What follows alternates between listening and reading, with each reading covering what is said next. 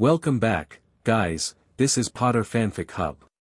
Here we explore powerful Harry Potter what-if stories and hidden magic.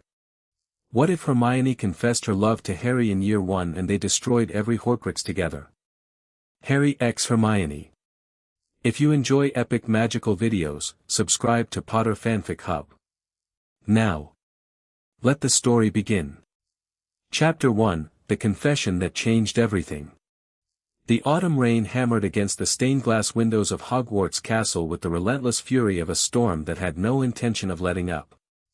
It had been falling for 3 days straight, turning the grounds into a morass of mud and fallen leaves, and casting the ancient stone corridors into perpetual twilight.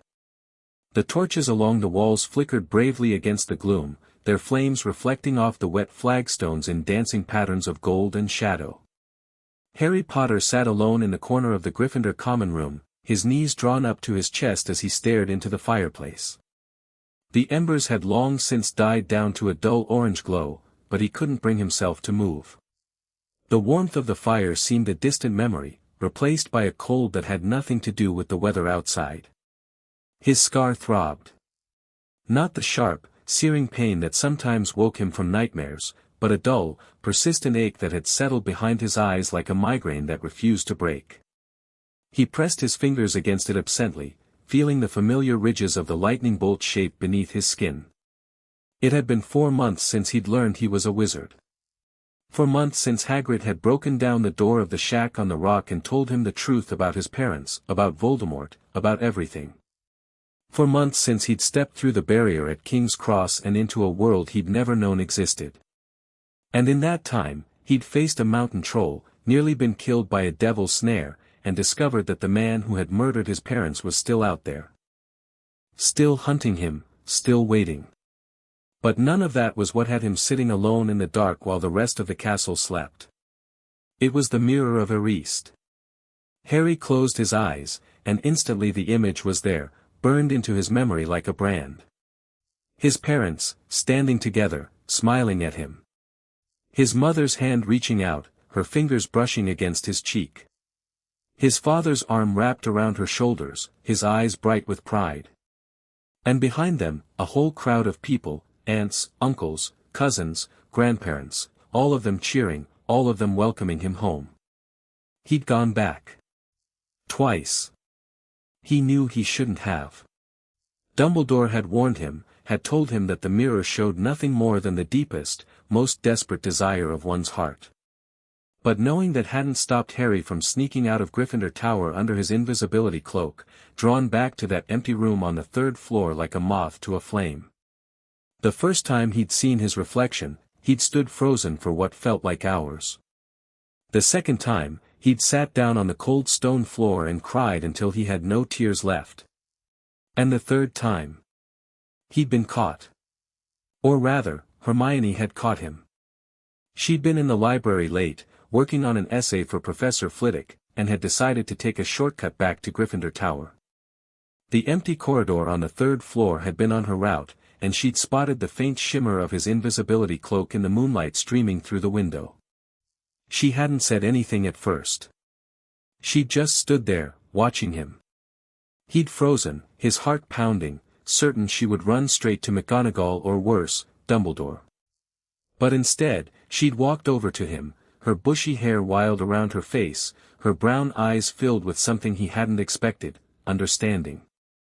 Harry, she'd said softly, and her voice had been so gentle that it had nearly broken him all over again. Come away from there. You've been here for hours. He hadn't argued. He'd let her take his hand and lead him away, the invisibility cloak falling forgotten to the floor, the mirror's reflection fading behind them. And now, 2 hours later, he was sitting in the common room with the image of his parents still burning behind his eyes, and Hermione was nowhere to be found. He should have thanked her, he thought dully. She'd probably gone straight to bed, exhausted from her late night and his unexpected breakdown. He'd barely said a word to her as she'd guided him through the corridors, her small hand warm around his, her presence a steady anchor in the storm of emotions that had been churning inside him. The fire popped, sending up a shower of sparks, and Harry blinked, surprised to find that he'd been staring at the flames for so long that his eyes had gone dry. The common room was silent except for the crackling of the fire and the steady drumming of rain against the windows. The portraits on the walls were all asleep, their occupants snoring softly in their frames. He should go to bed. He knew that. They had transfiguration in the morning, and McGonagall was in a foul mood already after the incident with the bewitched broomstick last week. But the thought of climbing the stairs to his dormitory, of lying in his four-poster bed with nothing but the dark and his thoughts for company, made his stomach twist with dread. So he stayed where he was, staring into the dying fire, watching the embers fade from orange to gray.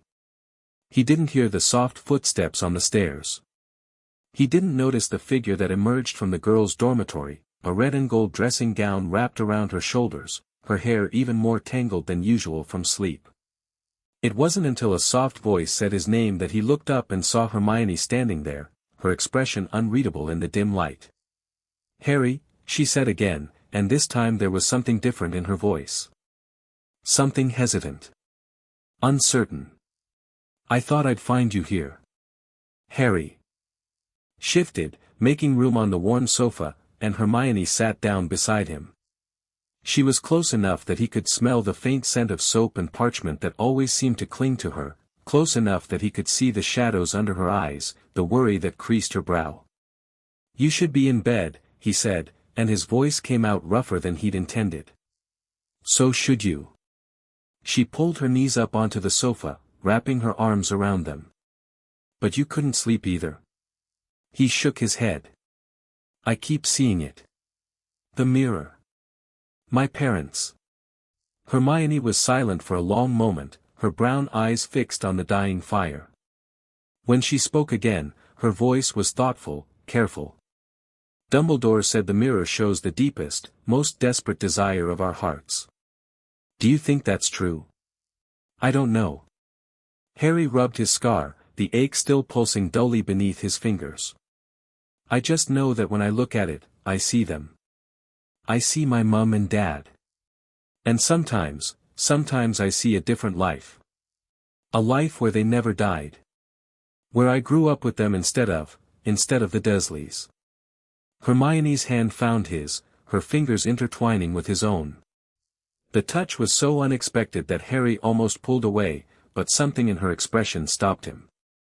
There was something in her eyes, something he'd never seen there before. "Harry," she said, and her voice was suddenly very small, very fragile.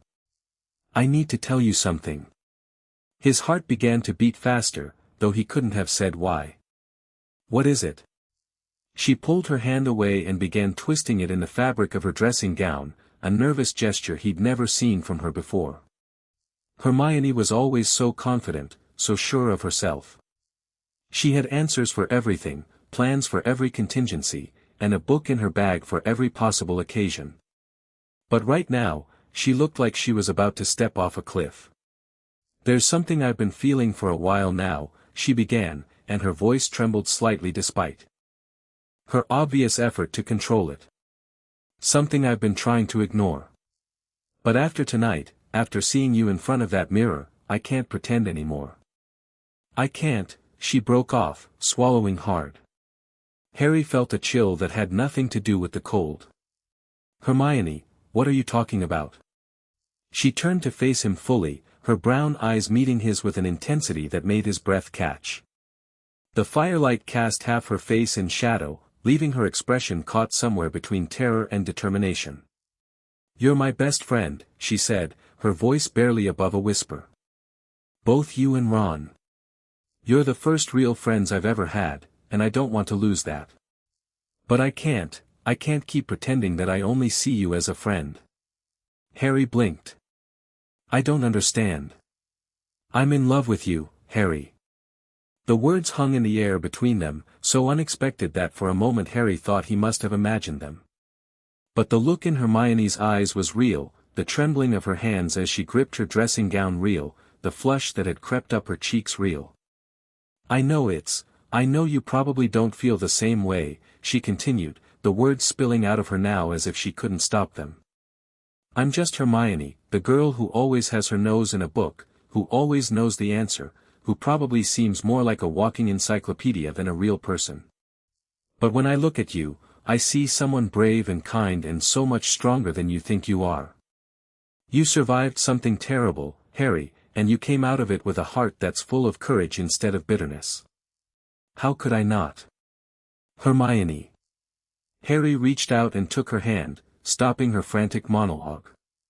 His own heart was pounding now, a wild, chaotic rhythm that seemed to echo in his chest. I don't know what to say. The hope in her eyes dimmed, replaced by something that looked painfully like resignation. You don't have to say anything.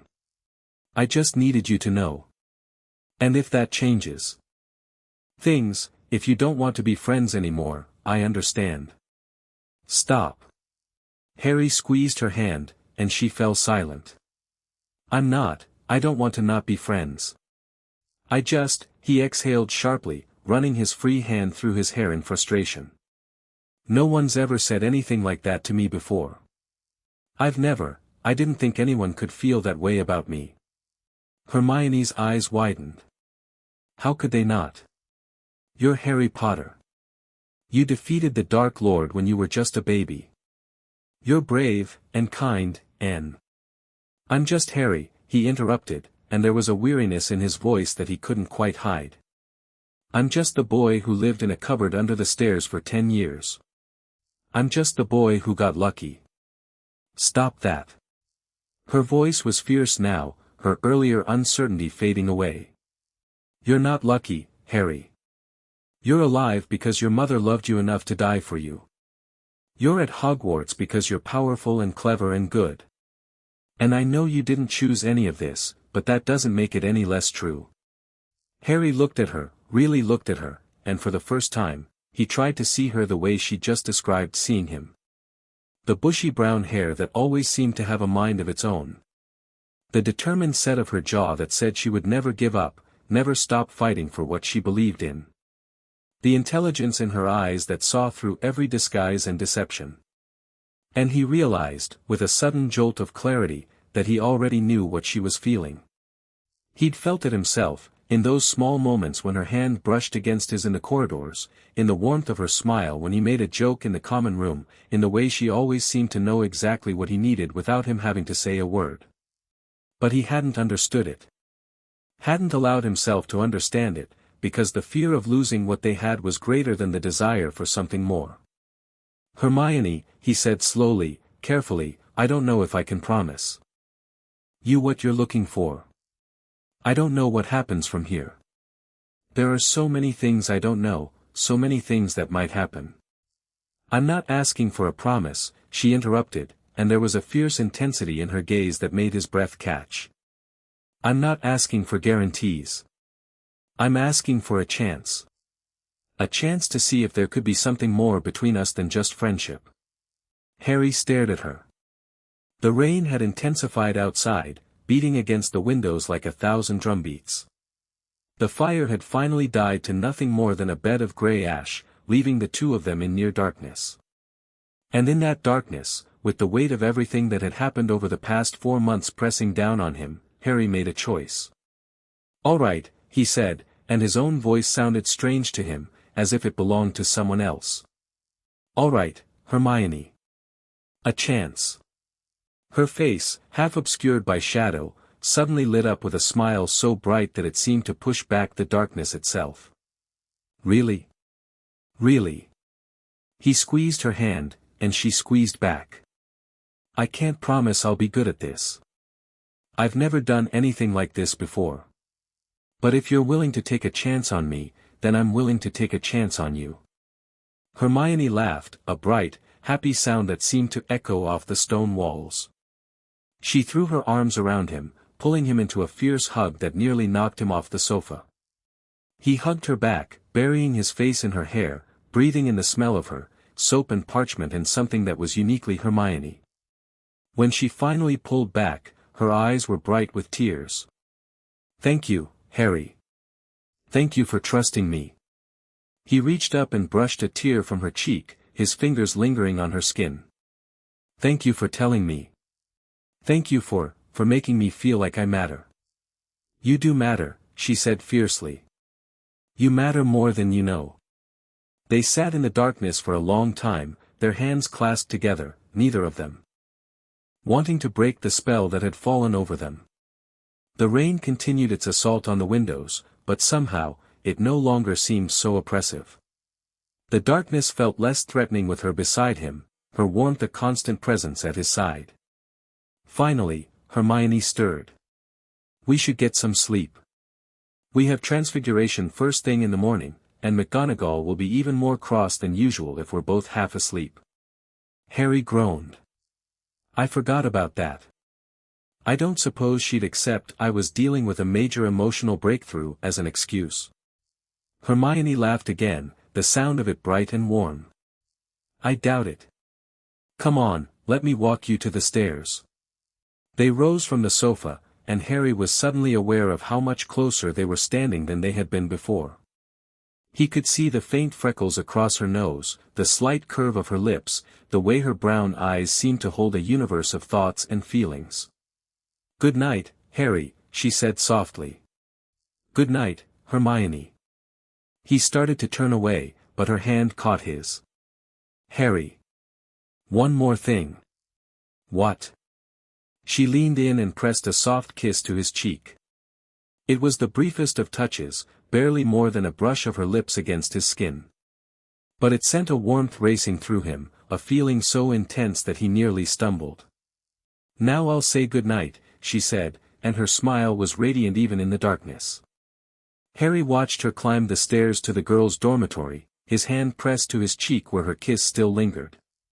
Then, slowly, he made his way up to his own dormitory, his heart full in a way it hadn't been in a very, very long time. The next morning, Harry woke with a strange sense of lightness. It was as if the weight that had been pressing down on him for months had somehow been lifted, or at least made more bearable. He lay in his four-poster bed, staring up at the canopy, and found himself smiling for no particular reason. Ron was still snoring in the bed next to him, his red hair sticking up in all directions.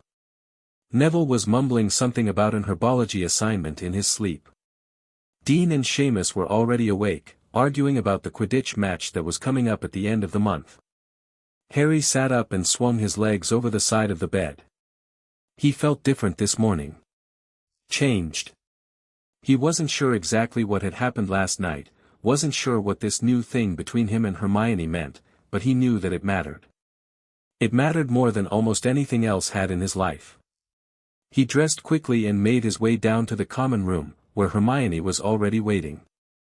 She was sitting in one of the armchairs, a book open in her lap, but she looked up as soon as he entered the room. Their eyes met, and she smiled, a warm, private smile that made his heart flutter. Good morning, she said. Good morning. He crossed to her, and for a moment, neither of them seemed to know what to do.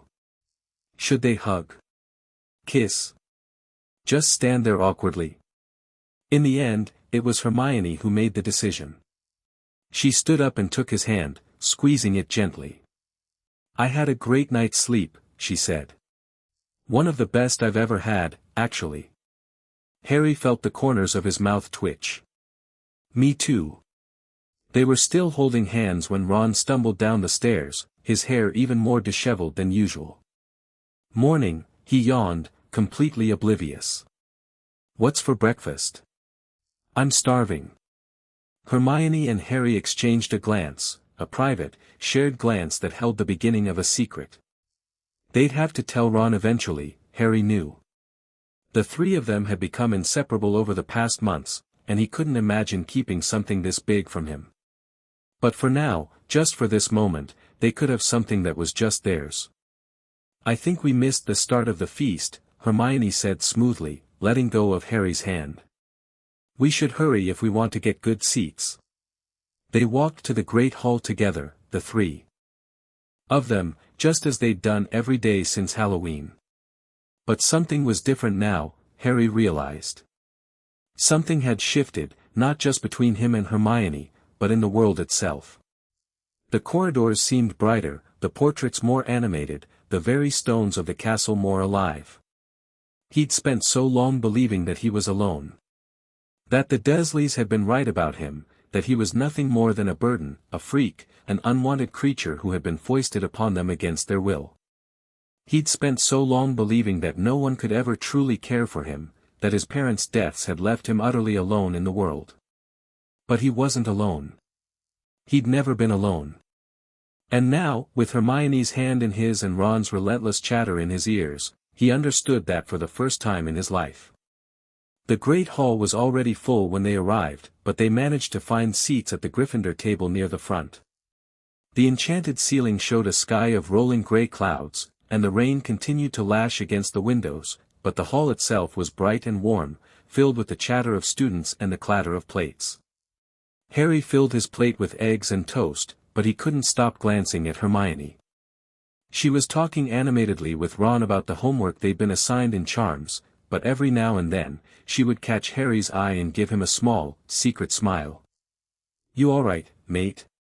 Ron asked, his mouth full of bacon. "You seem a bit off this morning." "More than usual, I mean." "I'm fine," Harry said quickly. "Just tired." Ron nodded sagely. "Bloody nightmares, I bet. My mum always says it's the weather. Something about the pressure changes making people's dreams go funny." Hermione snorted. "That's not scientifically accurate at all, Ron." "Since when has anything in the wizarding world been scientifically accurate?" Ron shot back. "We've got ghosts floating around the corridors and a giant squid in the lake." "I think a little. Dream science is the least of our problems." This sparked a debate that lasted all through breakfast and well into their walk to the Transfiguration classroom. Harry listened to them argue, feeling a warmth in his chest that had nothing to do with the fire in the Great Hall. This was what he'd always wanted. People who cared about him. People who argued about ridiculous things just for the joy of arguing. People who made him feel like he belonged. Professor McGonagall's class was as challenging as always.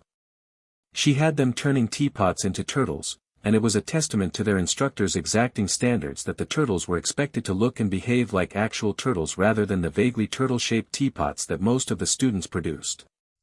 Hermione, of course, was perfect. She'd transformed her teapot into a beautiful sea turtle that blinked its eyes at her and tried to crawl off the desk. Harry, on the other hand, had managed to create something that looked like a cross between a turtle and a soup tureen, which McGonagall studied with a faint sigh before instructing him to try again. Hermione caught his eye across the room and gave him an encouraging nod. He tried again, focusing as hard as he could, and this time the teapot turned into a slightly lopsided turtle that at least seemed to have the right number of legs. "Better, Mr. Potter," McGonagall said, and Harry felt a surge of pride that was quickly followed by embarrassment when the turtle opened its mouth and spat out a jet of water. The class erupted into laughter, but Hermione was beaming at him as if he'd accomplished something truly remarkable. Harry grinned back, and for a moment, the chaos of the classroom faded away, leaving only the two of them. The days that followed fell into a new rhythm. Harry and Hermione continued to act as they always had around Ron, but when they were alone, there was a new intimacy between them. A shared glance, a brief touch, a whispered word. That carried more meaning than the words themselves. They spent long hours in the library together, ostensibly studying for their exams but often just sitting side by side, their hands brushing against each other under the table. Hermione would whisper explanations of complex spells to Harry, her breath warm against his ear, and Harry would find himself paying more attention to the way her lips moved than to the words she was saying. And at night, when the common room was empty and the rest of the castle slept, they would sit together by the fire, just as they had that first night. They talked about everything and nothing. Hermione shared her dreams of becoming a healer, of using her intelligence to make the world a better place.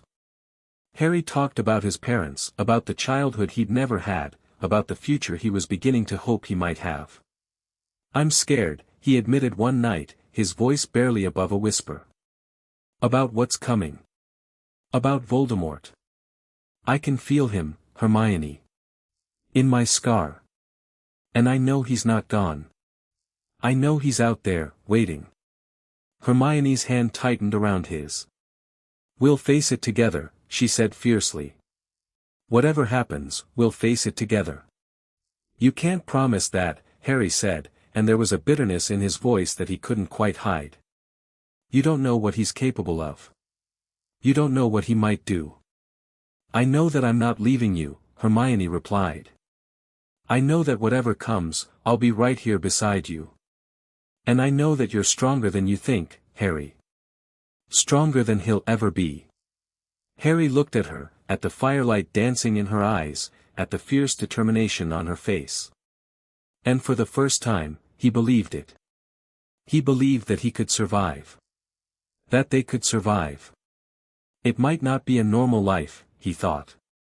It might not be the happy family reunion he dreamed of in the mirror of Erist. But it was a life with Hermione in it. And that, he was beginning to understand, was worth fighting.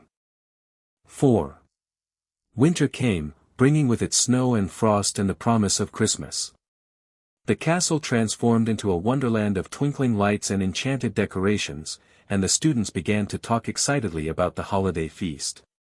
Hermione had decided to stay at Hogwarts for Christmas, her parents having agreed to let her spend the holiday with her new friends. Harry was staying too, having no desire to return to the Dursleys and their cold indifference. Ron, somewhat surprisingly, had also elected to stay, insisting that the burrow was too crowded with all his brothers home. What about your mum? Harry had asked, surprised. She'll survive, Ron had said with a shrug. She's got plenty of other kids to fuss over. Besides, I heard there's going to be a really good feast here, and I don't want to miss it. But Harry suspected that Ron was staying for more than just the food. The three of them had become inseparable, and the thought of being separated, even for a few weeks, was something none of them wanted to contemplate. The night before the Christmas feast, Harry and Hermione sat together in the common room, watching the snow fall outside the windows. The tree in the corner was decorated with enchanted ornaments that sang carols and danced across the branches. The fire crackled cheerfully, casting warm shadows across the room. I can't believe it's already Christmas, Hermione said softly. It feels like just yesterday we were getting on the train at King's Cross. Harry nodded, thinking about how much had changed in such a short time. He'd arrived at Hogwarts a lonely orphan, desperate to find a place where he belonged. He'd found that, and so much more. I'm glad you're here, he said, and the words seemed inadequate, too small to contain the magnitude of what he felt. I'm glad we met. Hermione turned to him, her brown eyes soft in the firelight. So am I. So am I, Harry. She leaned in, and this time, her lips met his. It was a gentle kiss. Barely more than a whisper of contact. But it was enough. More than enough. When they pulled apart, Harry was smiling. Merry Christmas, Hermione. Merry Christmas, Harry. They sat together in the warmth of the fire, watching the snow fall beyond the windows, their hands intertwined, their hearts full. It wasn't the life Harry had dreamed of. It was something better. Something real. And for the first time in a long time, Harry Potter was truly, completely happy. The Christmas feast was everything Ron had hoped for and more. The great hall was decorated with enormous Christmas trees, their branches laden with magic baubles that twinkled like stars. The tables were laden with every dish imaginable, roast turkey, baked ham, mountains of potatoes, bowls of steaming vegetables, and more pies and cakes than any of them could possibly eat. Students from all four houses mixed together, the usual rivalries forgotten in the festive atmosphere. Even Snape seemed less grim than usual, though Harry suspected that had more to do with the punch he was drinking than any actual holiday spirit. After the feast, they gathered around the fire in the common room, opening presents. Harry had given Hermione a book on magical theory that she'd been eyeing in flourish and blots for weeks, and he was pleased to see her face light up when she unwrapped it. I love it, she said, hugging the book to her chest. How did you know? I saw you looking at it, Harry said with a shrug. It wasn't that hard to figure out. Hermione gave him a look that said she was touched by the gesture, and Harry felt his cheeks warm with a blush. Ron, meanwhile, had received a new pair of Chudley Cannon's robes from his mother, along with a box of homemade fudge. He immediately started trying them on, forcing Hermione and Harry to tell him how handsome he looked, which he did, in a gangly sort of way. "I love you, Mum," he said, hugging the robes. "Even if she is a bit mental sometimes. You'll have to tell her that yourself," Harry said with a grin. "Don't be daft," Ron said, scandalized. "She'd make me do extra chores for being nice. It's the family way. We do nice things for each other and never acknowledge them." The trio laughed, and the warmth of the moment enveloped them. Harry looked around the common room, at the portraits of brave Gryffindors past, at the dancing flames in the fireplace, at the Christmas tree with its singing ornaments. And then his eyes fell on Hermione, her head thrown back in laughter, her eyes bright with joy. And he realized, with a certainty that settled into his bones like a long-awaited truth, that this was what he'd been missing his entire life. Not just friends. Not just acceptance. But love. Real, genuine, unconditional love. It was terrifying, how much she meant to him. It was overwhelming, the depth of the feelings that had grown in such a short time. But it was also the most wonderful thing he'd ever experienced. And he knew, with absolute certainty, that he would do anything to protect it. The days after Christmas were quiet, the castle nearly empty, the lessons suspended until the new year. Harry, Hermione, and Ron spent their time exploring the castle, playing chess in the common room, and reading by the fire. But despite the peacefulness of the holidays, Harry couldn't shake the feeling that something was coming. Something dark and dangerous. He could feel it in his scar, in the dull ache that never quite went away, in the nightmares that woke him gasping in the middle of the night. He didn't tell Hermione about the nightmares. She already worried about him enough. But she could see it in his eyes, in the shadows under them, in the way he sometimes tensed up for no reason. One night, as they sat together in their usual spot by the fire, she asked him about it. "You're not sleeping," she said, her voice soft, concerned. "I can tell. You're tired all the time, and you keep rubbing your scar." Harry started to deny it, but the look in her eyes stopped him. He sighed, running his hand through his hair. "I can't stop thinking about him. About Voldemort. I know he's not dead, Hermione. I know he's out there, waiting. And I know it's only a matter of time before he makes his move." Hermione took his hand in hers, her fingers warm around his cold ones. "We'll be ready," she said firmly. "Whatever happens, we'll be ready." "Will we?" Harry asked, and there was a desperate edge to his voice. "We're just students, Hermione. We're kids. What can we possibly do against someone like him?" "We can learn," she said. "We can prepare. We can make sure that when the time comes, we know exactly what we're dealing with." Harry looked at her, at the fierce determination in her eyes, and felt a surge of hope. This was what he loved about Hermione. She never gave up. She never stopped believing that there was a way forward. "What do you have in mind?" he asked. Hermione's face lit up with excitement. "I've been thinking," she began. "About the Philosopher's Stone. About what Fluffy was guarding." Harry felt a chill at the mention of the three-headed dog that had been guarding the trapdoor on the third floor. "What about it?" "It's not just any stone," Hermione said, her voice dropping to a whisper. "It's the Philosopher's Stone. It can turn any metal into gold and produce the elixir of life. Whoever possesses it is effectively immortal. Which is why Voldemort wants it," Harry said, understanding dawning. "Exactly." Hermione leaned forward, her eyes bright with excitement. "But that's not what I want to talk about. I've been reading about Nicholas Flamel, the man who created the stone, and something about the whole thing doesn't make sense." Harry frowned. "What do you mean?" "I mean, why would a man who had achieved immortality bother hiding the stone at Hogwarts? Why wouldn't he just destroy it if he was so worried about it falling into the wrong hands?" Harry considered. this? It was a good question, one he'd never thought to ask. Maybe he wasn't willing to give up the elixir of life, he said. Maybe, Hermione agreed. But there's something else. Something I can't quite put my finger on.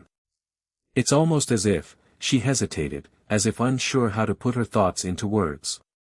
As if the stone is a lure. Something designed to attract exactly the kind of person who would want it. Harry's blood ran cold.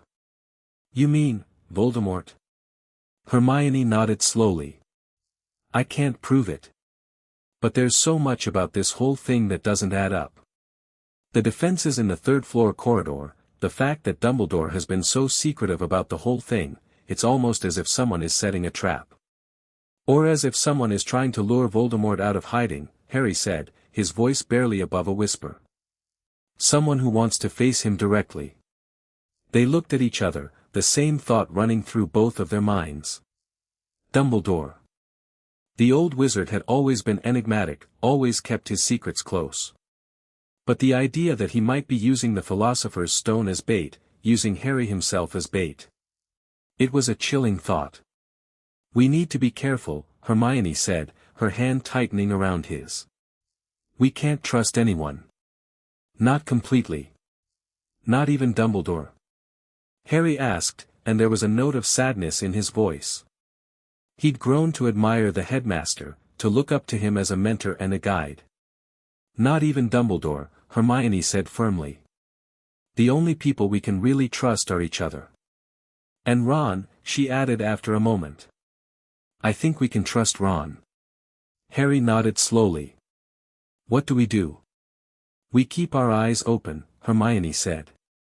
We learn everything we can. And we make sure that when the time comes, we're ready. Harry looked at her, at the fierce determination in her face, and made a decision. He would follow her. He would trust her. And together, they would find a way to face whatever darkness lay ahead. The first day back. After the holidays was a shock to the system. The castle was full again, bustling with students who had returned from their homes, their faces flushed with excitement and the cold winter air. Harry, Hermione, and Ron fell back into their usual routine, attending classes, studying in the library, and eating meals in the great hall. But something had changed between them, something subtle but important. They watched each other more closely now, noticing the small signs of distress that each tried to hide. They shared looks that held meaning only for them, secret communications that passed between them like invisible threads. And at night, when the castle slept, Harry and Hermione would sit together in the dark, talking in whispers about the future. About what lay ahead. About all the things they couldn't say in the light of day. Promise me something, Harry said one night, his voice barely audible. Anything, Hermione replied. If something happens to me, if Voldemort wins. Don't, she interrupted. Don't say that. No, listen. He turned to her, his eyes desperate in the darkness. If something happens, I need you to promise me that you'll go on. That you'll keep fighting. That you won't let what happened to me destroy you. Hermione was silent for a long moment, her face unreadable in the dim light. Then she reached out and took his hand. I promise, she said softly. But only if you promise me the same thing. Harry nodded. I promise. They sat in silence, their hands clasped together, the weight of their promises hanging in the air between them. It wasn't the happy ending Harry had dreamed of. But it was something. Something real. Something worth fighting for. And as the fire crackled in the hearth and the snow fell silently beyond the windows, Harry felt a sense of peace settle over him. The darkness was still there, lurking at the edges of his consciousness. But he was no longer alone in facing it. He had Hermione. And together, they would find a way. The weeks that followed were filled with small moments of joy and quiet desperation. They studied hard, preparing for the exams that loomed at the end of the year. They laughed together, sharing jokes and stories that wove the bonds of their friendship ever tighter. But always, in the back of Harry's mind, was the knowledge that something was coming. Something dark and dangerous that would test them in ways they couldn't imagine. He could feel it in his scar, the dull ache that never quite went away. He could see it in Dumbledore's eyes, the watchfulness that never quite left the old wizard's face. He could taste it in the air, a sense of impending doom that hung over everything like a storm waiting to break. And through it all, Hermione was there. Her hand in his, her voice in his ear, her presence a constant anchor in the chaos of his thoughts. It wasn't enough to banish the darkness. But it was enough to make him believe that he could survive it. The day of the exams arrived, and the castle was filled with the usual frenzy of last-minute revision. Harry, Hermione, and Ron studied together in the common room, quizzing each other on charms and transfigurations and potions. "Harry, you need to focus," Hermione said, snapping her fingers in front of his face. "We've got an hour before the charms exam, and you still haven't mastered the levitation charm." "I've got the levitation charm," Harry protested. "I made that feather float all the way across the room." "After 3 attempts and it nearly took out one of the windows," Hermione said, her eyes glinting with barely suppressed amusement. "We need to do better." Ron groaned. "Can't we just take a break? I'm knackered." "No," Hermione said firmly. "We've got to keep our concentration. The exams are the most important thing." Harry looked at her, at the fierce determination in her eyes, and saw something she was trying to hide.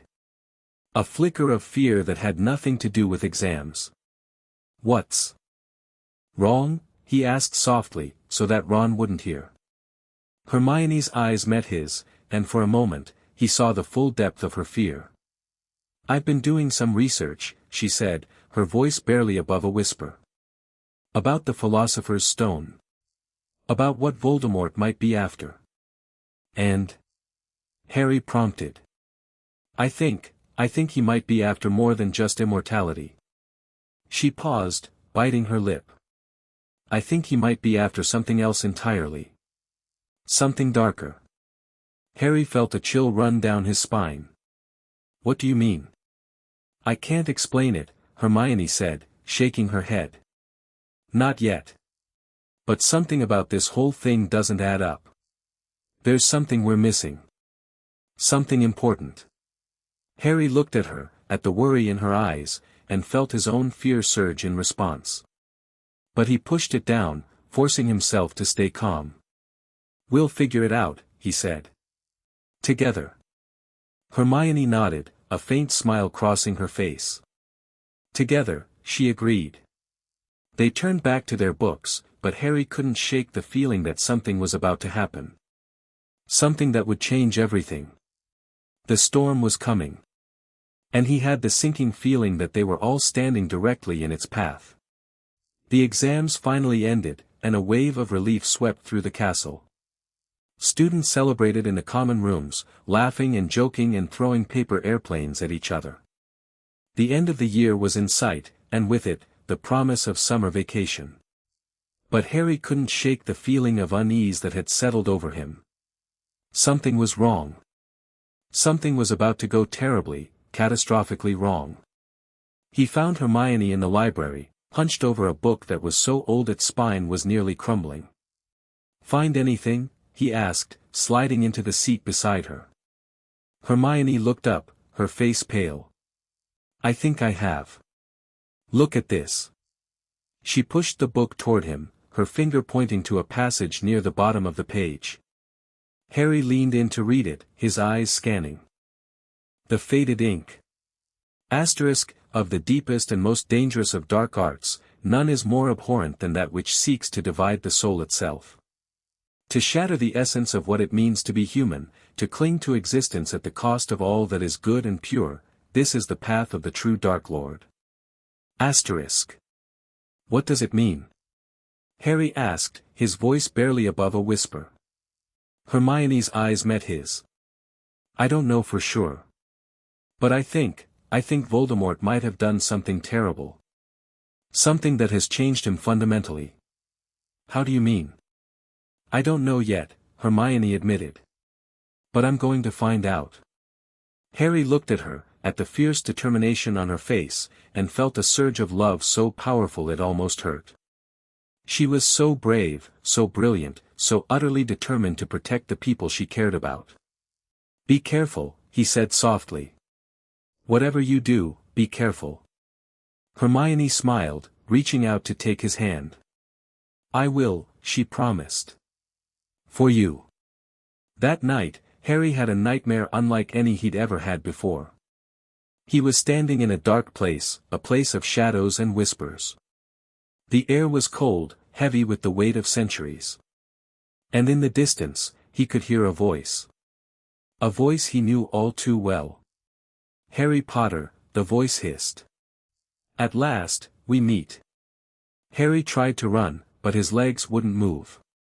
He was rooted to the spot, paralyzed by a fear so deep it seemed to have no end. "You cannot run from me," the voice continued, growing closer. "You cannot hide. I am everywhere, Harry. In your dreams. In your blood. In your very soul." And then, out of the darkness, a figure emerged. A figure that Harry knew, though he'd never seen him before. A figure of pure evil, his face twisted into a mask of hatred and malice. "The Dark Lord," Harry gasped. Voldemort smiled, a cold, cruel smile that sent a wave of terror crashing through Harry. "So you know my name. Good. That will make this easier." He reached out a hand, and Harry felt something cold and slimy wrap around his throat. He couldn't breathe, couldn't speak, couldn't move. "You think you can defeat me, Harry Potter?" Voldemort hissed. "You think you are the chosen one? You are nothing. A boy playing at being a hero. And when I have the stone, when I have made my return, you will be the first to fall." Harry tried to scream, but no sound came out. The grip on his throat tightened, and the world began to spin. He woke with a gasp, sitting bolt upright in his bed. His heart was pounding, his breath coming in ragged gasps. The nightmare had felt so real, so horribly, terrifyingly real. He looked around the dormitory, at the other beds, at the moonlight streaming through the windows. Everything was calm. Everything was peaceful. But Harry knew, with a certainty that chilled him to his very core, that the nightmare had been more than just a dream. It had been a message. Voldemort was coming. And there was nothing Harry could do to stop him. The next morning, Harry found Hermione in the common room, her face pale, her eyes filled with a worry that matched his own. "You had the dream too," he said. It wasn't a question. Hermione nodded slowly. "I saw him. Voldemort. He was talking to someone. Someone I couldn't see. He was saying something about the stone. About how it was almost within his reach." Harry's blood ran cold. "He's coming here. He's going to try to take the stone. We have to stop him," Hermione said fiercely. "We have to warn someone. Dumbledore, McGonagall, anyone." "He's already been warned," Harry said, thinking of the defenses in the third-floor corridor. "He knows what's coming. He's prepared." "Then what do we do?" Hermione asked, her voice trembling. "What can we possibly do?" Harry looked at her, at the fear in her eyes, and made a decision. "We fight," he said simply. "We fight, and we win." Hermione stared at him for a long moment. Then, slowly, a smile spread across her face. "Together," she said. "Together, Harry." Agreed. The storm had arrived. And Harry knew, with a certainty that filled him with both terror and hope, that whatever happened next would change everything. Chapter 2, 3 Friends, 1 Secret. The sun had barely risen over the Scottish Highlands when Harry found himself standing in the empty corridor on the third floor, his heart pounding so loudly he was certain it would wake the entire castle. The events of the past few days had blurred into a haze of fear and determination, and now, with the Philosopher's Stone finally within reach, he could feel the weight of everything that was about to happen pressing down on him. He'd come alone. Against everything Hermione had argued, against every instinct that screamed at him to wait, he'd come alone. The note had been clear: if he wanted to save the stone, if he wanted to protect the people he loved, he had to face Voldemort on his own terms. But as he stood before the trapdoor that led to the underground chambers, Harry realized with a sinking feeling that he'd made a terrible mistake. "Hermione," he breathed, turning to see her emerging from the shadows of the corridor. "What are you doing here?" Her face was flushed, her hair wilder than usual, her eyes blazing with a mixture of fear and fury. "What am I doing here? What are you doing here, Harry Potter? You can't just run off to face the Dark Lord on your own and expect me to sit in a common room and wait. I didn't want you to get hurt. And I don't want you to get hurt," she shot back, her voice trembling with emotion. "We're in this together, remember? That's what we promised. Together." Harry opened his mouth to argue, but the words died in his throat. She was right. Of course she was right. He'd been so focused on protecting her that he'd forgotten the most important thing: Hermione Granger was not someone who could be protected. She was someone who stood beside you, who fought alongside you, who refused to let you face the darkness alone. "I'm sorry," he said quietly. "I should have told you." Hermione's expression softened. "Yes, you should have. But we don't have time for apologies now. We have to go, Harry. Before it's too late." They stood together at the edge of the trapdoor, peering down into the darkness below. The faint sound of something moving in the depths reached their ears, and Harry felt a chill run down his spine. "Are you ready?" he asked. Hermione took his hand, her fingers warm against his cold ones. "Ready." Together, they jumped. The fall seemed to last forever. Harry's stomach lurched as they plunged through the darkness, the air rushing past them with a deafening roar. He could feel Hermione's hand still gripped tightly in his, could hear her sharp intake of breath as they descended into the unknown. And then, with a soft thud, they landed on something springy and alive. The Devil's Snare. Harry had read about it in Hermione's books, had heard her lecture Ron about its dangers more times than he could count. But reading about it and experiencing it were two entirely different things. The tendrils wrapped around his ankles, his knees, his waist, squeezing with an inexorable strength that threatened to crush the breath from his lungs. "Lumos!" Hermione cried, and her wand flared to life, casting a brilliant light that sent the Devil's Snare recoiling. Harry scrambled free, his heart pounding. "How did you know that would work?" "I didn't," Hermione admitted, her face pale in the glow of her wand. "But I remembered what I'd read about light and warmth being effective against it. It was a guess." "A good guess," Harry said, and he meant it. "Thank you." They pressed on, navigating through the darkness, through traps and puzzles and obstacles that would have killed lesser wizards. Harry was amazed by Hermione's quick thinking, her ability to analyze a problem and find a solution in seconds. Without her, he would have been dead a dozen times over. And then, finally, they reached the last chamber. The room was empty except for a single mirror standing in the center, its surface shimmering with an otherworldly light.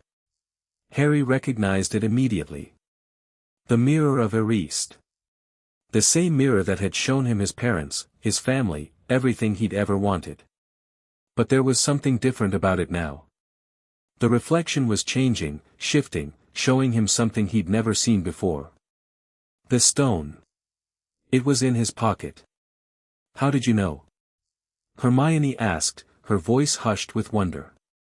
"How did you know the mirror would give it to you?" Harry shook his head, still processing what had happened. "I didn't. I wanted to protect it. Not use it. Just keep it safe." "And the mirror understood that," Hermione said softly. "It gave you what you needed, not what you wanted." Harry reached into his pocket and pulled out the small, red stone. It was warm to the touch, pulsing with a gentle light that seemed to vibrate through his fingertips. "We need to destroy it," he said, and the words tasted bitter in his mouth. "We can't let it fall into the wrong hands." Hermione shook her head. We need to get it back to Dumbledore. He'll know what to do. Before Harry could respond, the door to the chamber slammed shut, and a figure emerged from the shadows. "Brave boy," Voldemort hissed, and Harry felt his blood freeze in his veins. "Brave, foolish boy." Harry stepped in front of Hermione, shielding her with his body. "Get behind me," he whispered. "Harry, no." "Do it," he snapped, and she retreated, her wand raised, her face pale with terror. Voldemort laughed, a cold, cruel sound that echoed off the walls. "You think you can protect her, Harry Potter? You can barely protect yourself." The battle that followed was the most terrifying experience of Harry's life. Voldemort's magic was dark and powerful, a force that seemed to bend the very air around it. Harry threw spells with all his might, but they seemed to have no effect. It was as if Voldemort was absorbing them, feeding on them, growing stronger with every attack. And then something happened. Something that neither Harry nor Hermione could have predicted. Voldemort's hand reached out, his fingers brushing against Harry's scar, and a searing pain exploded through Harry's skull. He screamed, falling to his knees, clutching his head as the agony consumed him. And in that moment, Harry saw something. A vision, clear and terrible, of a soul divided. A soul shattered into pieces, scattered across the world like fragments of a broken mirror. "Harry!" Hermione's voice cut through the haze of pain. "Harry, look at me." He forced his eyes open, forcing himself to focus on her face, on the fear and determination in her eyes. She was fighting Voldemort now, throwing spells with a ferocity that seemed to astonish even the Dark Lord. "You should not be here," Voldemort hissed, and there was something new in his voice. Something like respect, tinged with hatred. "You are nothing. A mudblood. Unworthy of the magic you wield." "Maybe so," Hermione shot back, her voice steady despite the terror in her eyes. "But I'm here. And I'm not leaving him." Harry struggled to his feet, his head still pounding, his vision swimming. But he couldn't let her face Voldemort alone. He wouldn't let her. "Expelliarmus," he shouted, and the spell caught Voldemort off guard, sending his wand flying. The Dark Lord screamed in rage, his form flickering, destabilizing. And then, in a burst of smoke and shadow, he was gone.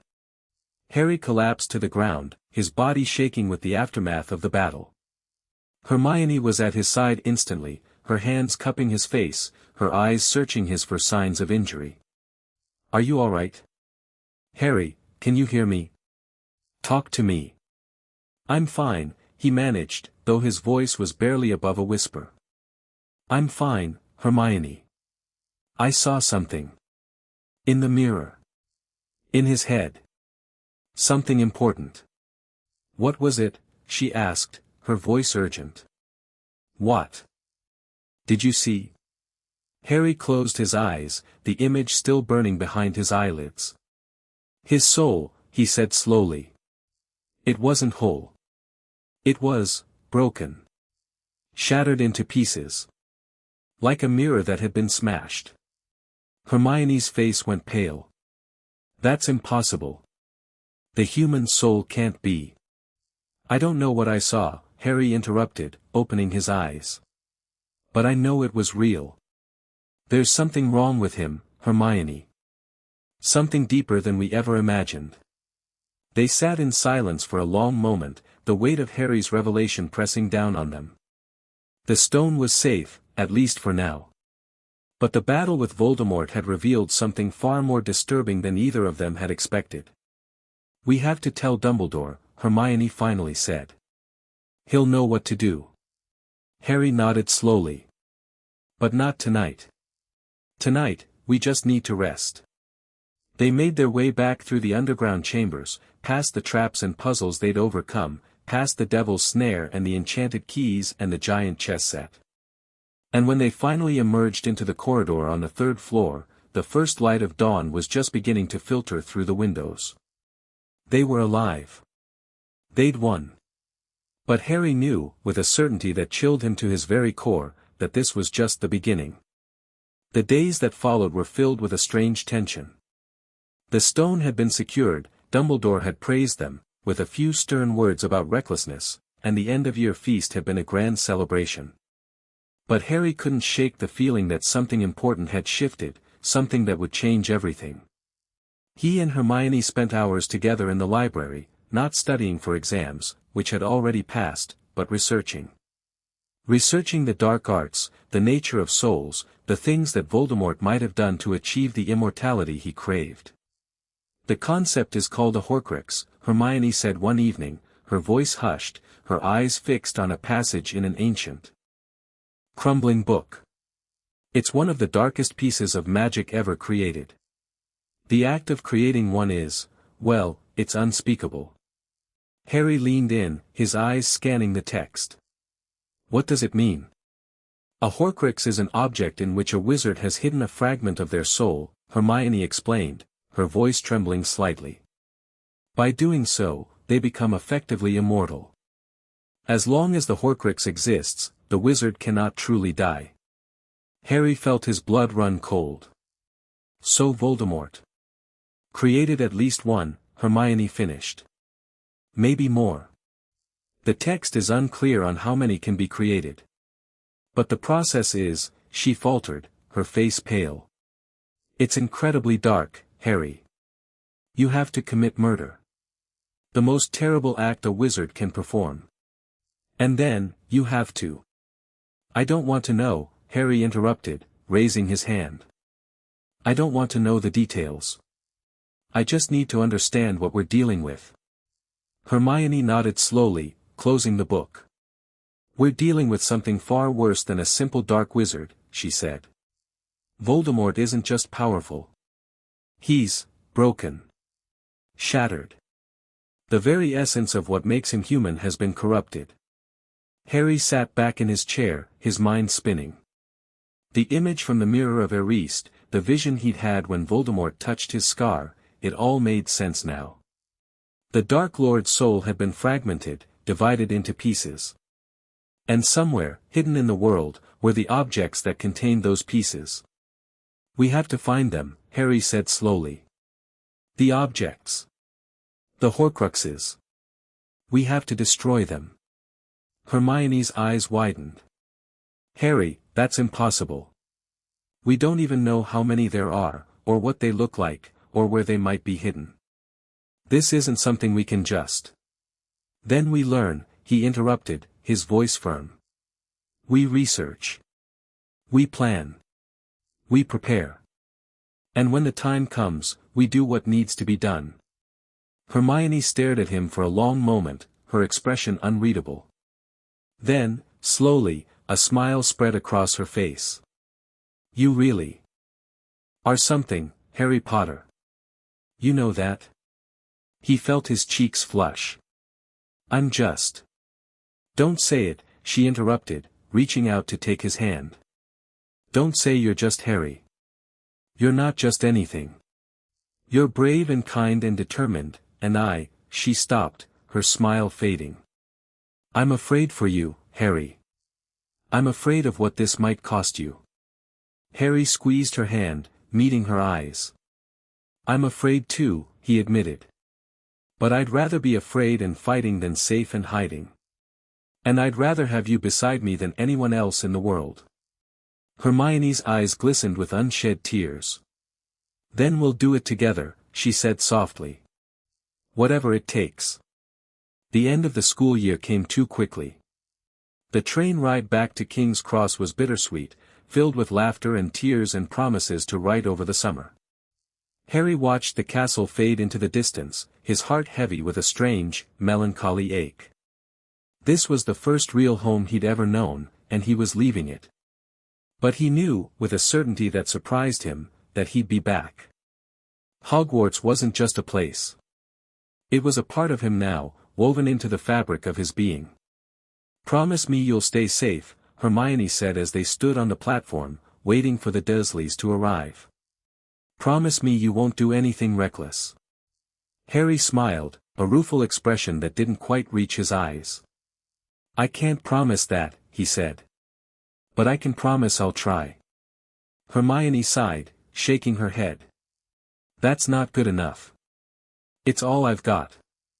She pulled him into a hug, her arms tight around his neck, her face buried in his shoulder. Write to me, she whispered. Every day. I will, he promised. And then the Dursleys arrived, and Harry was pulled away from everything he loved, back into the grey, forgettable world of Privet Drive.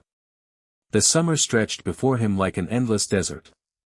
The days were hot and oppressive, the nights filled with nightmares that left him gasping in the darkness. His scar ached constantly, a dull, insistent pain that never quite went away. But through it all, he had Hermione's letters. They arrived every morning, delivered by an increasingly frazzled-looking owl, filled with news and research and gentle reminders that she was still there, still thinking of him. I've been looking into the history of dark magic, she wrote in one letter. There's a woman named Bathilda Bagshot who wrote a book on the subject. I'm going to try to get a copy. I think there might be something in it about the kind of soul magic you described, Harry read the letter 3 times, his heart swelling with a warmth that had nothing to do with the summer heat. Hermione was his anchor, his connection to the world of magic and wonder that seemed so far away now. He wrote back immediately, telling her about his dreams, his fears, his desperate longing to be back at Hogwarts. And he told her about the Dursleys, about the constant hunger and the cupboard under the stairs, about the years of neglect and cruelty that had shaped him. I don't know why I'm telling you all this, he wrote. I've never told anyone.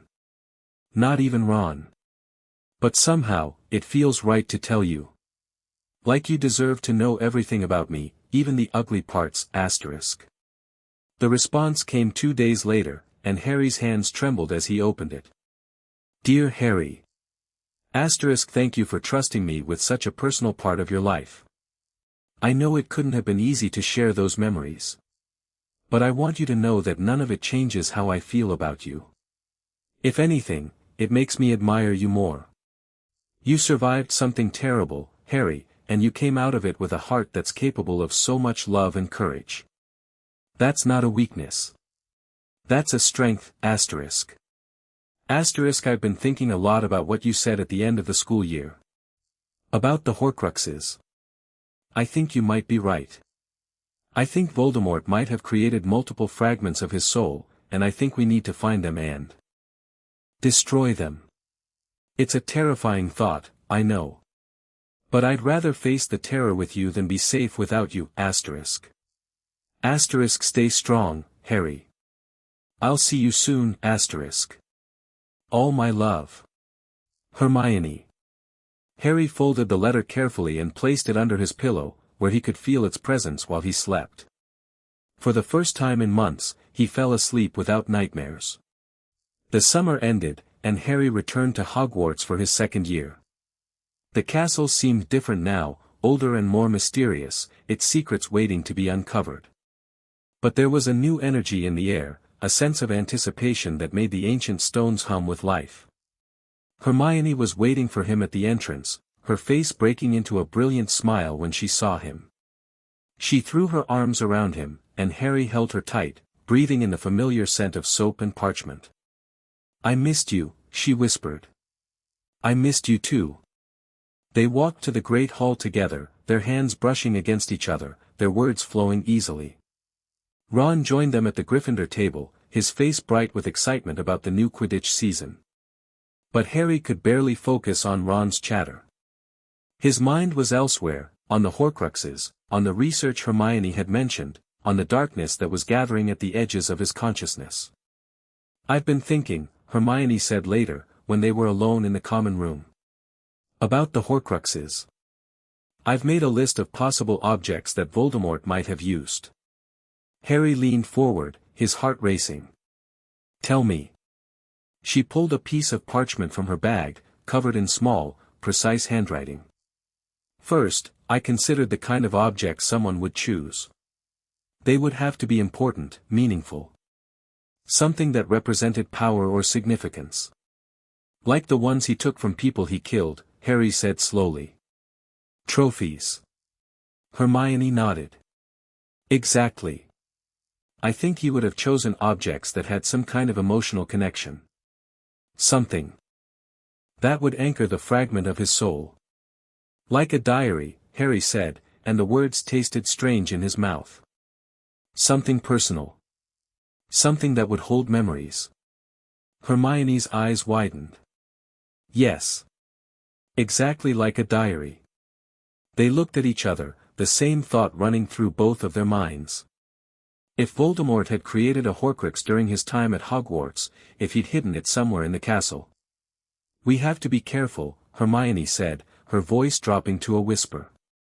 If my theory is right, Voldemort might have left something here. Something dangerous. We can't let anyone else find it. Harry nodded slowly. Agreed. But we need to tell Ron. He's our friend. He deserves to know. Hermione hesitated, then nodded. All right. But not tonight. Let's wait until we know more. The decision hung between them, a secret that bound them together even as it threatened to tear them apart. Harry felt the weight of it, felt the responsibility pressing down on his shoulders. But he also felt something else. Something that surprised him. Hope. The discovery came on a rainy October afternoon. Harry, Hermione, and Ron were exploring the third-floor corridor, looking for secrets hidden in the castle's ancient stones. They found it in a disused bathroom, a small, unremarkable sink that seemed out of place among the decaying fixtures. Look, Hermione said, pointing at something carved into the side of the sink.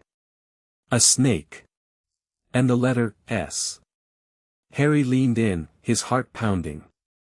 The carving was small, almost invisible, but he could feel something strange emanating from it. A whisper of magic, dark and ancient. What is it? Ron asked, his voice hushed. Some kind of hidden passage. I don't know, Hermione said, her brow furrowed with concentration. But it's significant. I can feel it. Harry reached out, his fingers brushing against the carving. And in that moment, something happened. The sink began to move, sliding aside to reveal a dark, gaping hole. Merlin's beard, Ron breathed. What's down there? Harry peered into the darkness, feeling a strange pull toward whatever lay below. I think this is it. I think this is where Voldemort's secret is hidden. Hermione grabbed his arm. You can't go down there alone. We don't know what's waiting. She's right, Ron agreed, his face pale. We should get a teacher. Dumbledore, or McGonagall, or... Not yet, Harry interrupted. We don't know what we're dealing with. If we tell them now, and we're wrong. But if we're right. Then we'll handle it, Harry said firmly. Together. He looked at Hermione, at the fear and determination in her eyes. And then he looked at Ron, at the loyalty and courage that had always been there, hidden beneath the grumbling and the jokes. Are you with me? He asked. Hermione nodded slowly. Always. Ron squared his shoulders, a determined expression on his face. I'm in. They climbed into the darkness, leaving the light of the bathroom behind. The passage was narrow and winding, the walls slick with moisture. Harry could hear water dripping somewhere in the distance, could smell something ancient and foul. I don't like this, Ron muttered. It smells like a snake, Hermione finished, her voice barely above a whisper. It smells like a snake. Harry's heart lurched. The carving of the snake, the letter S, it all made sense now. Voldemort had hidden something here, something that was guarded by the very thing that had given him his name. The Chamber of Secrets. The discovery of the Chamber of Secrets changed everything. Harry, Hermione, and Ron spent their evenings in the library, researching the legend, trying to understand what lay beneath the castle.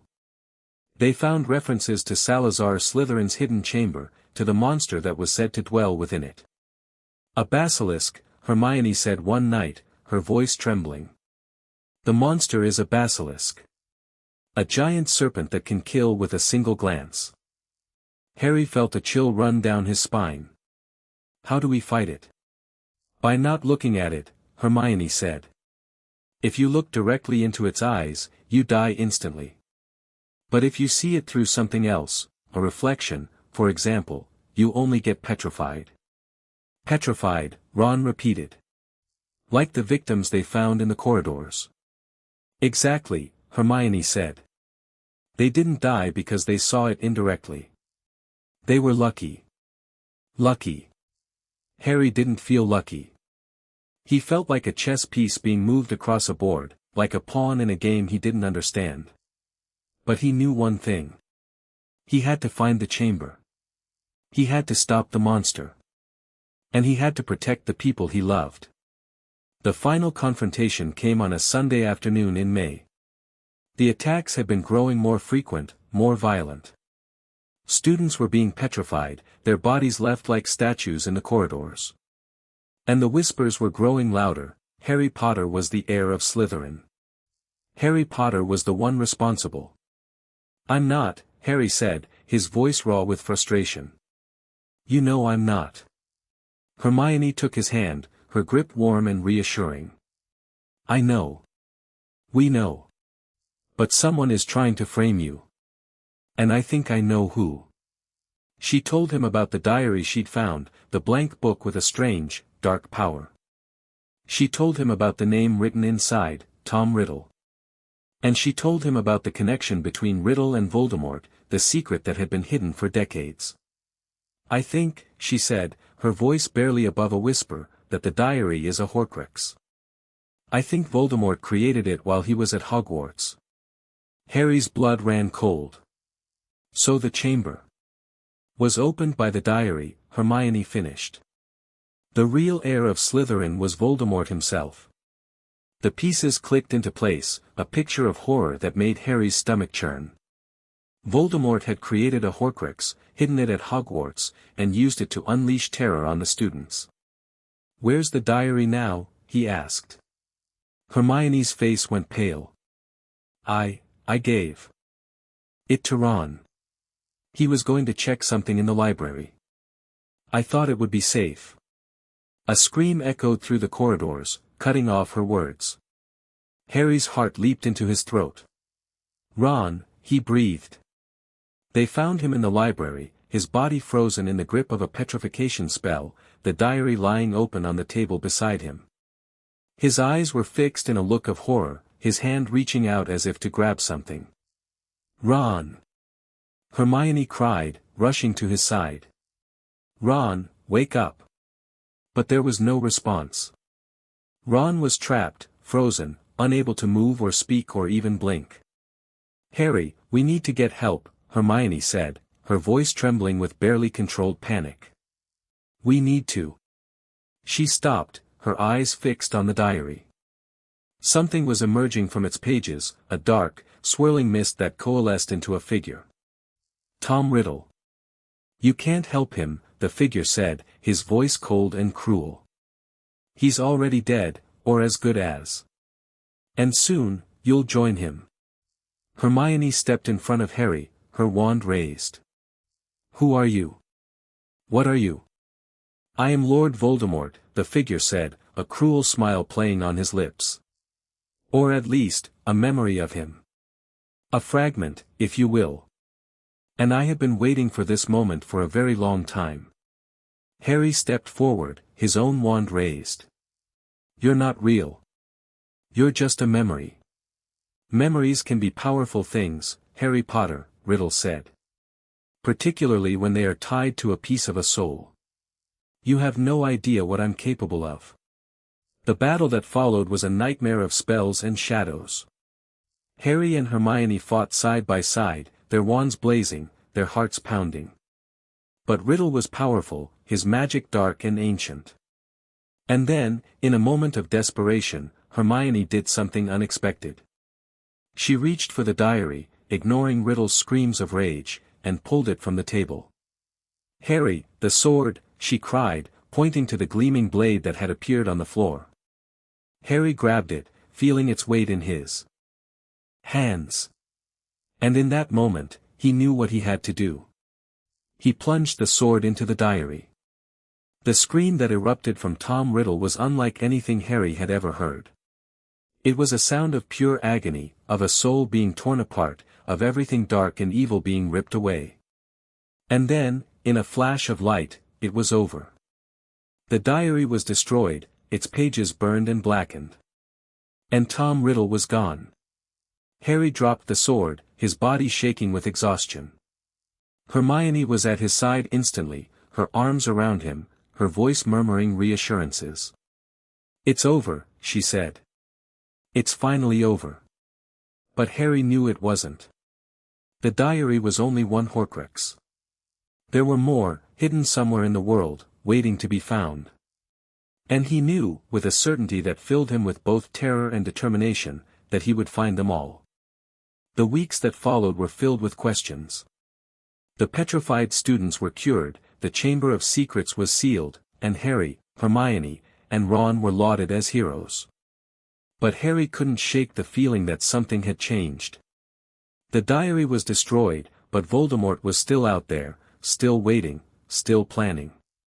And the fragment of his soul that had been in the diary had been destroyed. Voldemort would have felt it, Hermione said one night, her voice hushed.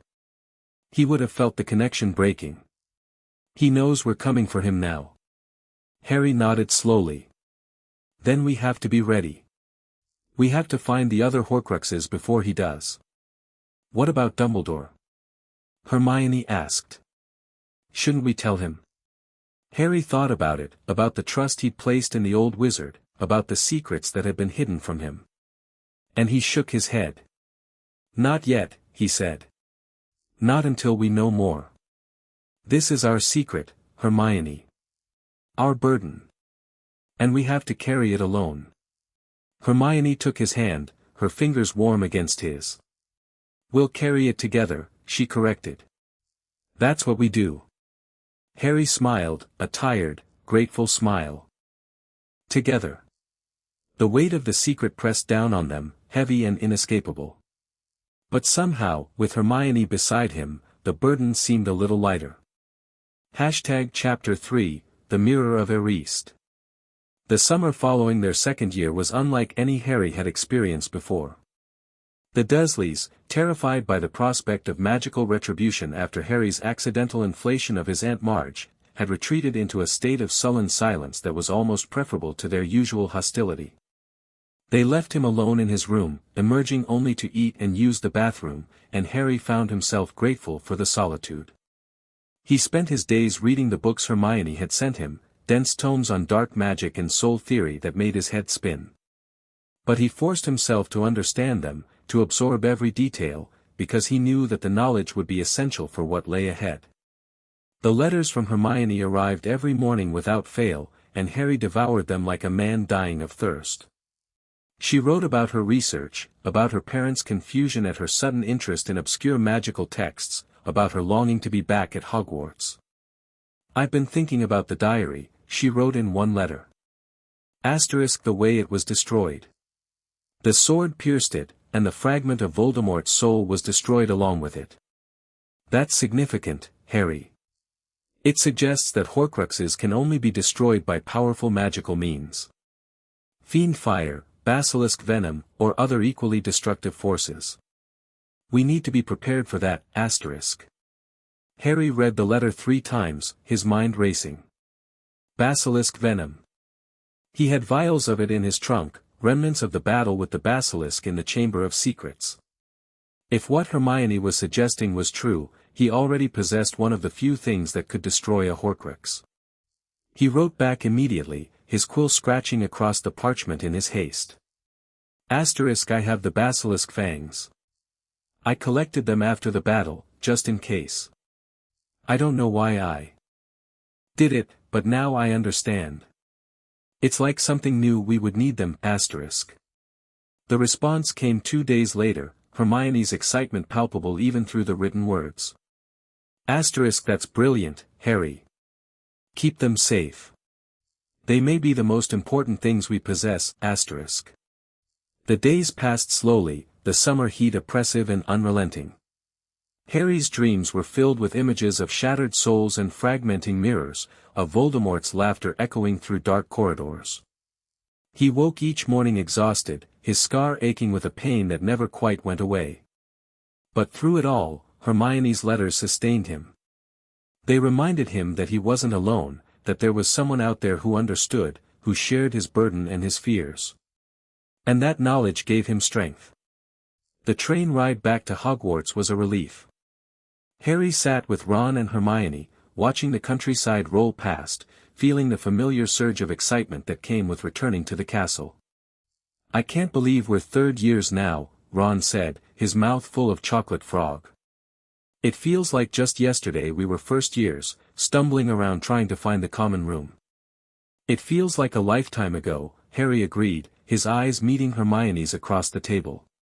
She smiled, a small, private smile that spoke of shared secrets and unspoken understanding. They'd grown closer over the past year, their bond strengthened by the darkness they'd faced together. And now, as they returned to Hogwarts for their third year, Harry knew that their relationship was entering a new phase. "I've been thinking," Hermione said later, when Ron had fallen asleep in his compartment, "about the Horcruxes. I've been trying to figure out how many Voldemort might have created." Harry leaned forward, his heart pounding. "And it's not an exact science," Hermione admitted. "The books on the subject are vague, deliberately so. But I think he may have created 7. 7. The number of magical significance. The number of power and completion. 7 Horcruxes," Harry repeated, the words tasting strange in his mouth. "That means 6 fragments of his soul hidden in objects, and 1 left in his body." Hermione nodded slowly. "Exactly. And if we've already destroyed 1, that leaves 5 objects to find." Harry felt the weight of the numbers pressing down on him. 5 objects. 5 fragments of a soul that had been corrupted by the darkest magic imaginable. 5 pieces of the puzzle that, once assembled, would make Voldemort truly mortal. "How do we even start?" he asked, his voice barely above a whisper. "We don't know what the objects are, where they're hidden, or how to find them. We start with the ones we know about," Hermione said firmly. "The diary was one. And there are others that we know Voldemort had connections to. Objects of significance to his past. Like the locket," Harry said slowly, remembering the heavy golden object he'd seen in a vision. "Slytherin's locket." Hermione's eyes widened. "You saw it? In a dream?" "In a vision," Harry corrected. "When Voldemort touched my scar in the chamber. I saw glimpses of things. Fragments. One of them was a locket." "Then we have a starting point," Hermione said, her voice filled with determination. "We just have to find out where it is." The conversation left Harry feeling both hopeful and terrified. They had a purpose now, a mission that extended beyond the ordinary challenges of school life. But the weight of that purpose was immense, and Harry wasn't sure he was strong enough to bear it. But then he looked at Hermione, at the fierce determination in her eyes, and he remembered, he wasn't bearing it alone. Their third year at Hogwarts was marked by a new sense of urgency. Harry, Hermione, and Ron threw themselves into their studies, but their real focus was on the search for the Horcruxes. They spent countless hours in the library, poring over ancient texts and obscure references, looking for any clue that might lead them to the objects Voldemort had hidden. The discovery of Sirius Black's connection to Harry's past added a new layer of complexity to their mission. Sirius, the escaped convict, the traitor, the man who had supposedly betrayed Harry's parents to Voldemort, his presence at Hogwarts was a threat that none of them could ignore. "He's after me," Harry said one night, his voice flat. "I heard Fudge and McGonagall talking. He wants to kill me." Hermione's hand found his in the darkness. "We won't let him. We'll protect you, Harry. Whatever it takes." Ron nodded vigorously. "He's not getting anywhere near you, mate. We'll keep you safe." Harry felt a surge of gratitude for his friends, for the loyalty and love that surrounded him. But he also felt a strange, inexplicable connection to Sirius Black, a pull that he couldn't quite explain. He didn't tell Hermione about it. He didn't tell anyone. It was too strange, too impossible, too dangerous to voice aloud. But the feeling persisted, growing stronger as the year progressed. And when he finally met Sirius in the Shrieking Shack, when he heard the truth about the betrayal and the lies, everything fell into place. "My parents," Harry breathed, his voice barely above a whisper. "They didn't betray me. Peter did." Sirius nodded, his eyes bright with unshed tears. "Peter was the secret keeper. He was the one who gave them up to Voldemort. I tried to find him, to make him pay, but he escaped." Harry felt something shift inside him, a weight he'd carried his entire life finally beginning to lift. His parents hadn't been betrayed by their best friend. They'd been betrayed by a coward, a man who had sold them out to save his own skin. And Sirius was innocent. "I want to help you," Harry said, the words spilling out before he could stop them. "I want to help you find Peter. I want to make him pay for what he did." Sirius looked at him, a strange expression on his face. "You're exactly like your father," he said softly. "Brave. Loyal. Stubborn. He would have been proud of you, Harry. So proud." Harry felt tears prick at his eyes, tears he refused to shed. "I wish I could have known him," he said. "I wish I could have known them both." The moment was interrupted by the sound of footsteps, and the conversation was lost to the chaos that followed. But Harry carried Sirius's words with him, a warmth in his chest that had nothing to do with magic. The winter months were cold and dark, the castle wrapped in a blanket of snow that seemed to swallow all sound. Harry spent his evenings in the common room with Hermione and Ron, their books spread across the tables, their whispers filling the silence.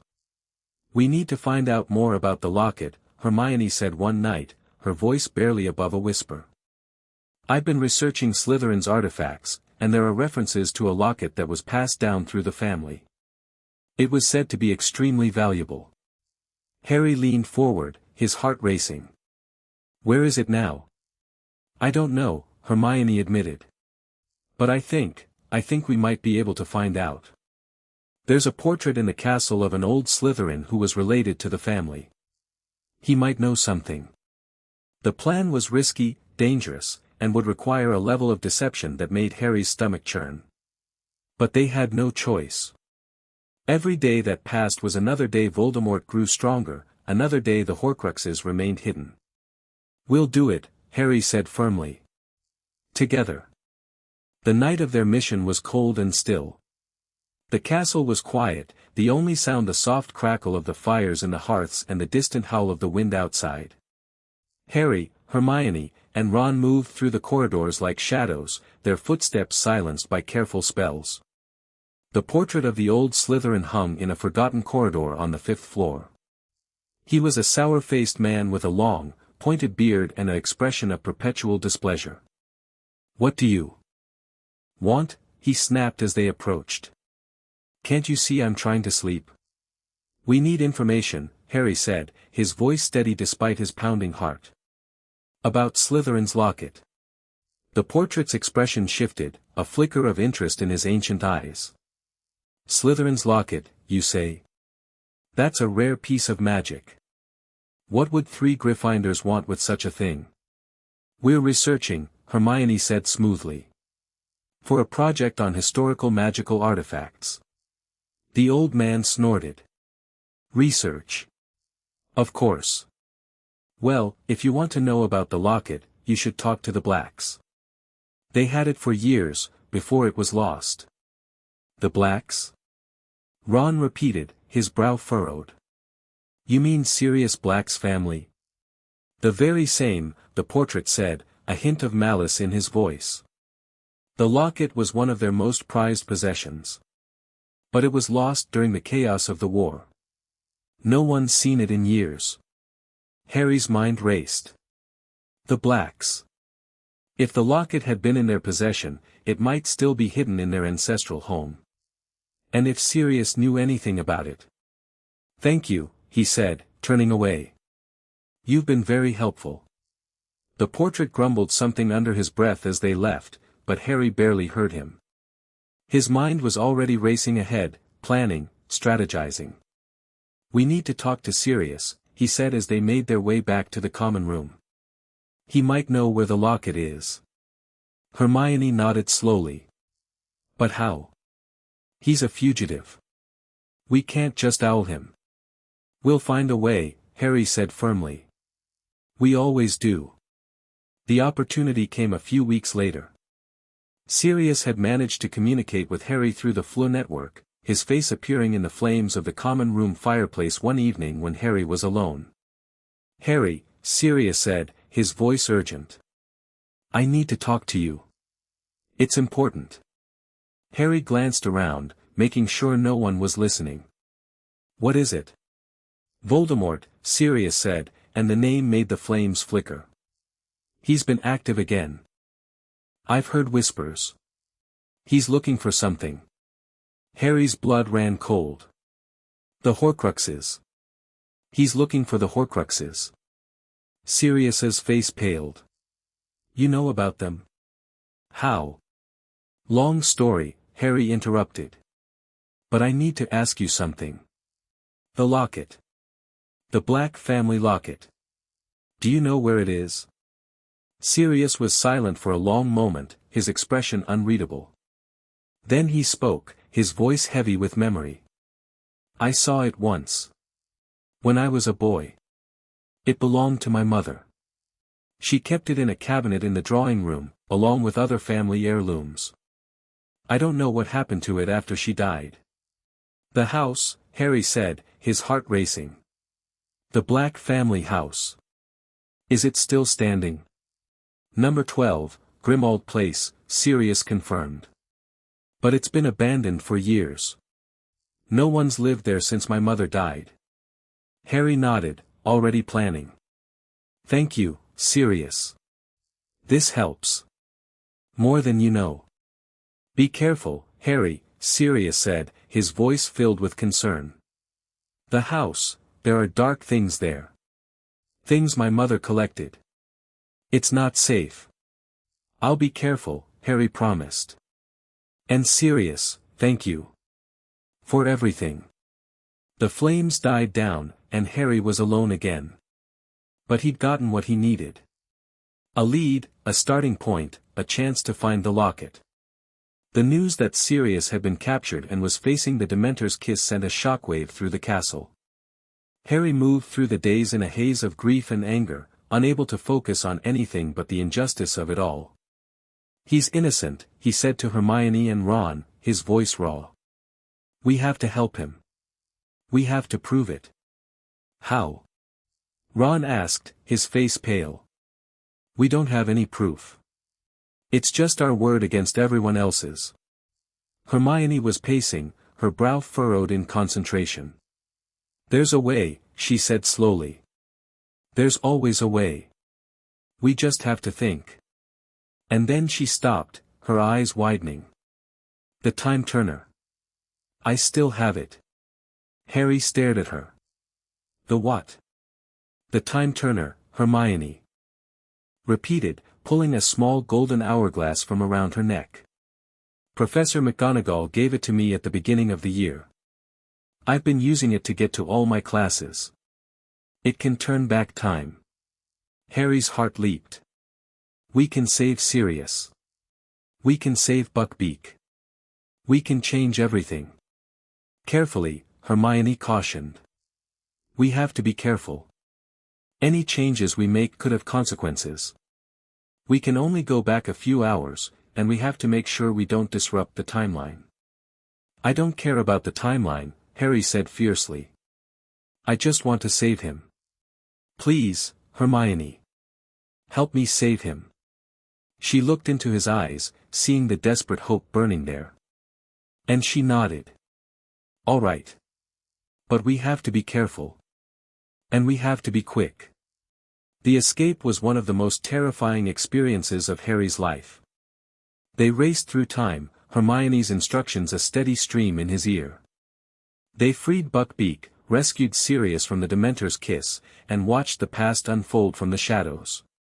And when it was over, when Sirius was safe and the truth was finally revealed, Harry collapsed in the common room, his body shaking with exhaustion.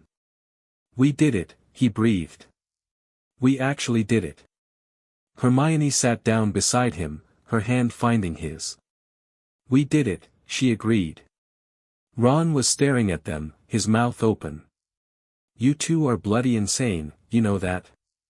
Harry laughed, a sound of pure, unadulterated relief. "I know."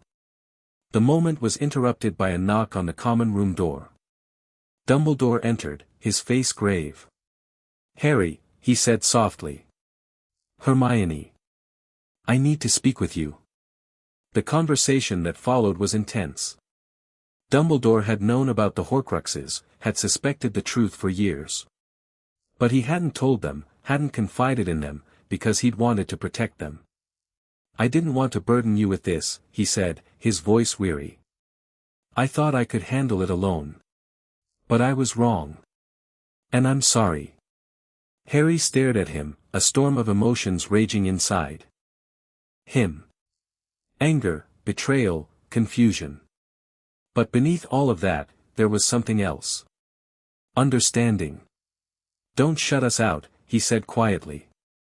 "Please. We need to know the truth. All of it." Dumbledore sighed, a long, weary sound. "Very well. I'll tell you what I know. But you must understand that the truth may be more terrible than you can imagine." And so, for the first time, they heard the full story. The Horcruxes, the diary, the locket, the others that Voldemort had created. Dumbledore shared everything he knew, every suspicion, every fragment of evidence he'd gathered over the years. "There are 5 remaining objects," he concluded. 5 fragments of Voldemort's soul, hidden across the world. "We must find them and destroy them." Harry met Hermione's eyes across the room. 5 objects. 5 fragments. 5 pieces of a puzzle that had been decades in the making. "We'll find them," Harry said firmly. "We'll destroy them all." The end of the year brought a bittersweet relief. The exams were over, the castle was preparing for summer, and Harry, Hermione, and Ron were celebrating their survival in the common room. "I can't believe we actually did it," Ron said, shaking his head. "We saved Sirius, proved the truth, and somehow managed to pass all our exams. It's a miracle." "We're just getting started," Harry said quietly. "There's so much more we need to do." Hermione took his hand, her fingers warm against his. "We'll do it together. Like always." Harry looked at her, at the love and determination in her eyes, and felt a surge of emotion so powerful it nearly overwhelmed him. He'd never had this before, never had someone who understood him so completely, who stood by him through everything. "I love you," he said softly, the words slipping out before he could stop them. Hermione's eyes widened. "Harry. I know it's probably too soon," he continued, his cheeks flushing. "But I can't help it. You mean everything to me. You've been there for me through everything. And I." She kissed him, cutting off his babbling. It was a soft, gentle kiss, filled with all the love and promise of their future together. "I love you too," she whispered when she pulled back. "I think I've loved you since the moment you walked into that compartment on the train." Harry grinned, a wide, joyful grin that made his face hurt. "I think I've loved you since the moment you punched Malfoy." She laughed, the sound bright and beautiful. "That was a good moment, wasn't it? The best." Ron was watching them, his expression a mixture of embarrassment and happiness. "You two are disgusting," he said, but there was no malice in his voice. "Absolutely disgusting." "Get used to it," Harry said, still grinning. "We're not going anywhere." The train ride home was a blur of laughter and love. Harry sat with Hermione and Ron, feeling the warmth of the sun on his face, the wind in his hair, the joy of being alive. He knew that the summer ahead would be challenging. There were Horcruxes to find, a war to fight, a future that was uncertain and dangerous.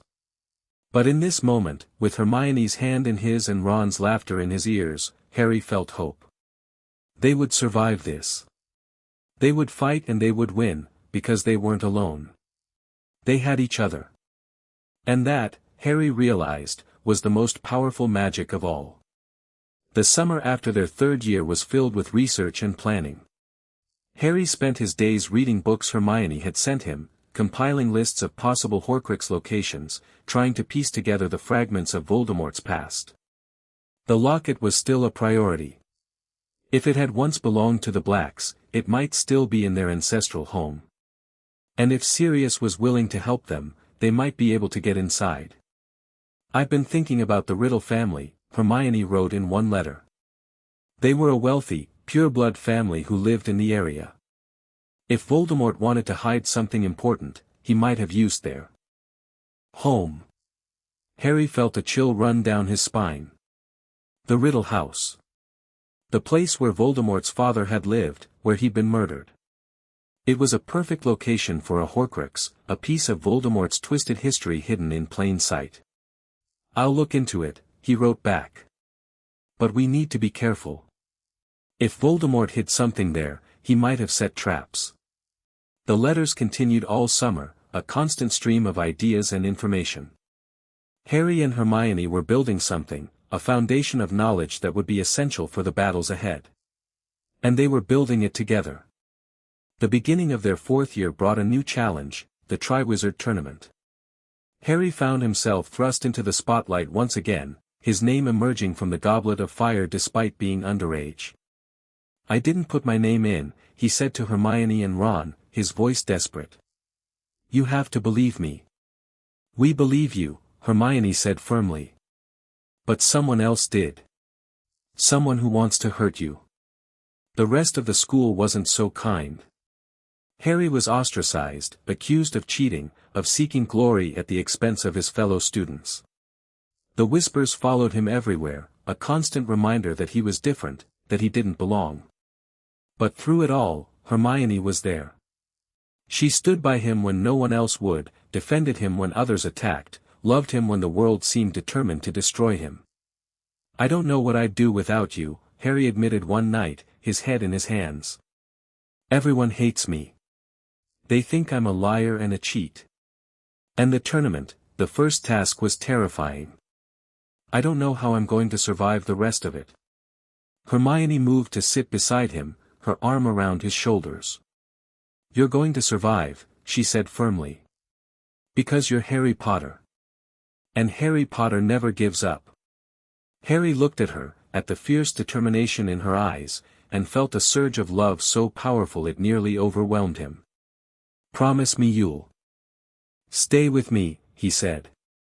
"Promise me you won't leave." "Never," she said softly. "I'll never leave you, Harry. I promise." They sat together in the darkness, holding each other, drawing strength from each other. And for a moment, the weight of the world seemed a little lighter. The Triwizard Tournament brought danger and revelations. Harry faced dragons and mermaids, solved riddles and fought monsters. And through it all, Hermione was there, her support unshakable, her love unwavering. "You did brilliantly," she said after the second task. "I was so worried about you." Harry smiled, a tired, grateful smile. "I couldn't have done it without you. You helped me figure out the egg. You taught me the summoning charm.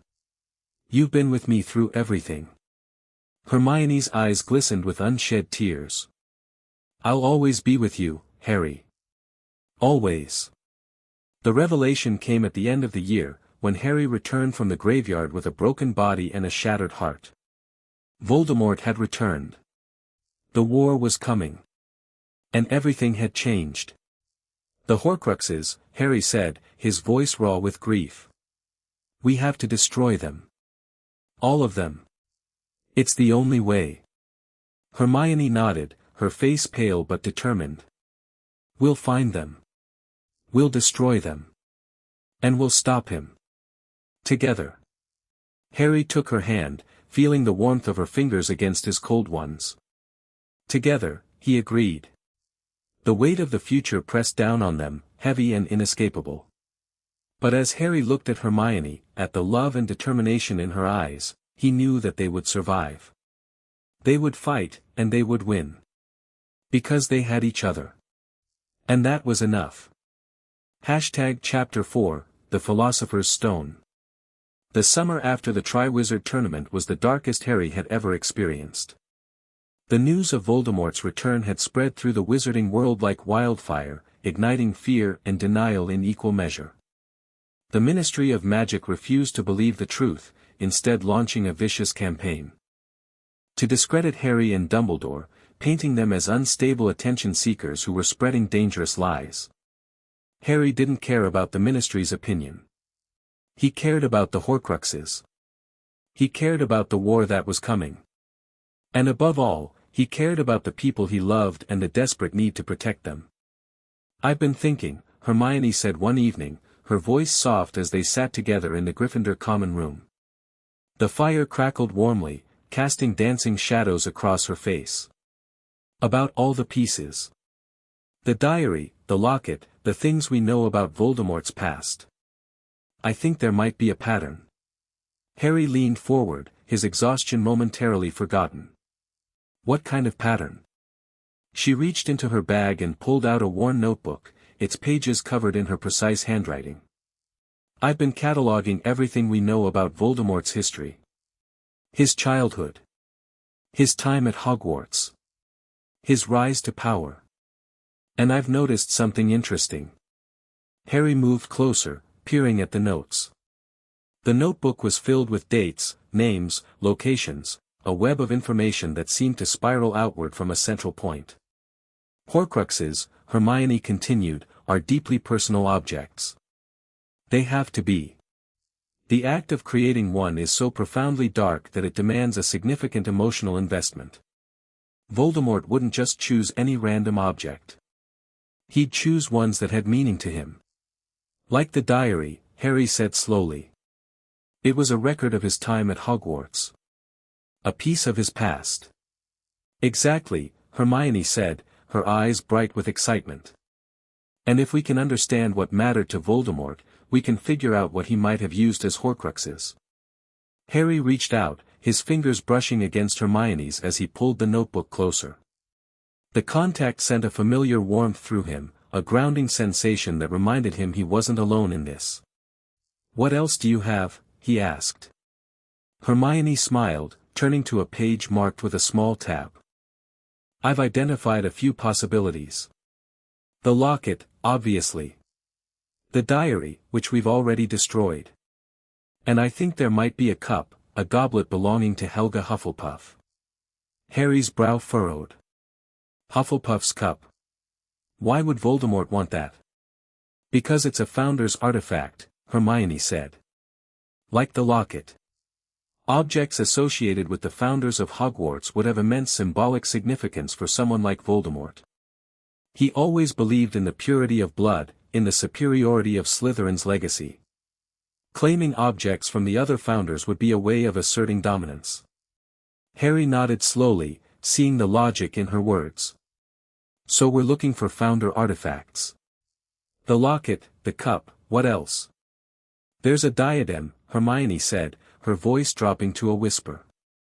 "Rowena Ravenclaw's diadem. It's said to grant wisdom to whoever wears it. Voldemort would have wanted that."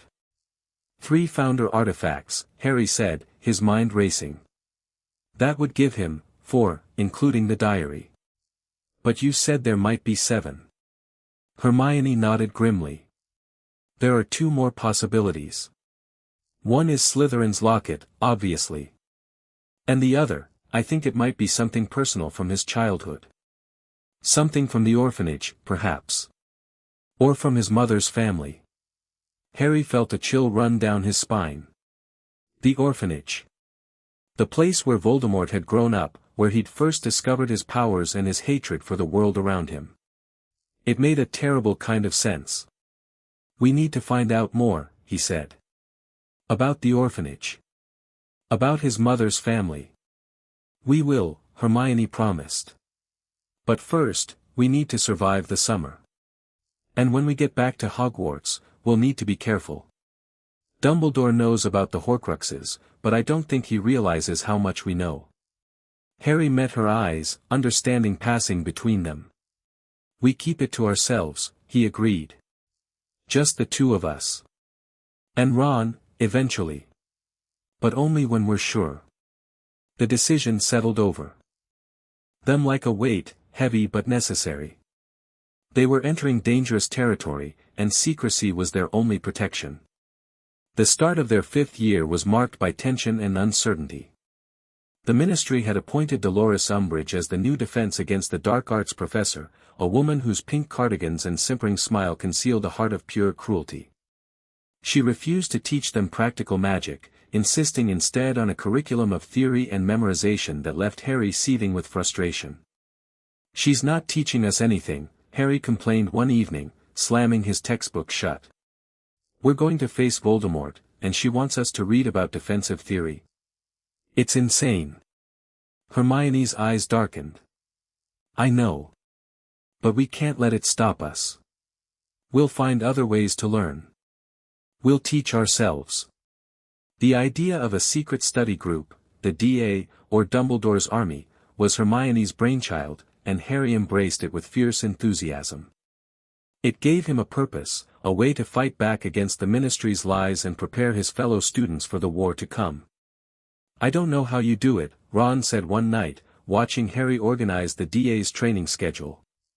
"You've got exams coming up, you're dealing with Umbridge, and you're still finding time to teach everyone defensive spells." "I have help," Harry said, glancing at Hermione. She smiled, a soft, private smile that made his heart flutter. "We're in this together. That's what we do." Ron groaned, covering his eyes. "If you two start snogging, I'm going to be sick." Harry laughed, the sound surprising him. It felt strange to laugh after everything that had happened, but being with Hermione and Ron made it possible. They reminded him that there was still joy in the world, still reasons to fight. The DA meetings became the highlight of Harry's week. He watched his classmates grow in skill and confidence, watched them master spells that would have seemed impossible months ago. And through it all, Hermione was at his side, her knowledge and dedication making everything possible. "You're a natural teacher," she told him one evening, her voice filled with admiration. "I've never seen anyone pick up defensive magic as quickly as you do." Harry shrugged, embarrassed by her praise. "I had good teachers. And I had you." Her cheeks flushed slightly, and she looked away. "We should get back to the common room. It's getting late." But Harry caught her hand, stopping her. "Hermione. I want to ask you something." She turned, her eyes meeting his with a mixture of curiosity and something deeper. "What is it?" He took a deep breath. "After all this is over, if we survive, what do you want to do?" Hermione blinked, clearly taken aback by the question. "What do I want to do?" "I mean, you've got all these plans for your future. You want to be a healer or a researcher or maybe work at the Ministry. But what do you really want? The thing you dream about when no one's watching?" Her expression softened, and for a moment, she seemed almost vulnerable. I want to travel. I want to see the world, all the magical places I've read about. I want to make a difference, to help people. And..." She paused, her voice dropping to barely a whisper. "I want to do all of that with you." Harry felt his breath catch. "With me?" She nodded, a single, decisive movement. "I can't imagine a future without you in it, Harry. I know that sounds silly, especially with everything that's going on, but..." "It doesn't sound silly," he interrupted. "It sounds perfect. Because I can't imagine a future without you either." They stood in the shadows of the corridor, the torches flickering around them, the weight of the world pressing down on their shoulders. But in that moment, none of it mattered. There was only Hermione, and the future they were beginning to imagine together. "Promise me," Harry said softly. "Promise me that after all this is over, we'll find our way to each other. No matter what happens." Hermione stepped closer, her hand finding his. "I promise," she whispered. "I'll find my way back to you, Harry. Always." Their lips met in a soft, tender kiss, filled with all the promises of a future they had yet to build. The summer after their 5th year brought news that shattered the fragile peace Harry had built. Sirius was dead. His godfather, the man who had been the closest thing to a father figure he'd ever known, had fallen through the veil in the Department of Mysteries, lost to him forever. Harry retreated into himself, his grief a living thing that consumed him from the inside. He stopped eating. He stopped sleeping. He stopped doing anything but staring blankly at the wall, replaying the moment of Sirius's death over and over again in his mind. It was Hermione who pulled him back. She came to his room every day, sitting with him in silence, holding his hand, reminding him that he wasn't alone. "You can't give up," she told him one evening, her voice fierce despite the tears streaming down her face. "Sirius wouldn't want you to give up. He loved you, Harry. He wanted you to live. He wanted you to fight." Harry looked at her, at the pain and determination in her eyes, and felt something crack inside him.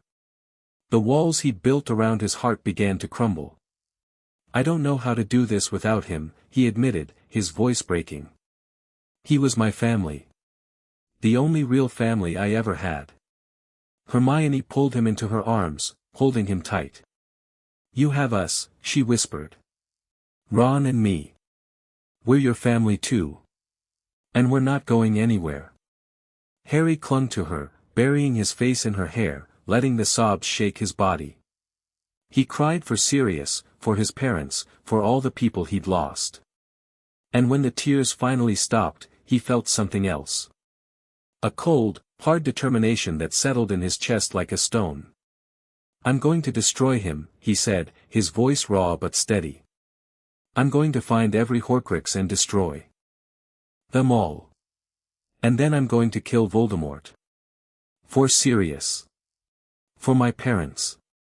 For everyone he's ever hurt."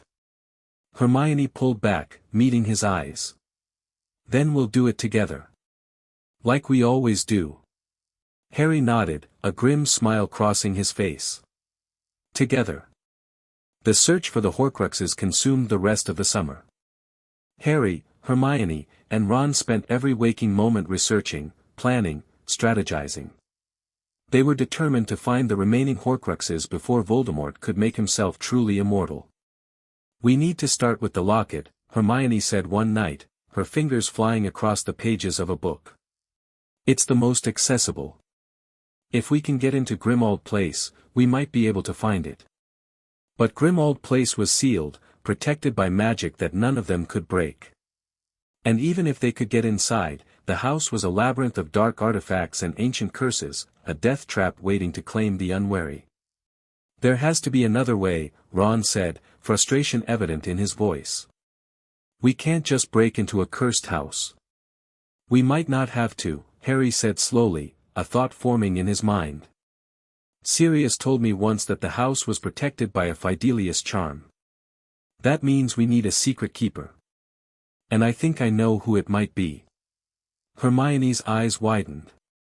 "You don't mean Dumbledore," Harry confirmed. "He was the one who sealed the house after Sirius's death. He's the only person who can let us in." But Dumbledore was increasingly reclusive, his time consumed by the war and his own secret projects. Harry suspected that the headmaster was hunting Horcruxes himself, trying to find the objects before Voldemort could protect them further. "Then we find them ourselves," Hermione said firmly. "We have the basilisk fangs. We have the knowledge. We have each other. That's all we need." The night before they were set to leave for their 6th year, Harry had a dream. It was unlike any nightmare he'd ever experienced, vivid and real in a way that made his skin crawl. He was standing in a dark room, surrounded by ancient artifacts. And in the center of the room was a locket. Slytherin's locket. It was sitting on a pedestal, gleaming with an oily, malevolent light. He reached out to touch it, and the locket spoke. Its voice was Voldemort's voice, cold and cruel and filled with triumph. You cannot destroy me, Harry Potter. I am eternal. I am the thing that will never die. Harry woke with a gasp, his heart pounding. His scar was burning, the pain searing through his skull like a white-hot brand. Hermione, he said, his voice choked with fear. I know where the locket is. She was awake instantly, her eyes wide with alarm. What? Where? In a cave, Harry said, the vision still fresh in his mind. A cave on the coast. He hid it there, Hermione. He made it impossible to reach. But I know where it is. They spent the rest of the night planning, preparing, and when dawn broke, they made their decision. We're going after it, Harry said. Today. Before anyone can stop us. Ron looked uncertain, but Hermione nodded firmly. I'll get the fangs. And I'll bring extra supplies. We're going to be ready for whatever's in that cave. The journey to the cave was treacherous. Harry led them along the rocky coastline, the wind howling around them, the waves crashing against the cliffs below. They found the entrance hidden behind a curtain of ancient magic, a dark opening that seemed to swallow all light. Are you ready? Harry asked, looking at Hermione and Ron. Hermione took his hand. Ready. Ron nodded, his face pale but determined. Let's do this. Inside, the cave was even more terrifying than Harry had imagined. It was filled with dark magic, with traps and puzzles designed to kill anyone who dared to approach the locket. The Inferi in the lake nearly destroyed them, their cold hands reaching up from the water, their eyes burning with a malevolent hunger. The potion, Harry gasped, forcing himself to drink the vile liquid. I have to drink it all. Hermione tried to stop him, her eyes filled with terror. Harry, you can't. I have to, he insisted. It's the only way. He drank the potion, and the pain was indescribable. It felt as if his soul was being torn apart, as if every dark memory, every moment of grief and loss, was being dragged to the surface and amplified 1,000-fold. But he didn't stop. He couldn't stop. He kept drinking, even as his body screamed in agony, even as the world began to blur around him. And then it was over. He was lying on the ground, coughing and retching, with Hermione's arms around him, her voice soft in his ear. You're okay, she whispered. You're okay, Harry. I've got you. Ron had retrieved the locket, holding it at arm's length as if it might bite him. It's done, he said. We have it. Harry struggled to sit up, his body trembling with exhaustion. We need to destroy it. Now. Before it can. He didn't get to finish the sentence. The locket began to shake, its surface shimmering with a dark, malevolent light. And before any of them could react, it opened, releasing a burst of dark magic that threw them all to the ground. When the dust cleared, the locket was gone.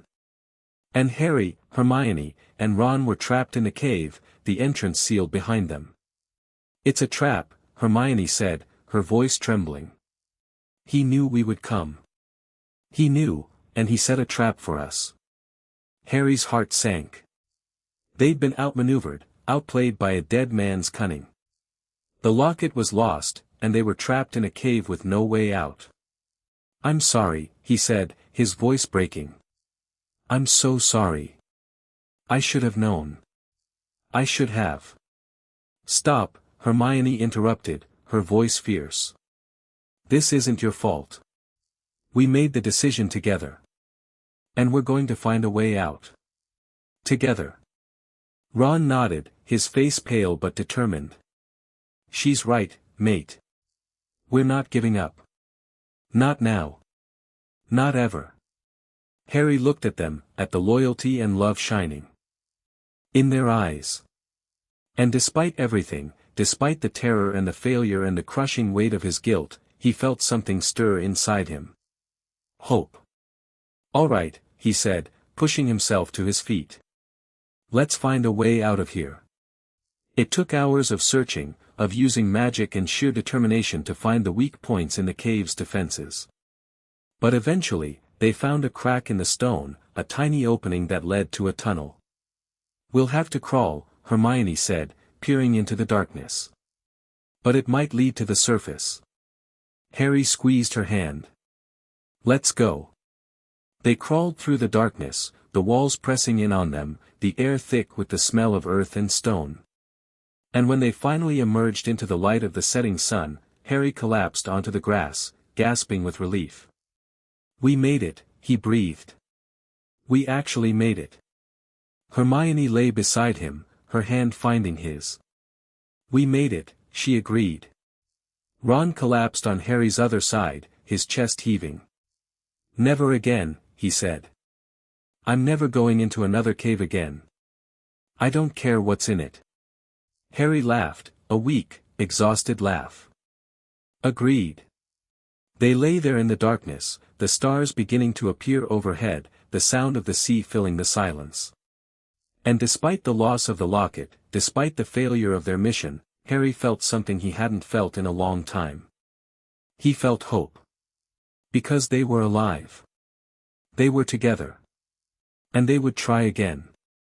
"We'll find it," Hermione said softly, as if reading his thoughts. "We'll find the locket, and the others, and we'll destroy them all." Harry turned his head to look at her, at the determination burning in her eyes. "I know," he said. "Because we're not giving up. We're never giving up." Their 6th year was marked by a relentless search for the remaining Horcruxes. Harry, Hermione, and Ron became obsessed, their days consumed by research and planning, their nights filled with visions and nightmares. "We need to find the locket," Harry said one evening, his voice flat with exhaustion. "It's the key to everything. If Voldemort gets it back, we'll never have a chance to defeat him." Hermione nodded, her face pale with worry. "I've been researching the Black family's history. There's a house elf named Creature who served the family for years. He might know something." The discovery that Creature had been responsible for the locket's disappearance was both shocking and devastating. The house elf had taken the locket, hidden it, and then refused to speak of it. But Harry was determined to get the truth out of him, even if it meant using methods that made his conscience squirm. "Creature," he said, his voice cold and commanding. "Tell me where the locket is." Creature's eyes widened, but he said nothing. Harry leaned in closer, his voice dropping to a dangerous whisper. "I know you have it. And I know you know where it came from. So I'm going to ask you one more time. Where is the locket?" Creature broke. He told them the truth about Regulus Black, about the locket, about the betrayal that had led to Regulus's death. And he told them where the locket was hidden. "It's in the Ministry," Creature said, his voice trembling with fear and hatred. "In the Department of Mysteries. Lord Voldemort took it there, hidden it behind protections that even I cannot break." Harry's blood ran cold. The Ministry. The Department of Mysteries. The place where Sirius had died. "Then that's where we go," he said, his voice resolute. "We'll find the locket, and we'll destroy it. No matter what it takes." The journey into the Department of Mysteries was a nightmare of death and destruction. Harry fought his way through waves of Death Eaters, his wand blazing with a fury that surprised even him. Hermione was at his side, her magic sharp and precise, her determination unwavering. "The locket!" Ron shouted, pointing to a glass case at the center of the room. "It's there." Harry ran, ignoring the curses. Flying past him, ignoring the screams and the chaos. He reached the case, his hand closing around the locket's chain. And the moment he touched it, he felt something wrong. It wasn't the locket. It was a decoy, a fake designed to lure them into a trap. "Harry, look out!" Hermione screamed.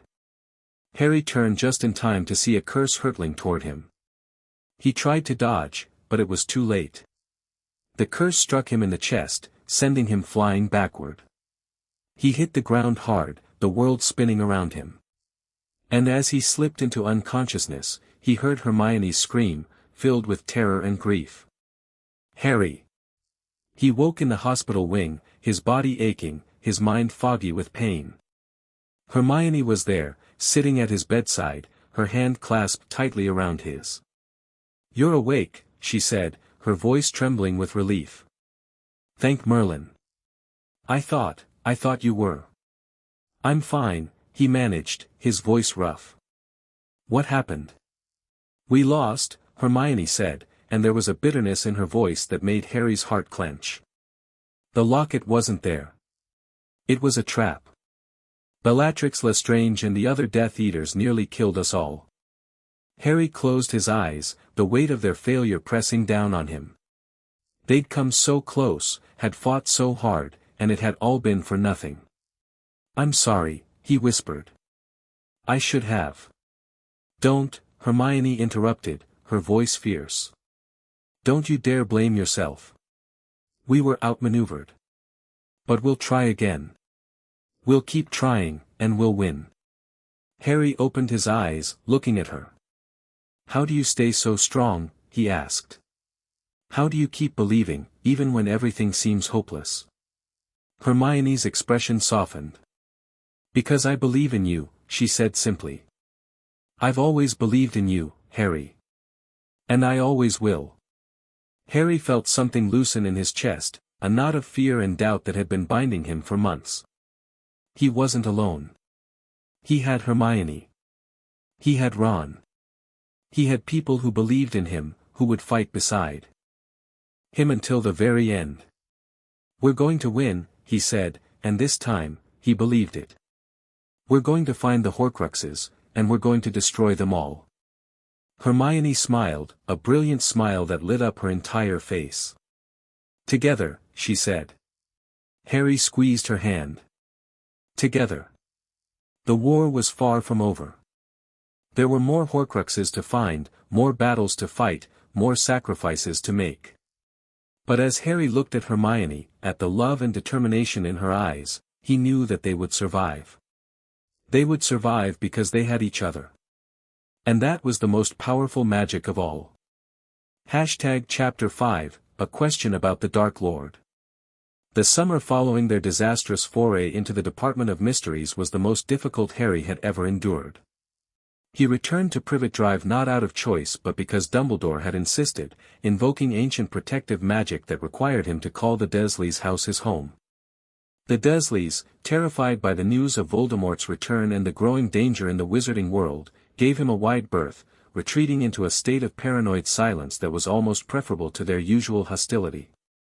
Harry spent his days in his room, the small space feeling more like a prison than ever before.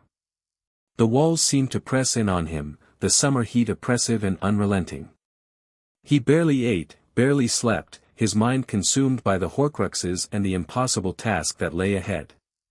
But even in his darkest moments, Hermione's letters were a lifeline. They arrived every morning, carried by a determined-looking owl that seemed to share its owner's relentless persistence. Harry devoured each one, reading them over and over until the words were etched into his memory. "Dear Harry. I've been thinking about the locket. About what Regulus Black did. He sacrificed himself to try to destroy it. That means something, Harry. It means that ordinary people can make a difference. It means that we don't have to be extraordinary to fight against the darkness. We just have to be brave enough to try, I've also been researching more about Horcruxes. The texts are frustratingly vague, but I've found references to something called soul anchoring that might be relevant. I'll explain more when I see you, Stay strong, Harry. We're going to get through this. I believe that with all my heart, All my love. Hermione. Harry read the letter 3 times, his eyes lingering on the last line. All my love. She'd been writing that more frequently lately, and each time he saw it, his heart ached with a longing that was almost physical. He missed her. He missed her laugh, her fierce intelligence, the way her hand felt in his.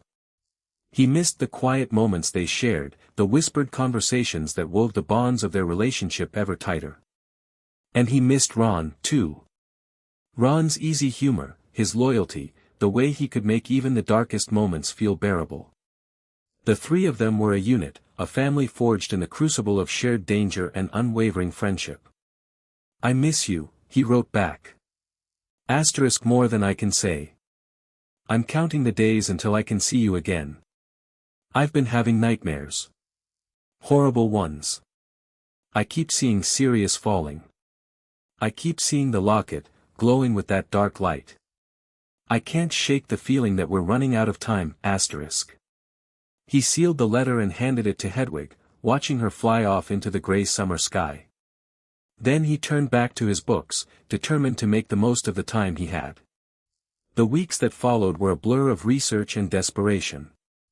Harry pored over the books Hermione had sent him, searching for any clue that might lead them to the remaining Horcruxes. But the answers remained elusive, the mysteries of Voldemort's dark magic stubbornly refusing to yield their secrets. Then came the attack. It was a sweltering evening in July when the Dementors appeared, gliding through the muggy air like wraiths of pure malevolence. Harry fought them off. With a Patronus that blazed like a beacon, his fury giving him strength even as the cold of the Dementor's presence threatened to overwhelm him. The Ministry's response was swift and brutal. Harry was expelled from Hogwarts, his wand snapped, his future as a wizard thrown into doubt. The hearing at the Ministry was a nightmare of bureaucratic obfuscation and political maneuvering, but Dumbledore's intervention saved him. "They're trying to discredit you," Hermione wrote, her anger palpable even through the written words. "The Ministry is terrified of the truth, so they're trying to destroy the messenger. It's disgusting." Harry felt a surge of gratitude for her fierce loyalty. She was always in his corner, always fighting for him, never wavering in her belief that he was worth protecting. "I know," he wrote back. But I'm not going to let them win.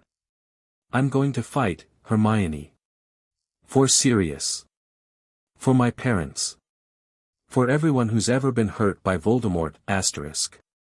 He sealed the letter and sent it off, a new determination settling in his chest. The Ministry could try to destroy him, but they would fail. He would not be silenced. He would not be defeated. And when he finally returned to Hogwarts, he was ready to fight. The start of their 6th year was marked by a new sense of urgency. The war was escalating, the attacks growing more frequent and more brutal. Students whispered in the corridors, their faces pale with fear, their eyes darting nervously at every shadow. "Did you hear about the attack on Diagon Alley?" Ron asked one evening, his voice hushed. "A whole family. Wiped out." Harry nodded grimly. He'd heard. The Death Eaters were growing bolder, their attacks more brazen. And with each new atrocity, Harry felt the weight of his mission pressing down on him more heavily. "We need to find the remaining Horcruxes," he said, his voice low so that only Hermione and Ron could hear.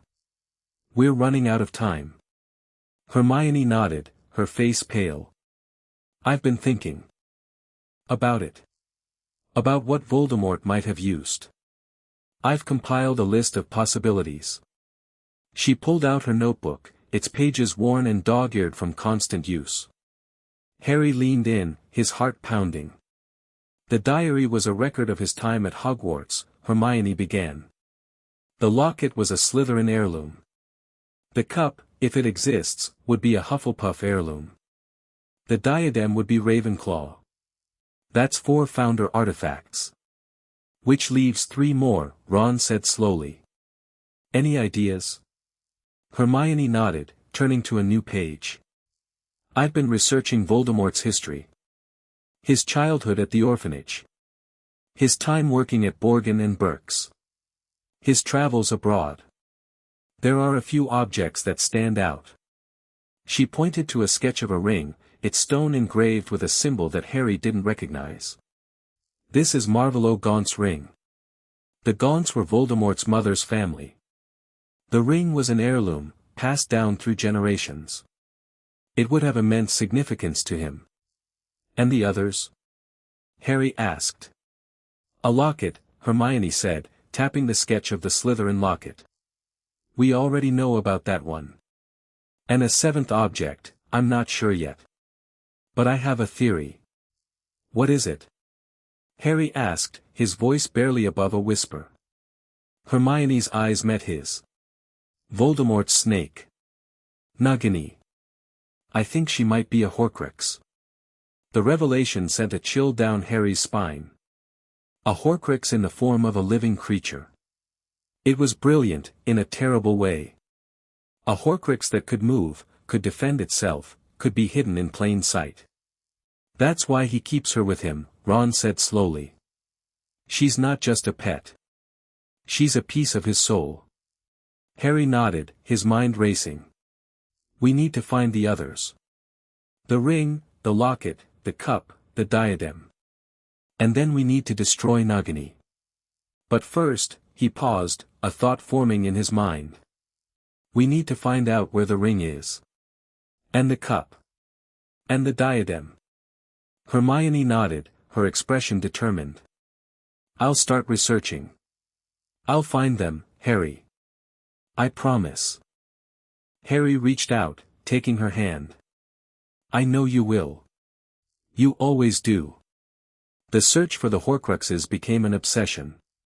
Harry, Hermione, and Ron spent every waking moment researching, planning, strategizing. They combed through ancient texts and obscure references, seeking any clue that might lead them to the objects Voldemort had hidden. But it was a conversation with Dumbledore that finally gave them the breakthrough they needed. You've been keeping secrets from me, Harry said, his voice carefully controlled. About the Horcruxes. About what I need to do. Dumbledore's face was grave. I was trying to protect you, Harry. The truth is more terrible than you can imagine. Then tell me, Harry insisted. I need to know. I need to understand. Dumbledore was silent for a long moment, his ancient eyes searching Harry's face. Then he sighed, a long, weary sound. Very well, he said. I'll tell you everything. And he did. He told them about the gaunt ring, about the cave where the locket was hidden, about the cup that had belonged to Helga Hufflepuff. He told them about the diadem that Voldemort had hidden in the Room of Requirement, about the diary that Harry had already destroyed. 3 down, Harry said, his voice steady despite the chaos inside him. 4 to go. Dumbledore nodded. Yes. But I must warn you, Harry. The remaining Horcruxes will be heavily guarded. Voldemort has learned from his mistakes. He will not make it easy for you. Harry met the headmaster's eyes. I don't care how hard it is. I will destroy them all. I will destroy him. I swear it.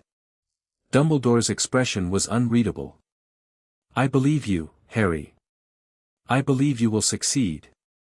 But you must remember, the Horcruxes are not the only threat. Voldemort himself is growing stronger every day. And there is something else. Something I haven't told you yet. Harry's blood ran cold. What is it? The old wizard looked at him, and there was a sorrow in his eyes that made Harry's heart clench. With fear. Voldemort's connection to you, Dumbledore said slowly. The scar. The visions. It's not just a coincidence, Harry. There is a reason why you can see into his mind, why you can feel what he feels. Harry's throat went dry. What are you saying? Dumbledore's voice was barely above a whisper. I'm saying that Voldemort's soul is not the only one that is fragmented. When he attacked you as a baby, something happened. Something that changed you both forever. Harry felt the world tilt around him. The Horcrux, he breathed. The fragment of Voldemort's soul. It's inside me. Isn't it? Dumbledore nodded, his eyes filled with a terrible compassion. Yes, Harry. And that is why you must be the one to destroy Voldemort. Because if you don't, if he kills you first, the fragment inside you will be destroyed as well. And he will become mortal again. The revelation hit Harry like a physical blow. He stumbled backward, his hand clutching his chest, his heart pounding in his ears. I'm a Horcrux, he said, his voice hollow. I'm one of them. I'm the thing that's keeping him alive. Dumbledore reached out, placing a hand on Harry's shoulder. You are not a Horcrux, Harry. You are a person. A brave, good, selfless person. And the fragment inside you does not define who you are. But it has to be destroyed, Harry said, his voice trembling. I have to die. The silence that followed was suffocating. Harry stared at Dumbledore, waiting for some reassurance, some explanation that would make this horrible truth bearable. But Dumbledore said nothing. He just looked at Harry with those ancient, sorrowful eyes. What will happen to me after I die? Harry asked, his voice barely above a whisper. Will I be like my parents? Will I be with them? Dumbledore's expression softened. I don't know, Harry. But I know that your parents loved you. And I know that they would be proud of you, no matter what. Harry nodded slowly, the weight of his destiny settling on his shoulders like a shroud. The revelation changed everything. Harry retreated into himself, barely speaking to Hermione or Ron, unable to face the truth that had been revealed to him. His scar ached constantly, a persistent reminder of the fragment of Voldemort's soul that resided inside him. I can't do this, he said one night, his voice breaking. I can't be the one to destroy them all. I can't. Hermione pulled him into her arms, holding him tight. You can, she said fiercely. You can do this, Harry. You're stronger than you know. I have to die, he said, his voice muffled against her shoulder. I have to die to destroy the fragment inside me. Hermione's grip tightened. Then we'll find another way. There's always another way. We just have to find it. Harry pulled back, looking into her eyes. What if there isn't? What if this is the only way? Hermione's expression was fierce, her eyes blazing with determination. Then we'll face it together.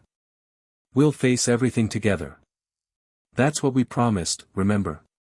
Harry nodded slowly, the fear and despair in his heart slowly giving way to something else. Something that felt almost like hope. Together, he said. Always together. The days that followed were a blur of preparation.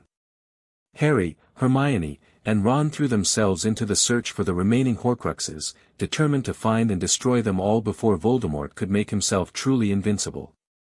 But the shadow of Harry's destiny hung over everything. Every time he looked at Hermione, he felt a pang of grief for the future they might never have. Every time he heard Ron laugh, he felt a stab of pain for the friendship that might be cut short. You can't think like that, Hermione told him one evening, her voice firm. You can't let the fear control you. We're going to find a way through this, Harry. I know we will. Harry looked at her, at the fierce determination in her eyes, and felt something ease in his chest. She was right. He couldn't let the fear control him. He had to keep fighting, keep believing that there was a way forward. Thank you, he said softly. For always being there. For never giving up on me. Hermione smiled, a gentle smile that made his heart flutter. I'll never give up on you, Harry. I love you. That's not something that changes. Harry reached out, taking her hand. I love you too, he said. And I promise I'll do everything I can to survive. For you.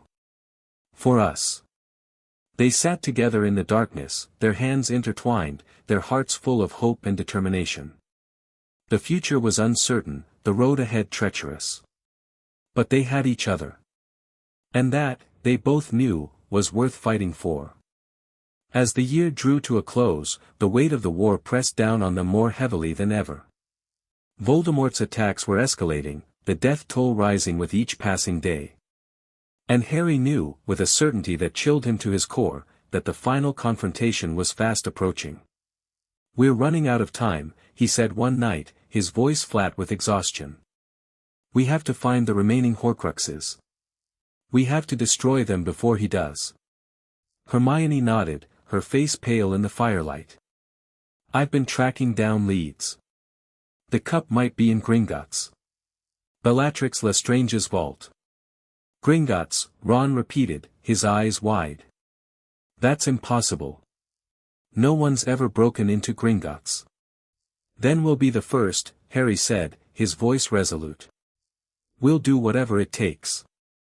The plan was audacious, dangerous, and nearly impossible. But Harry didn't care. He was done hiding. He was done waiting. It was time to fight. The attack on Gringotts was a nightmare of chaos and destruction. Harry, Hermione, and Ron fought their way through the goblins' defenses, their wands blazing, their hearts pounding with fear and adrenaline. "The cup!"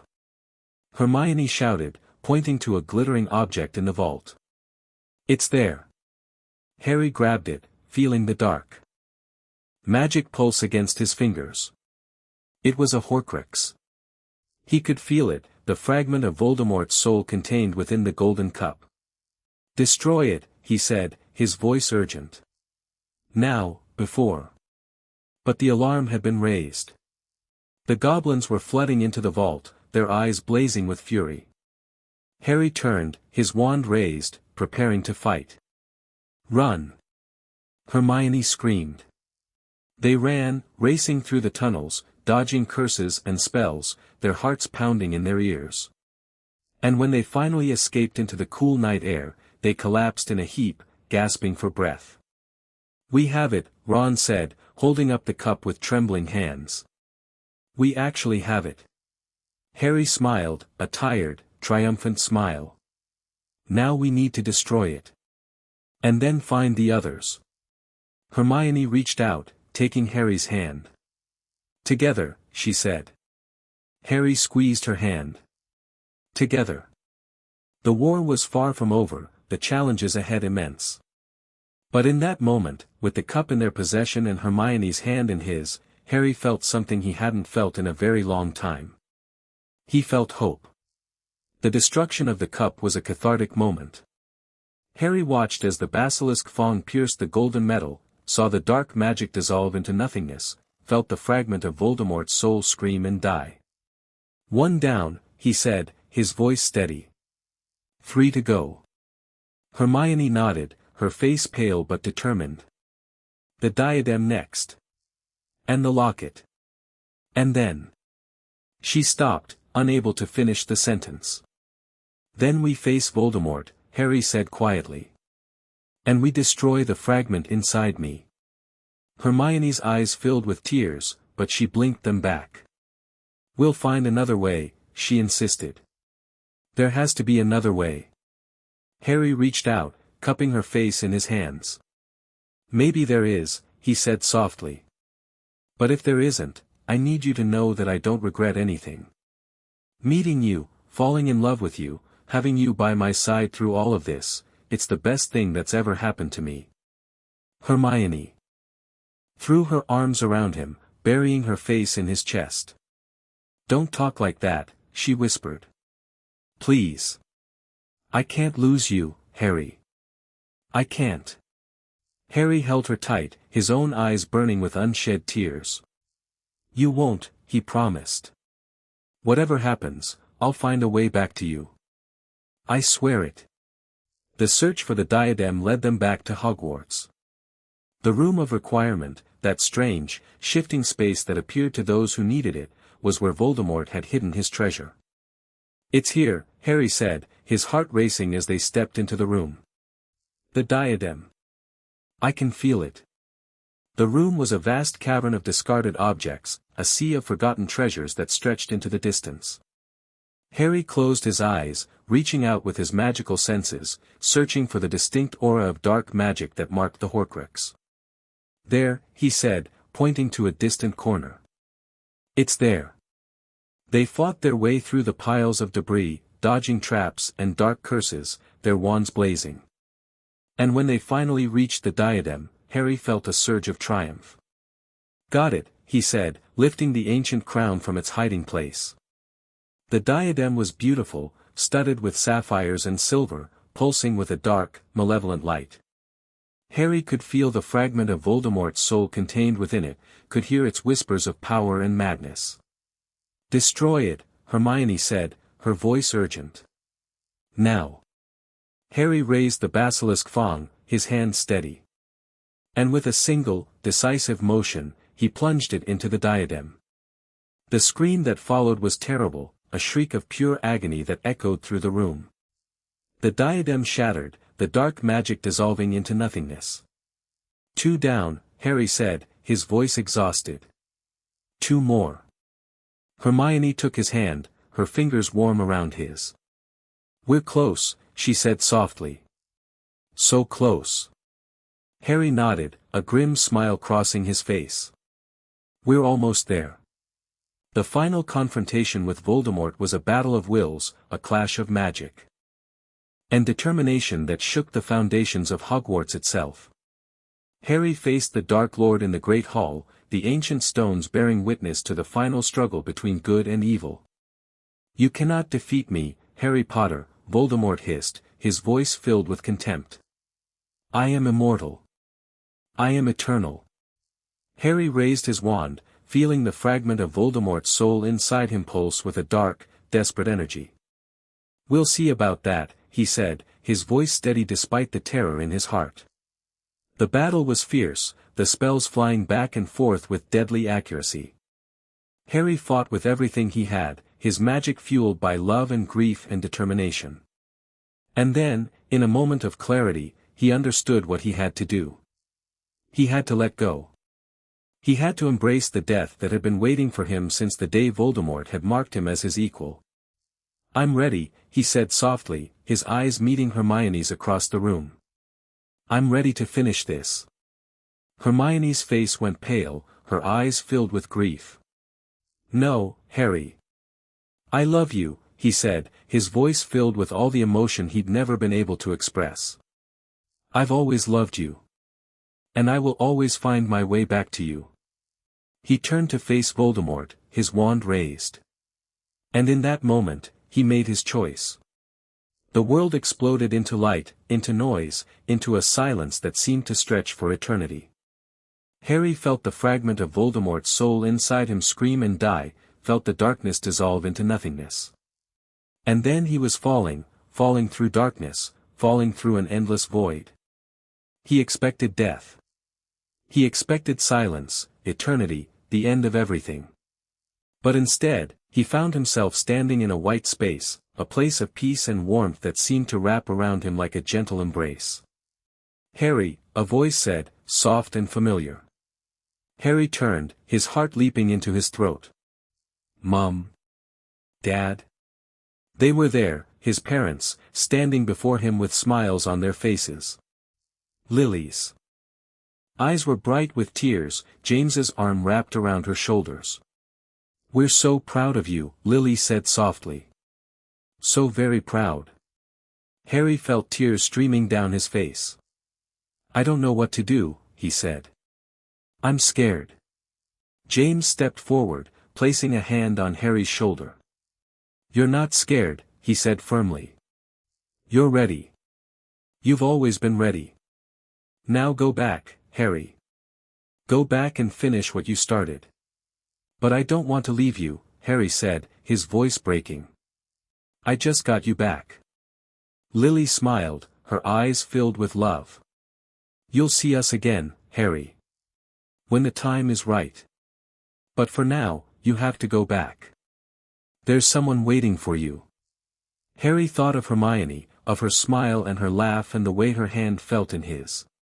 He thought of Ron, of the friendship that had seen them through so much. And he knew that his parents were right. He had to go back. "Thank you," he said softly. "Thank you for everything." His parents smiled, fading into the light. And Harry felt himself being pulled back toward the world of the living. He woke in the great hall, Hermione's face hovering above him, her eyes filled with tears of joy. "You came back," she whispered.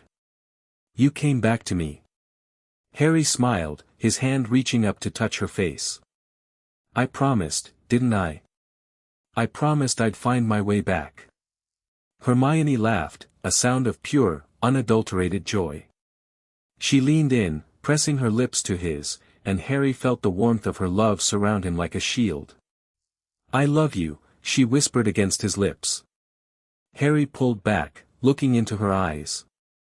"I love you too. Always." The war was over. Voldemort was defeated.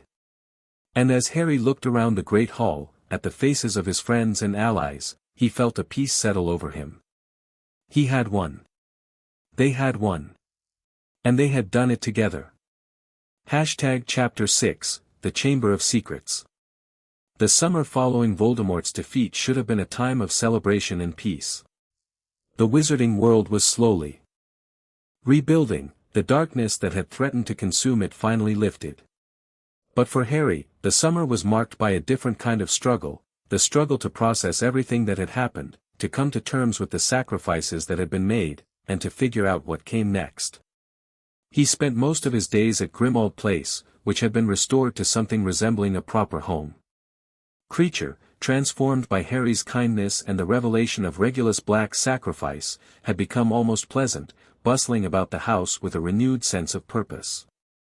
Harry had offered the house elf his freedom, but Creature had refused, insisting that he wanted to serve the master who had honored Regulus's memory.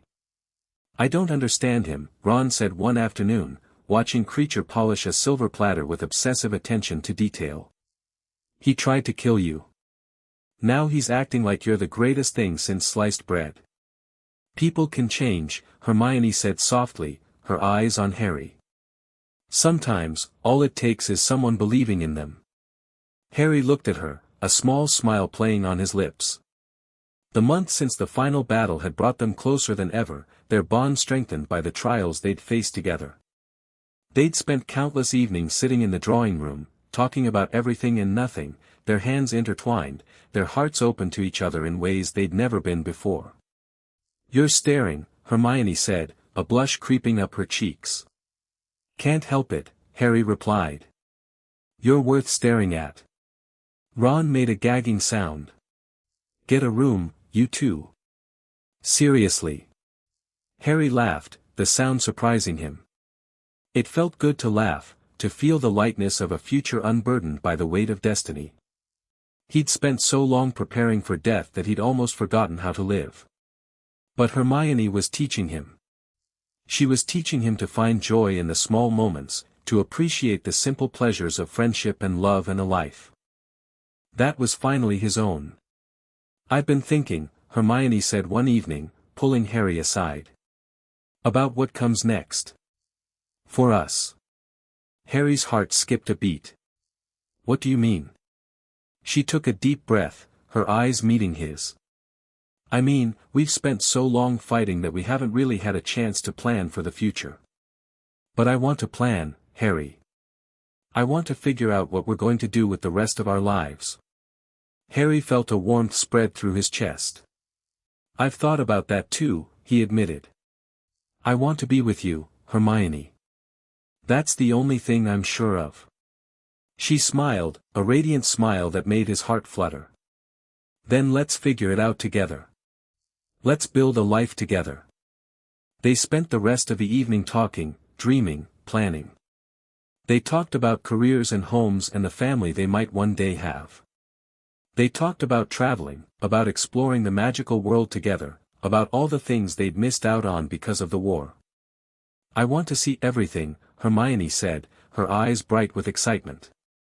"The pyramids in Egypt, the magical cities in Asia, the enchanted forests of Eastern Europe. I want to see it all with you." Harry reached out, taking her hand. "Then we'll see it all together. I promise." But the peace of the summer was not to last. As August drew to a close, news began to filter through the wizarding world of strange occurrences at Hogwarts. Students were being attacked, petrified by some unknown force, their bodies frozen in a state of suspended animation. "I don't understand," Hermione said, her brow furrowed with concern. The Chamber of Secrets was sealed. The basilisk was destroyed. What could possibly be causing these attacks? Harry felt a chill run down his spine. What if we missed something? What if there was another Horcrux hidden in the chamber? The thought was terrifying.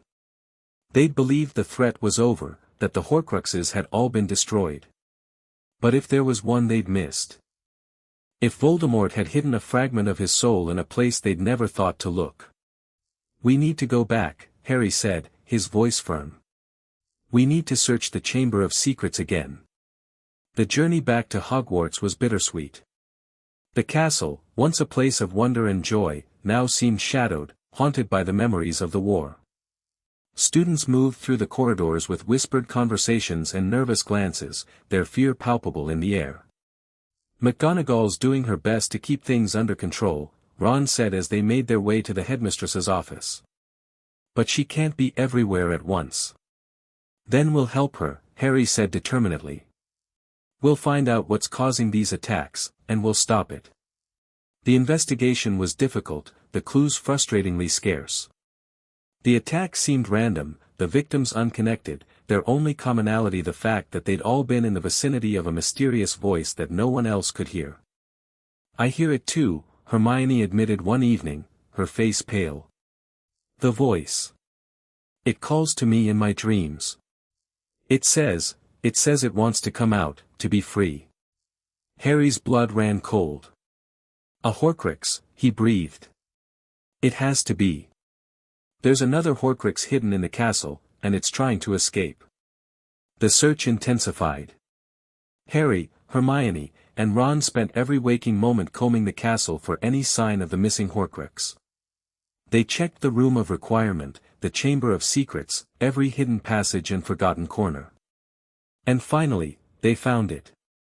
In a small, forgotten room on the 5th floor, hidden behind a tapestry that had been enchanted to look like a blank wall, they discovered a small, ornate box. It was made of gold, inlaid with jewels, and pulsed with a dark, malevolent light. "This is it," Hermione said, her voice trembling. "This is the Horcrux." Harry reached out, his fingers brushing against the box. And in that moment, the voice that had been haunting Hermione's dreams spoke directly to him. "Help me," it whispered. "Please. Help me."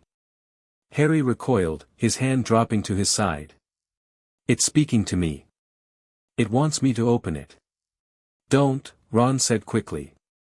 "It's a trap. It has to be." But Harry shook his head, his eyes fixed on the box. "I don't think it is," he said slowly. I think this Horcrux is different. I think it's not just a fragment of Voldemort's soul. I think it's something else." The revelation came from an unexpected source. Professor Flitwick, summoned to examine the box, discovered that it contained not only a fragment of Voldemort's soul but also a portion of his memory, a memory that Voldemort had tried to suppress but had been unable to destroy. "He wanted to forget," Flitwick said, his voice filled with awe. "There was something in his past that was so painful, so shameful, that he tried to erase it. But the memory was too powerful. It survived, even as his soul shattered." Harry stared at the box, his heart pounding. "What memory?" he asked. "What could be so terrible that Voldemort would try to destroy it?" Flitwick shook his head. "I don't know. The box is sealed, protected by ancient magic. Only someone with a true connection to Voldemort's past can open it."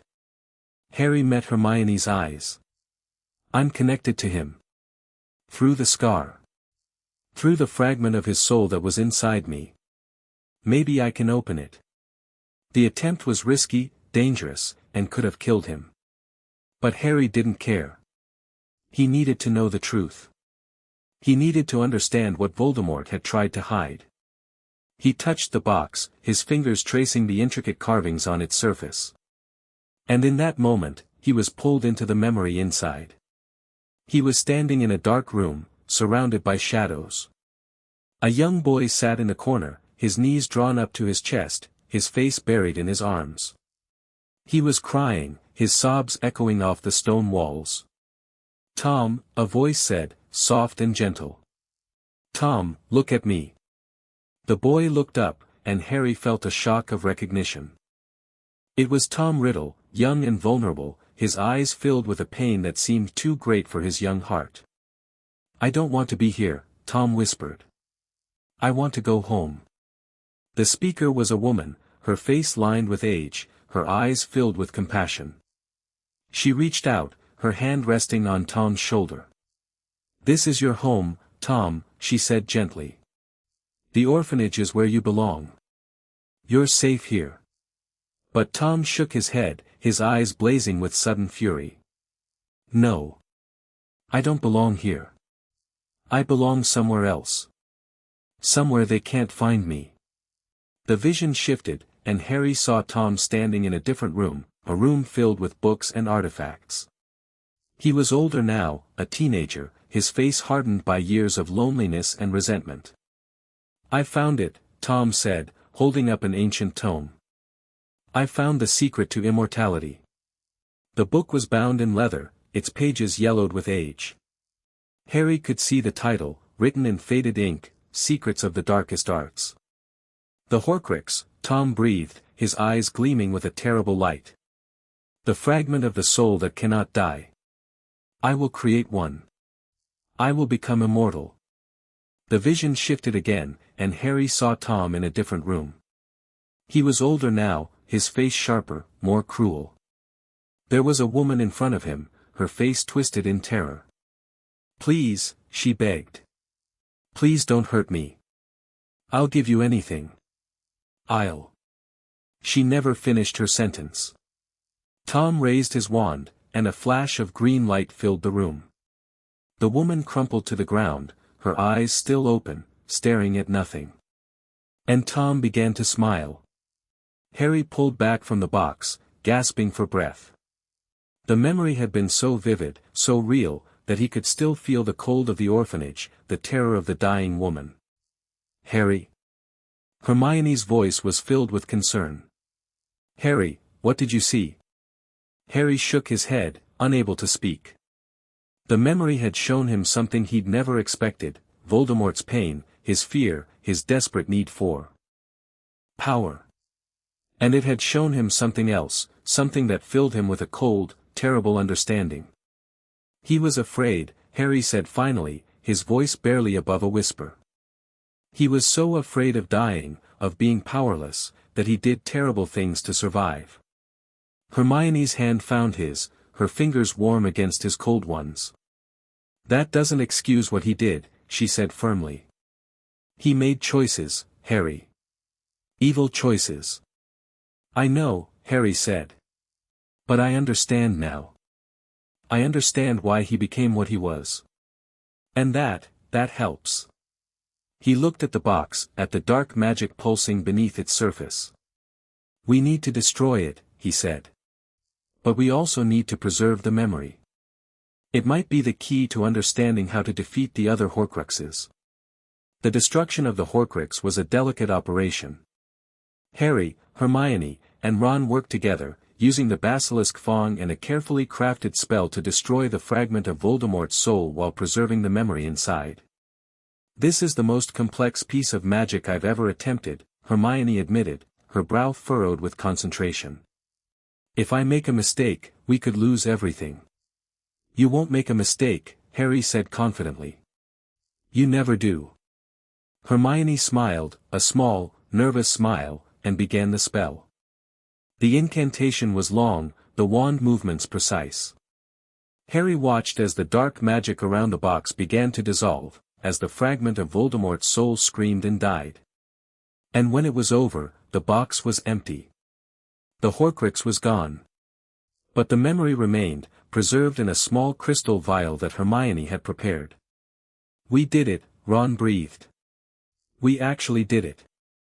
Harry nodded, his eyes fixed on the vial. "We did," he agreed. "But this is just the beginning. There are more Horcruxes out there. And we have to find them all." The investigation into the attacks continued.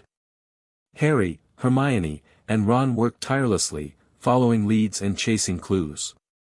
But despite their efforts, the attacks continued, the victims piling up, the fear spreading like wildfire through the castle.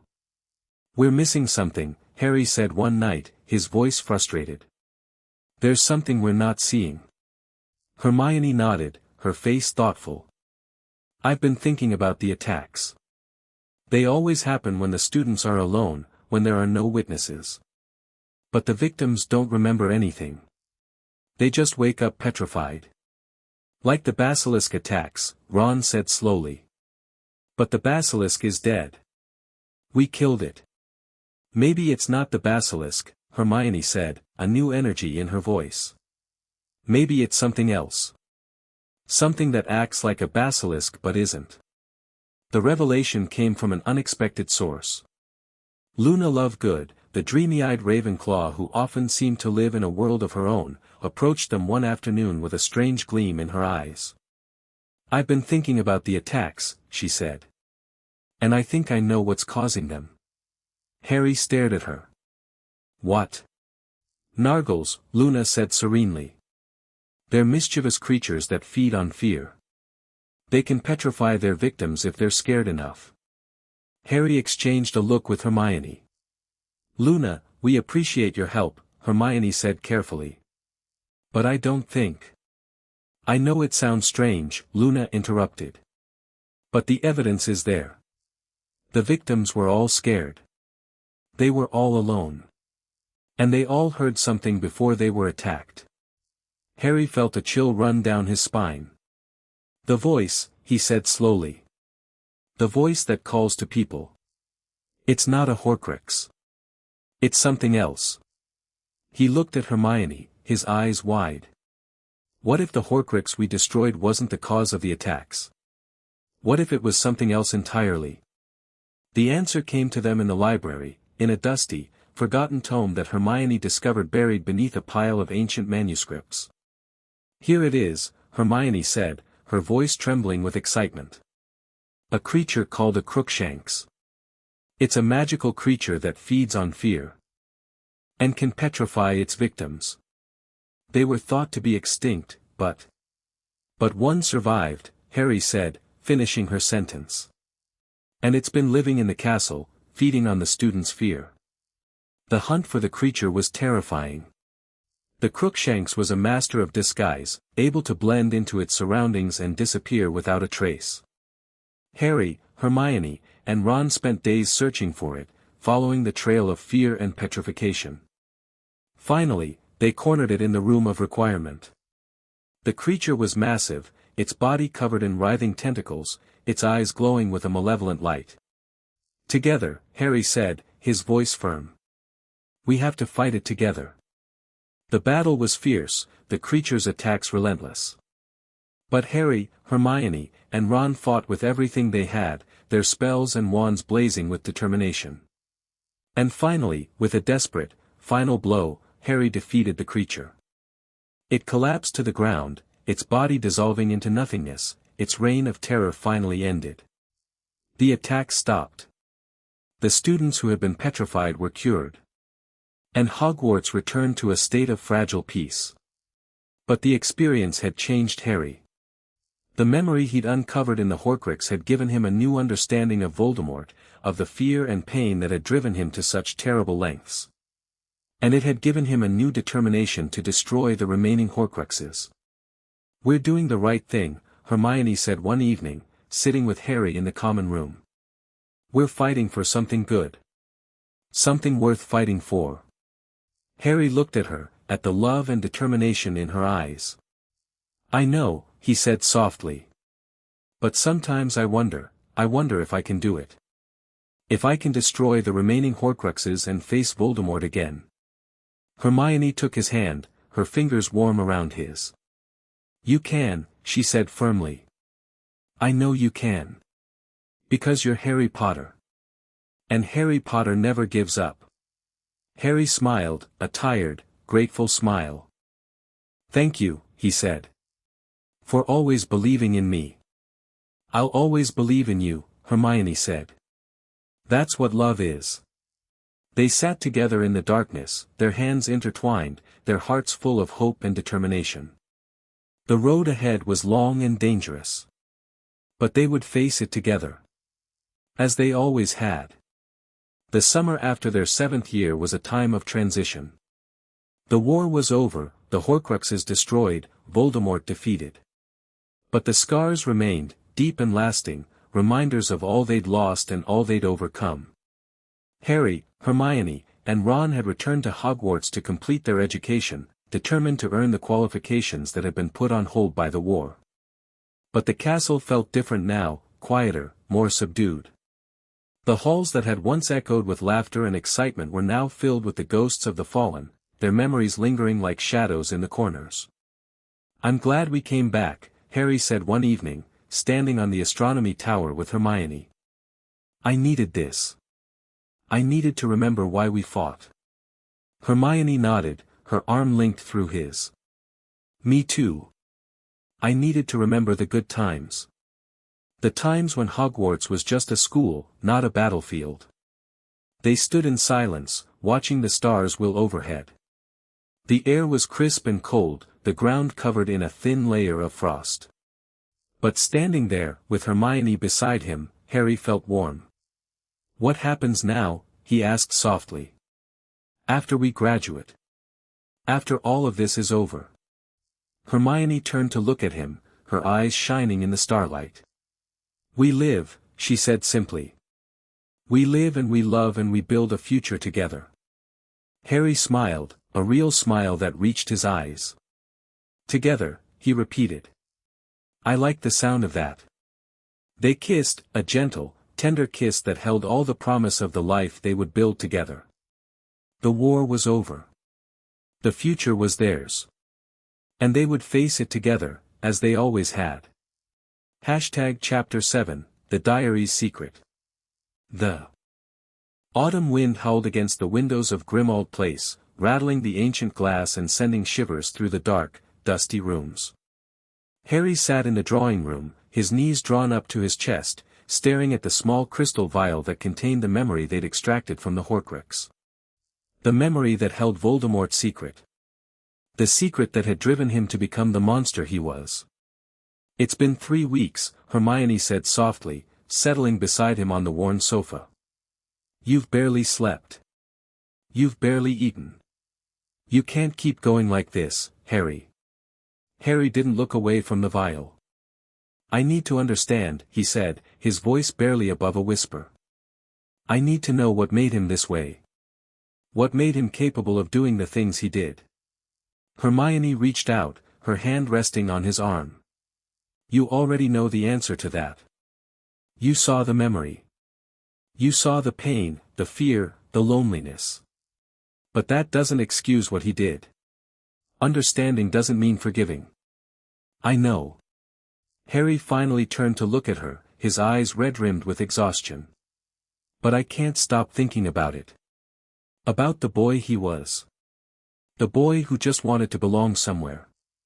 Who was so desperate for power that he destroyed everything good in himself." Hermione was silent for a long moment. Then she reached into her bag and pulled out a worn leather journal, its pages yellowed with age. "I've been doing some research," she said slowly. "About the diary. About Tom Riddle's time at Hogwarts. I think there's something we missed." Harry sat up straighter, his exhaustion momentarily forgotten. "What do you mean?" She opened the journal, her finger tracing a passage near the middle. The diary wasn't just a Horcrux. It was a record of something. A confession, perhaps. Or a plan. There are references in here that don't make sense unless you understand the context. She handed the journal to Harry, and he began to read. The words were faded, written in a careful, precise hand that seemed almost clinical in its detachment. "I have discovered the secret to true immortality. Not the crude imitation of the elixir of life, not the pathetic grasping of those who fear death. Something more.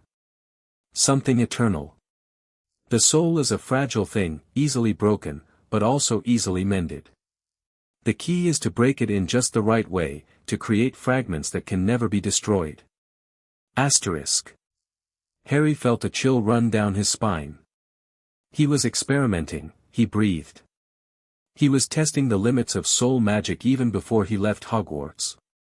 Hermione nodded grimly. I think he was. The diary was his first successful attempt. He created it while he was still a student, using the death of Moaning Myrtle to fuel the dark magic. Harry's mind raced. Myrtle. The ghost who haunted the girls' bathroom, whose death had been attributed to the basilisk that Voldemort had unleashed. But what if Myrtle's death hadn't been an accident? What if Voldemort had killed her intentionally, specifically to create his first Horcrux? Look at the date, Hermione said, pointing to a notation in the margin. It matches the date of Myrtle's death. Harry, I think he used her murder to create the diary. I think the diary was his first Horcrux. Harry felt sick. The thought of a teenage Voldemort, coldly calculating the murder of an innocent girl to fuel his dark ambition, was almost too horrible to comprehend. We need to find out more, he said, his voice hard. We need to understand how he did it. If we can understand the process, we might be able to find the other Horcruxes more easily. The search for answers led them back to Hogwarts. The castle was quieter now, the students having gone home for the winter holidays.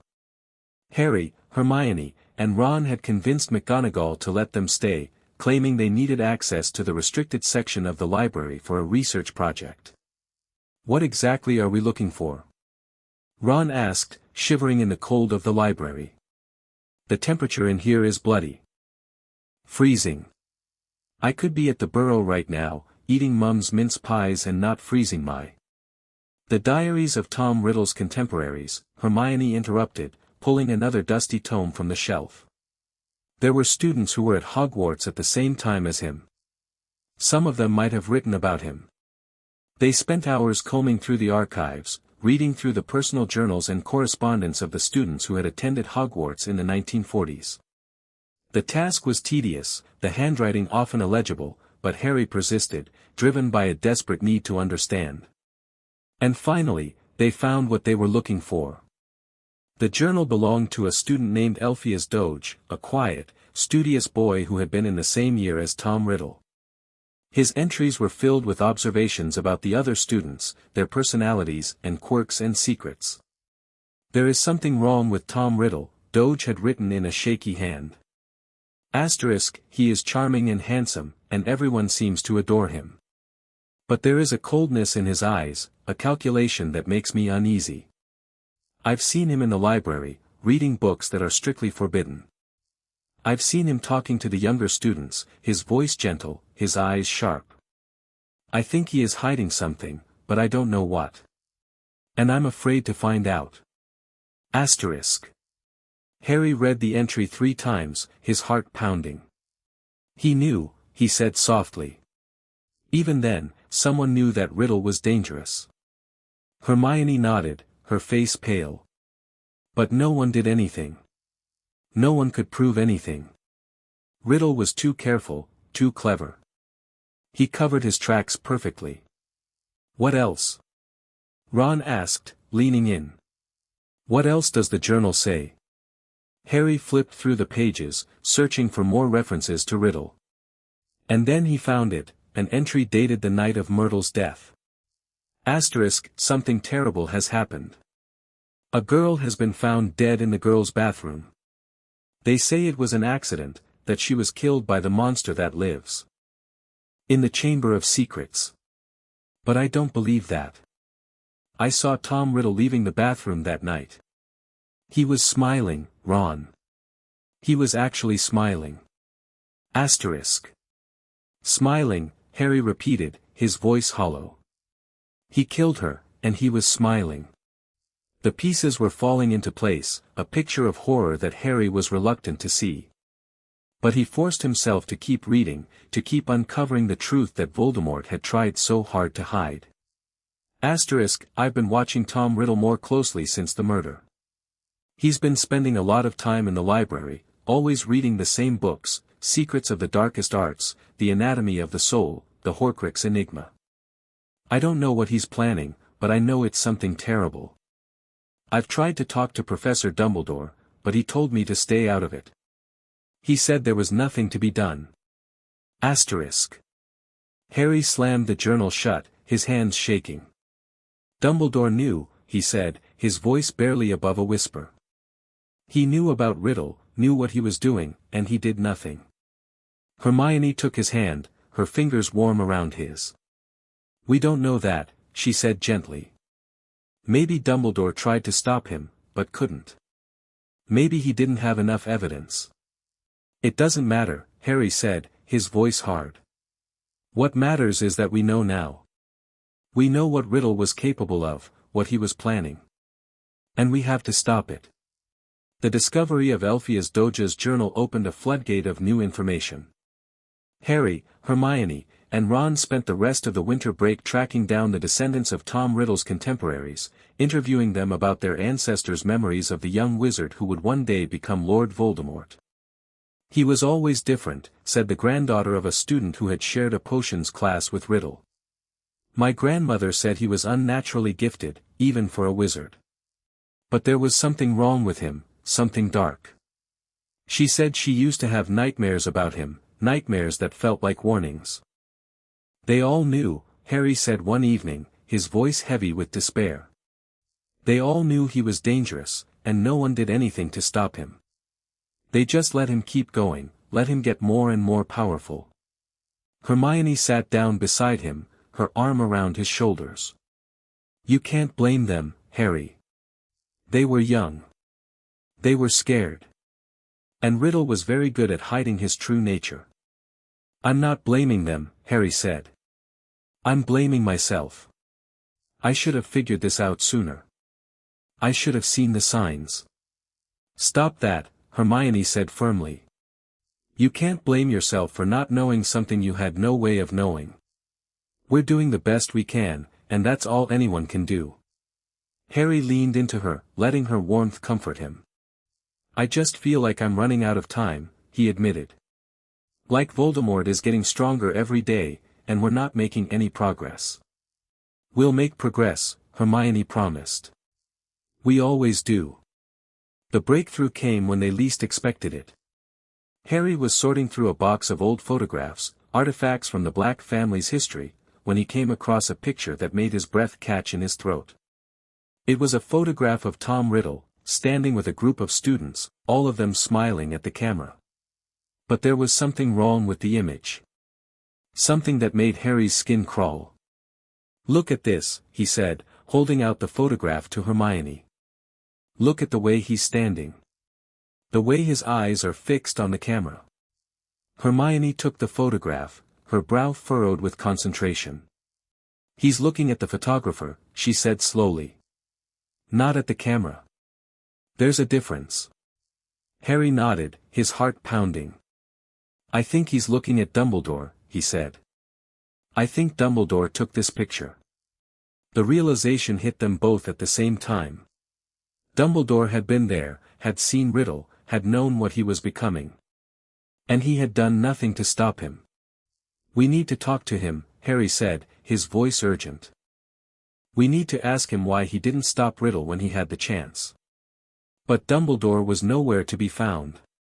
He had gone into hiding, his whereabouts unknown, his communications with the outside world limited to cryptic messages delivered by his phoenix, Fawkes. He's trying to protect us, Hermione said, her voice uncertain. He always thinks he knows what's best. Or he's hiding something, Ron said darkly. Something he doesn't want us to know. Harry felt a chill run down his spine. The thought of Dumbledore hiding secrets, of the man he'd trusted above all others keeping things from him, was almost too much to bear. We have to find out the truth, he said. No matter what it costs.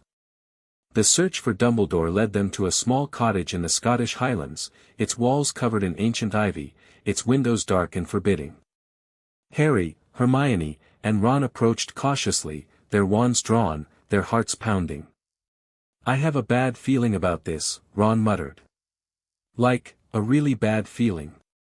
Just keep your wand ready, Harry said. We'll be fine. They knocked on the door, and after a long moment, it swung open to reveal a tired-looking Dumbledore, his eyes sunken, his face lined with exhaustion. "I was wondering when you'd come," he said softly. "I've been expecting you." Inside, the cottage was warm and cluttered, filled with books and papers and strange artifacts. Dumbledore gestured for them to sit, his movements slow and deliberate. "Please, have some tea," he said. "We have much to discuss." The conversation that followed was painful. Dumbledore told them the full story of Tom Riddle, of his childhood at the orphanage, of the signs of darkness that had been present from the very beginning. "I knew what he was becoming," Dumbledore admitted, his voice heavy with regret. "I knew he was dangerous. But I didn't have the evidence to stop him. And I was afraid of what it would do to the wizarding world if I accused him without proof." "So you just let him keep going," Harry said, his voice flat. "You let him kill and torture and destroy, because you were afraid." Dumbledore's eyes met his, filled with a terrible sorrow. "Yes," he said quietly. "I made a terrible mistake.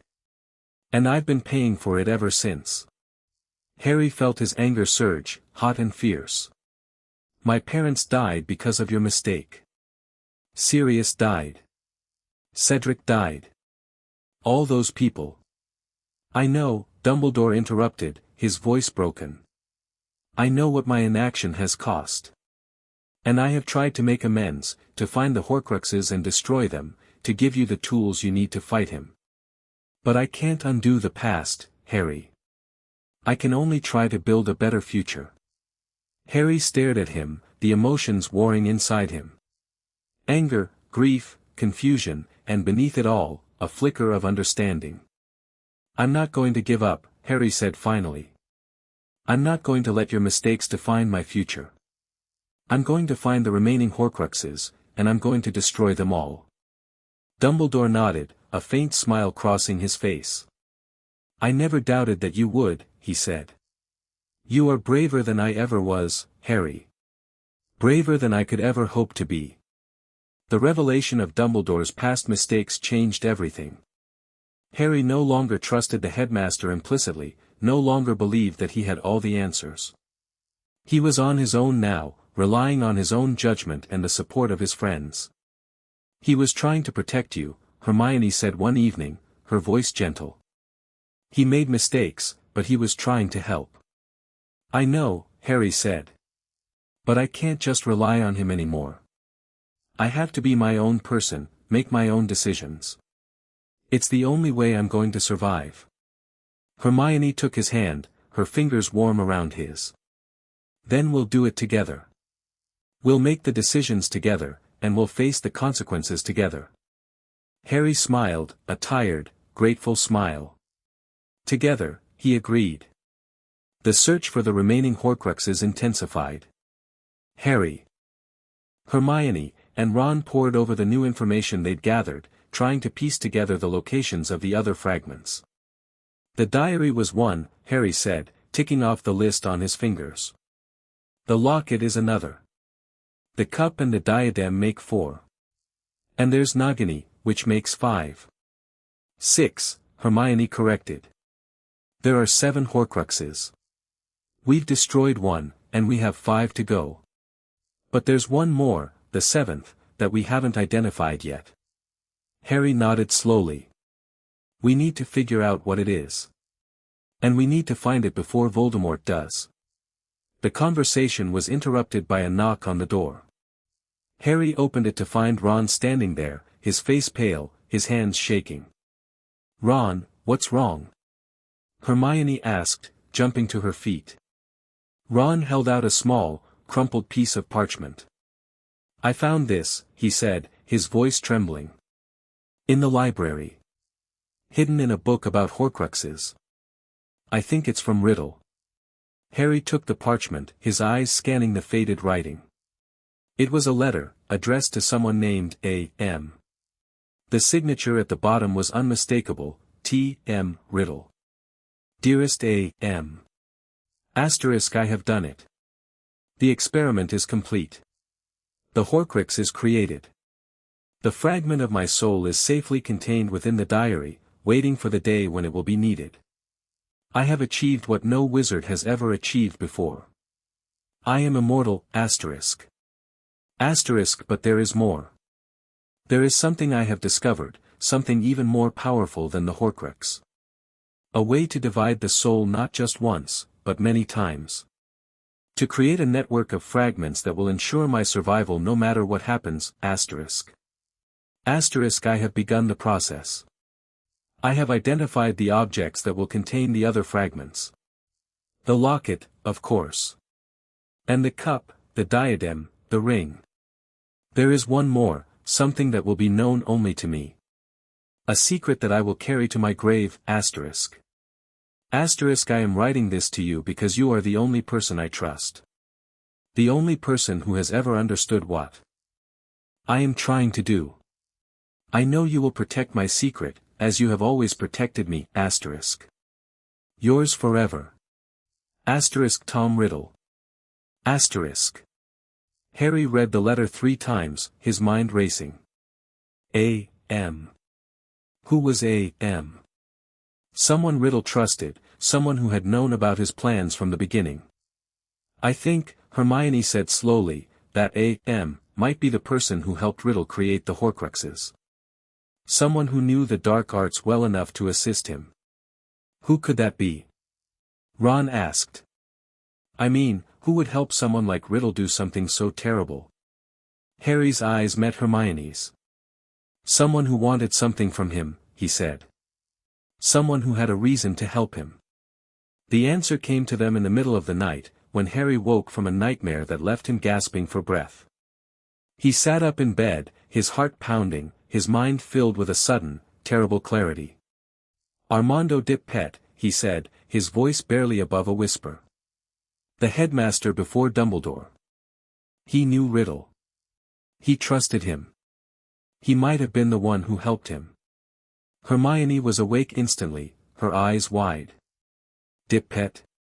But he was the headmaster of Hogwarts. He wouldn't have helped Riddle create a Horcrux. He didn't know what Riddle was doing, Harry said, his voice urgent. Riddle was clever. He would have hidden the truth, made Dip-Pet think he was helping with something else. Something innocent. The pieces were falling into place.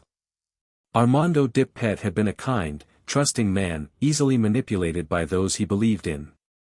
Tom Riddle would have known that, would have used Dip-Pet's trust to further his own dark ambitions. Does that mean Dip-Pet created the Horcruxes? Ron asked, his voice filled with confusion. No, Harry said, shaking his head. Riddle created them. Dip-Pet just provided the means.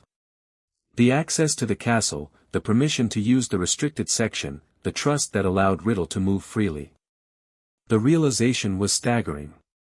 Dumbledore's predecessor had been complicit in the creation of the Horcruxes, even if he hadn't known it. And Dumbledore had spent his entire career trying to undo the damage. We need to talk to Dumbledore, Hermione said. He needs to know what we've found. But Harry shook his head. Not yet, he said. I need to understand this first. I need to know exactly what Dip-Pet did, what Riddle made him do. The investigation into Armando Dip-Pet's involvement was difficult. The old headmaster had been dead for decades, and his records had been sealed by the ministry. But Harry, Hermione, and Ron were determined to find the truth. They spent days in the archives, searching through old letters and documents, looking for any clue that might reveal Dip-Pet's role in Riddle's plans. And finally, they found it. A letter from Dip-Pet to Riddle, written just before Riddle left Hogwarts for the last time. My dear Tom. Asterisk, I have done as you asked. The books you requested have been placed in the restricted section, accessible only to you. The artifacts you needed have been secured in the room of requirement. I trust that you will use them wisely and for the benefit of the wizarding world, asterisk. Asterisk, I have also arranged for your inheritance. The Black family has agreed to provide you with a small stipend, enough to support you while you pursue your studies. I hope that this will allow you to focus on your research without the burden of financial worry, asterisk. You have been a bright light in my life, Tom. I hope that one day, your work will bring honor to this school and to the wizarding world as a whole. With deep affection. Armando Dippet. Harry read the letter with a mixture of horror and pity. Dippet had no idea what he was helping. He had been manipulated, used as a tool by a man who had no regard for anyone but himself. We need to tell Dumbledore, Hermione said again. He needs to know that Dippet was involved. Harry nodded slowly. We will, he said. But first, I need to do something else. I need to destroy the diary. Once and for all. The destruction of the diary was a cathartic moment. Harry, Hermione, and Ron stood in the room of requirement, watching as the ancient book burned, its pages curling and blackening in the flames. It's over, Hermione said softly. The first Horcrux is destroyed. Harry nodded, his eyes fixed on the dying flames. The first of many, he said. But we're not done yet. We still have 5 more to find. 4, Ron corrected. Nagini is a Horcrux too. That makes 5 total, including the diary. And the 7th, Hermione added. The one we haven't identified yet. Harry felt the weight of their task pressing down on him. But for the first time, he felt something else too. Determination. A certainty that they would succeed. Let's get to work, he said.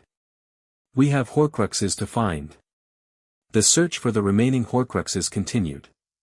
Harry, Hermione, and Ron followed every lead, pursued every clue, refusing to let the trail go cold.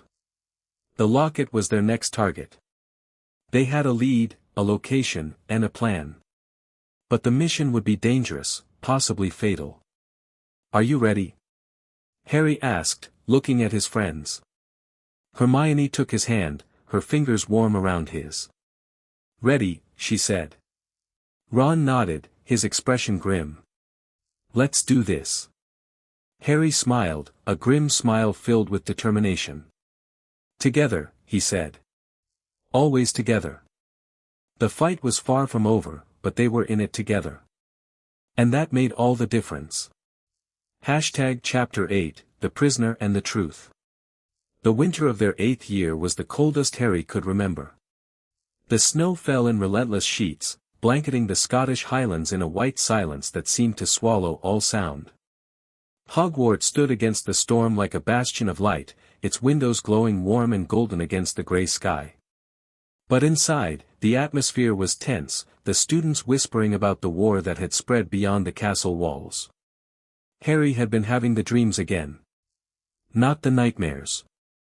Of Voldemort's return, not the visions of death and destruction that had plagued him during the war. These were different. Softer. More intimate.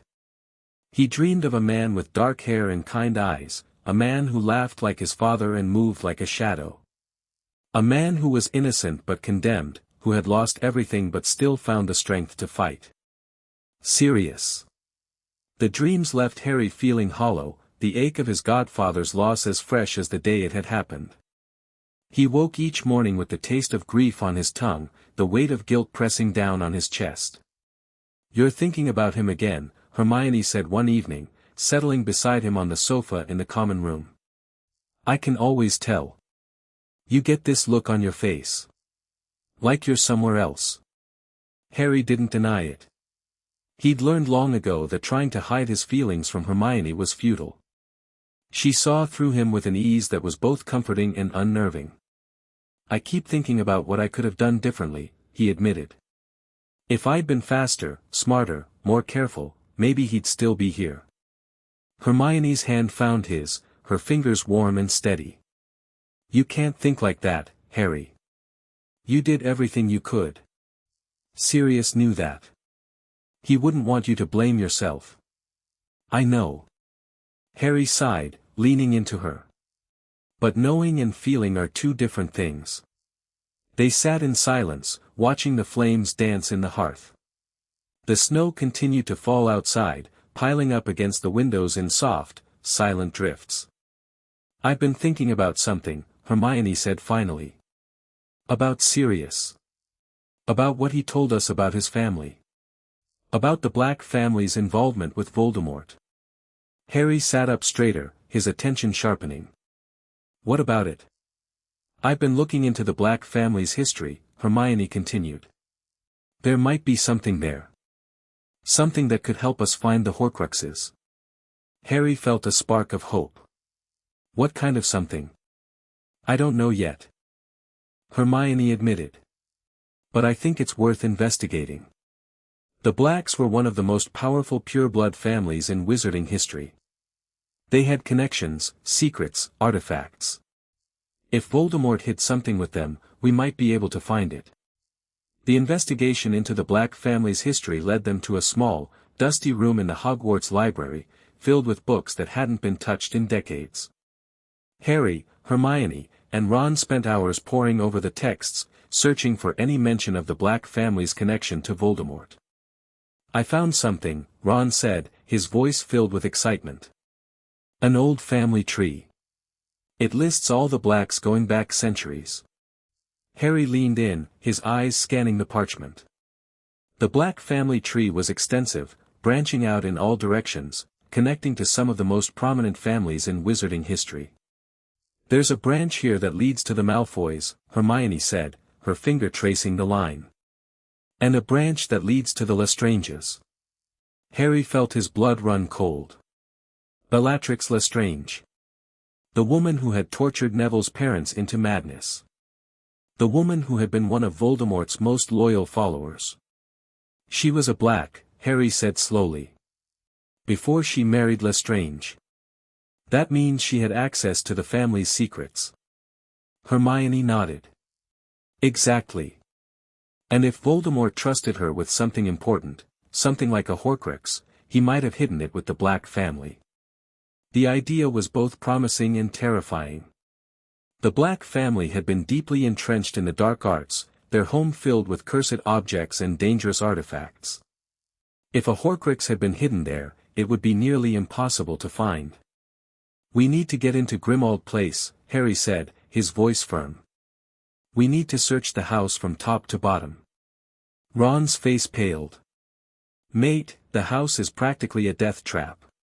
My mum told me stories about the things that were in there.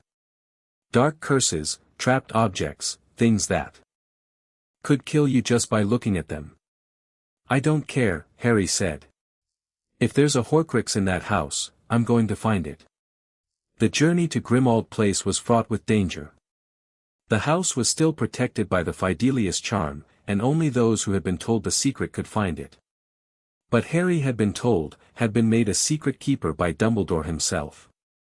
"Number 12, Grimmauld Place," Harry said, and the house materialized before them, its dark facade looming against the grey London sky. "Right," Ron said, his voice trembling slightly. "Let's do this." Inside, the house was even more forbidding than Harry remembered. The walls were covered in dark wallpaper, the floors creaking with every step. Dust covered everything, thick and suffocating, disturbed only by the occasional scuttle of a spider or rat. "The locket," Harry said, his voice echoing in the silence. "We need to find the locket." They searched the house for hours, moving through room after room, opening drawers and cabinets and secret compartments. Harry could feel the dark magic pulsing through the walls, the legacy of generations of dark wizards seeping into the very fabric of the house. "I don't think it's here," Hermione said finally, her voice heavy with frustration. "We've searched everywhere." Harry shook his head, refusing to give up. "There has to be something. There has to be a clue." And then, in a forgotten corner of the attic, he found it. The box was small and unassuming, covered in a layer of dust. But when Harry opened it, he found a collection of letters, yellowed with age, addressed to a woman named Walburga Black. "What is it?" Hermione asked, moving closer. Harry's hands were trembling as he unfolded the first letter. The handwriting was familiar, elegant and precise, the same handwriting that had written the diary that had once contained a fragment of Voldemort's soul. "These are from Voldemort," Harry said, his voice barely above a whisper. He wrote. To Walburga Black. About the Horcruxes. The letters were filled with references to dark magic, to objects and artifacts that Voldemort had hidden or planned to hide. There were mentions of the locket, the cup, the diadem. And there were mentions of something else. Something that made Harry's blood run cold. He was planning to hide a Horcrux here, Harry said, his eyes scanning the letters. In Grimmauld Place. With the Black family. Ron's face went pale. But where? We searched everywhere. Not everywhere, Hermione said slowly, her eyes fixed on a section of the wall. Look at this. There's a seam here. A hidden door.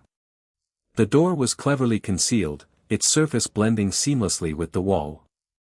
But Hermione's sharp eyes had spotted the tiny crack, the faint outline of a doorframe. Lumos, Harry said, his wand lighting up the darkness. The door swung open to reveal a small room, hidden from view for decades. Inside, the room was filled with artifacts. Dark artifacts, cursed artifacts, objects that pulsed with malevolent energy. And in the center of the room, sitting on a small pedestal, was the locket. It's beautiful, Hermione breathed, moving closer. But I can feel the dark magic radiating from it. Harry approached the locket, his heart pounding. He could feel the fragment of Voldemort's soul contained within it, could feel its desperate, grasping hunger. Get ready, he said, his voice firm. We're destroying it.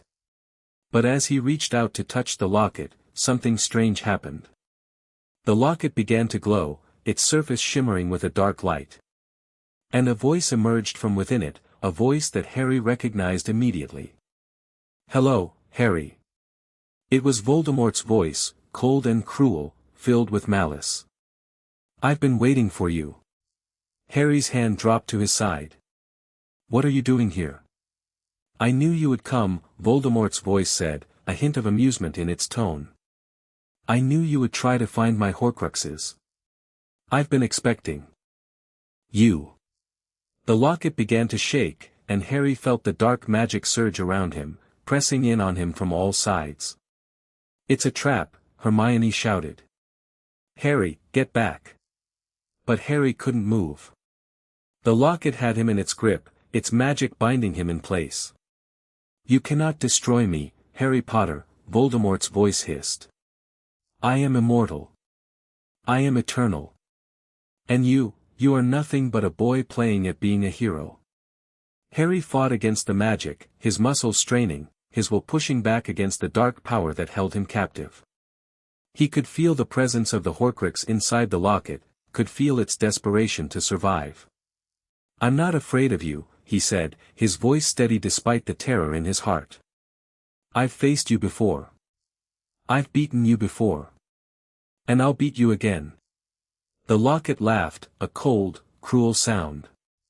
You think you can defeat me? You think you can destroy what is already immortal? You are a fool, Harry Potter. A fool who will die trying to do the impossible. Harry felt the darkness closing in on him, felt his strength fading. And then, suddenly, Hermione was there, her hand on his shoulder, her voice in his ear. Harry, listen to me. You can do this. I know you can.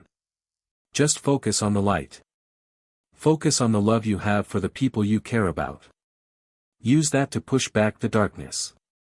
Harry closed his eyes, feeling Hermione's presence beside him, feeling the strength of her love and support. He thought of Ron, of Hermione, of all the people who had stood by him through everything. And he focused on that love, letting it flow through him like a shield against the darkness. The locket screamed, a terrible sound of agony and rage. And Harry reached out, his hand closing around the locket's chain. Now, he shouted. Destroy it now. Ron plunged the basilisk fang into the locket, and the dark magic erupted in a blinding flash.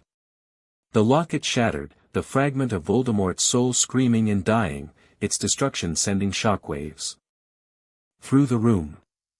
It's done, Harry breathed, collapsing to his knees. It's finally done. Hermione knelt beside him, her arms around him. You did it, she said, her voice filled with pride. You destroyed another Horcrux. Harry nodded, exhausted but triumphant. One more down, he said. 3 to go. The discovery of the locket was a turning point. Harry, Hermione, and Ron had proven that they could find and destroy Horcruxes, even when they were hidden in the most dangerous places. But the victory was bittersweet, tempered by the knowledge that there were still more Horcruxes out there.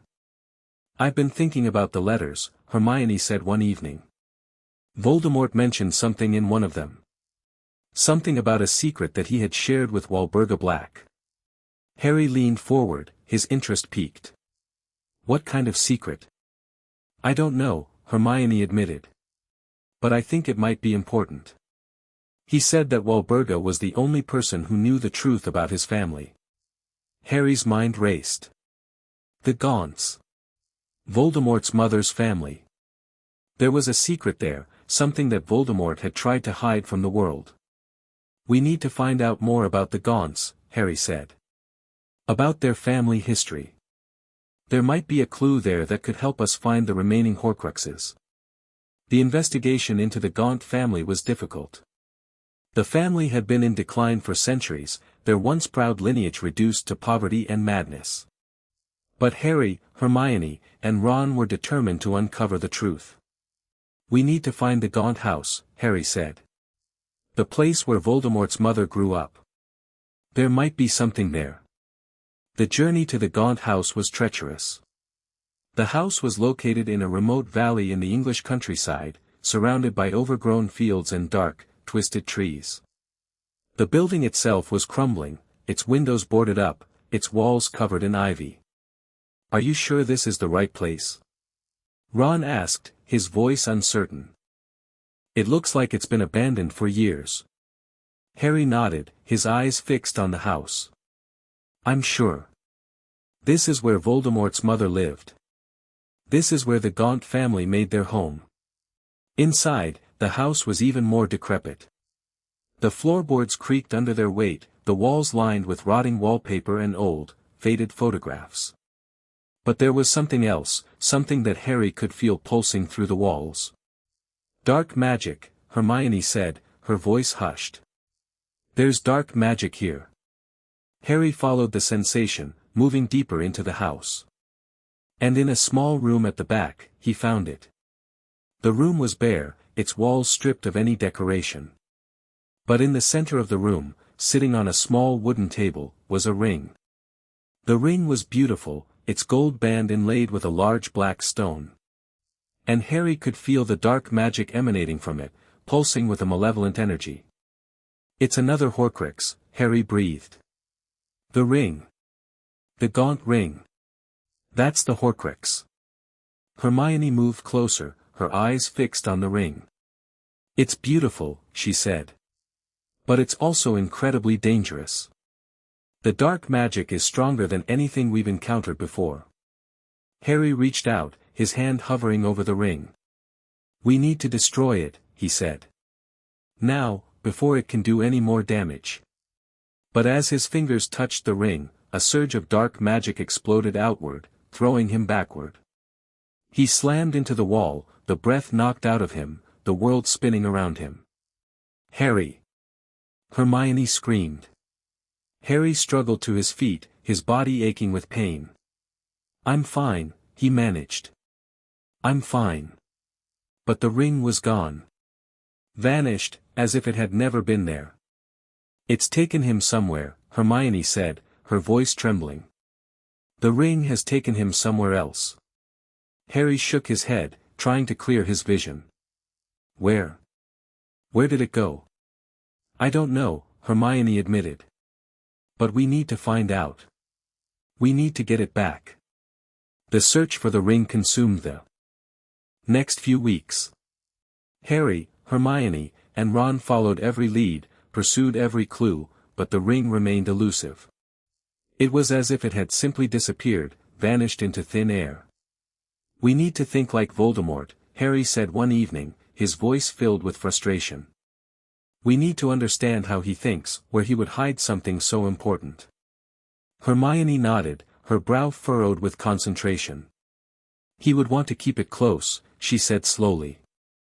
Close enough that he could protect it, but far enough away that it wouldn't be discovered by accident. He might have given it to someone he trusted, Ron suggested. Someone who would keep it safe for him. Harry felt a chill run down his spine. Someone like Bellatrix Lestrange, he said. She was one of his most loyal followers. He might have trusted her with a Horcrux. The thought was terrifying. Bellatrix Lestrange was dangerous, deranged, and utterly devoted to Voldemort. If she had the ring, she would guard it with her life. We need to find her, Harry said, his voice hard. We need to find her and get the ring back. The confrontation with Bellatrix Lestrange was one of the most dangerous moments of Harry's life.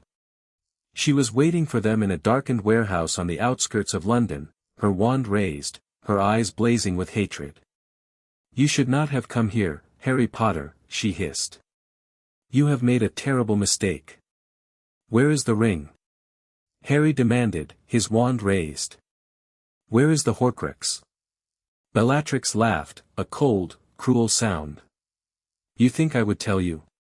You think I would betray my master? I would rather die. That can be arranged, Ron said, his voice cold. The battle was fierce, the spells flying back and forth with deadly accuracy. Harry, Hermione, and Ron fought together, their magic blending in a seamless, synchronized assault. And finally, when Bellatrix was cornered, Harry pressed his wand to her throat. Tell me where the ring is, he said, his voice icy. Tell me, or I'll kill you right now. Bellatrix's eyes blazed with defiance. You don't have the courage, Potter. You're too soft. Too weak. Harry's grip on his wand tightened. Try me. There was a long moment of silence, and then Bellatrix spoke. The ring is with my sister, she said, her voice bitter. With Narcissa Malfoy. She has kept it safe for my master, hidden in her home. Harry's heart sank. The Malfoy family. The family that had played both sides during the war, who had tried to stay neutral while secretly supporting Voldemort. Take us there, Harry said, his voice firm. Now. The Malfoy Manor was a massive, imposing structure, its gates wrought in dark iron, its grounds shrouded in mist. Harry, Hermione, and Ron approached cautiously, their wands drawn, their hearts pounding. I have a bad feeling about this, Ron muttered. Like, a really bad feeling. Just keep your wand ready, Hermione said. We'll be fine. The confrontation with the Malfoys was tense, filled with threats and counter-threats. Narcissa Malfoy was clearly terrified, her husband Lucius struggling to maintain his composure. The ring, Harry said, his voice cold. Give me the ring, and we'll leave you in peace. Narcissa's eyes darted nervously. I don't have it, she said. It was taken. By the Dark Lord himself. Harry felt his heart sink. What? When? Last week, Narcissa said. He came to the manor and took it. He said he had found a safer hiding place. Harry exchanged a glance with Hermione and Ron. The ring was gone, back in Voldemort's possession. They had failed. Thank you for your cooperation, Harry said, his voice flat. We'll be going now. The ride back to Hogwarts was silent. Harry stared out the window of the train, his mind racing, his heart filled with despair. We lost, he said finally. We lost the ring. Hermione took his hand, her fingers warm around his.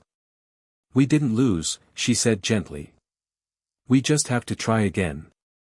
We'll find it, Harry. I know we will. Harry looked at her, at the love and determination in her eyes. You always believe in me, he said softly. Even when I don't believe in myself. That's what love is, Hermione said. Believing in someone even when they can't believe in themselves. Harry smiled, a tired, grateful smile. Thank you, he said. For everything. They sat together in silence, their hands intertwined, the train carrying them back to the castle that was their home. The fight was far from over, but they were still standing. And as long as they were standing, they would keep fighting. As long as they had each other, they would never give up. Chapter 9, The List of Seven. The winter term ended with a bleakness that seemed to seep into the very stones of Hogwarts. Harry moved through the days in a fog, his mind consumed by the loss of the ring and the growing certainty that Voldemort was always one step ahead of them. The Horcruxes were scattered, hidden, protected by layers of dark magic that seemed impossible to penetrate. But Harry refused to give up. He couldn't. Giving up meant accepting that Voldemort would win, that all the sacrifices had been for nothing. And that was something he would never do. "We need a new approach," Hermione said one evening, her voice filled with a determination that matched his own. "We've been chasing leads, following clues, but we've been reactive. We need to be proactive. We need to figure out where Voldemort is likely to hide the remaining Horcruxes and go there before he has a chance to move them again." Harry nodded slowly. "You're right. But how do we do that? We don't have enough information to predict his movements." "Then we need to get more information," Hermione said. "We need to think like Voldemort. We need to understand his psychology, his patterns, his fears."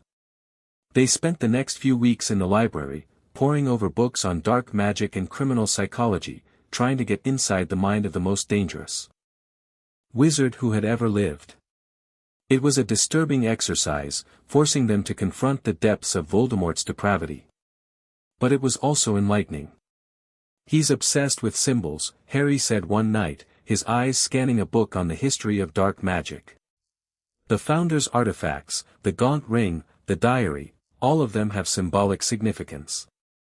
He's not just hiding the Horcruxes. He's making a statement." Hermione nodded, her quill flying across a piece of parchment. "That's consistent with what we know about his psychology. He's narcissistic, grandiose. He wants to be remembered as the greatest dark wizard of all time. So we need to think about what symbols would matter to him," Harry said. "What objects would have enough significance to serve as Horcruxes?"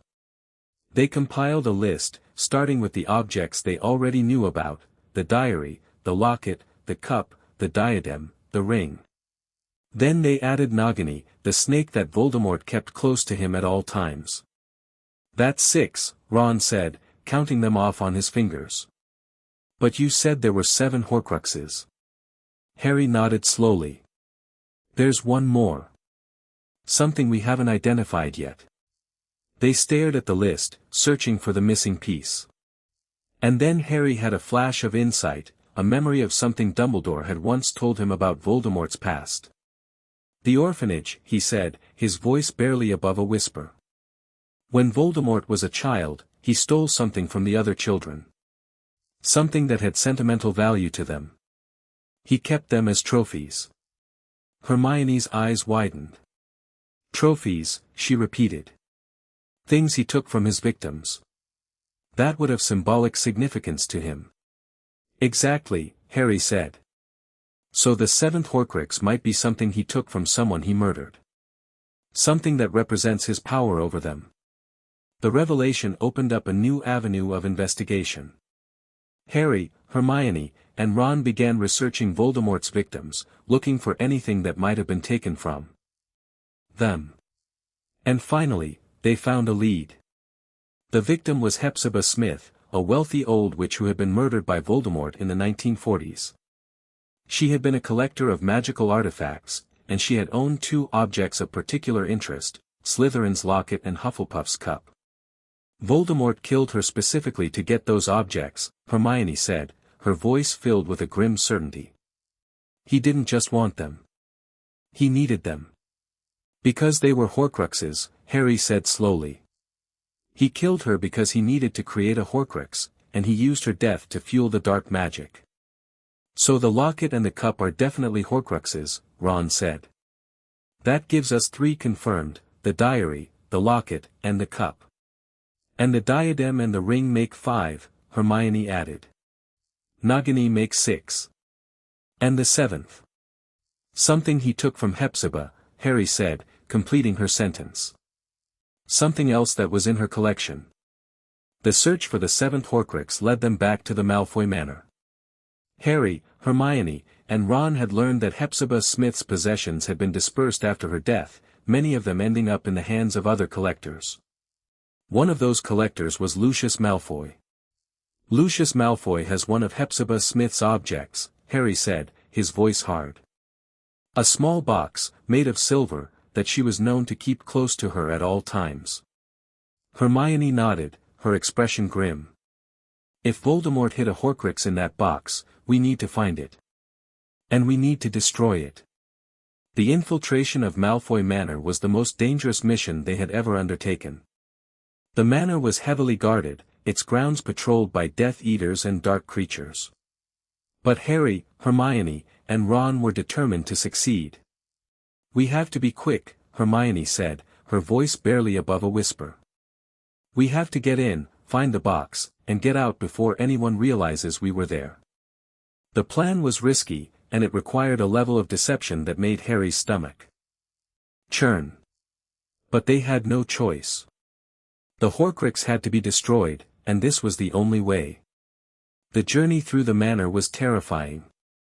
Harry moved through the shadows like a ghost, his invisibility cloak wrapped around him, his wand ready for any threat. Hermione and Ron were behind him, their footsteps silenced by careful spells. "The box is in Lucius's study," Hermione said, her voice soft. "I saw it there when we visited last time." They found the study, its walls lined with books and dark artifacts. The box was sitting on a small table, gleaming in the dim light. "We got it," Ron breathed, reaching out to take it. But as his fingers touched the box, a surge of dark magic exploded outward, throwing him backward. He hit the wall hard, his body crumpling to the ground. "Ron!" Harry shouted, rushing to his side.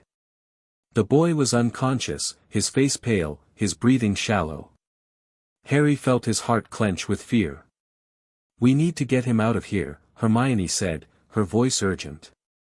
"Now!" Harry lifted Ron, draping his friend's arm over his shoulder.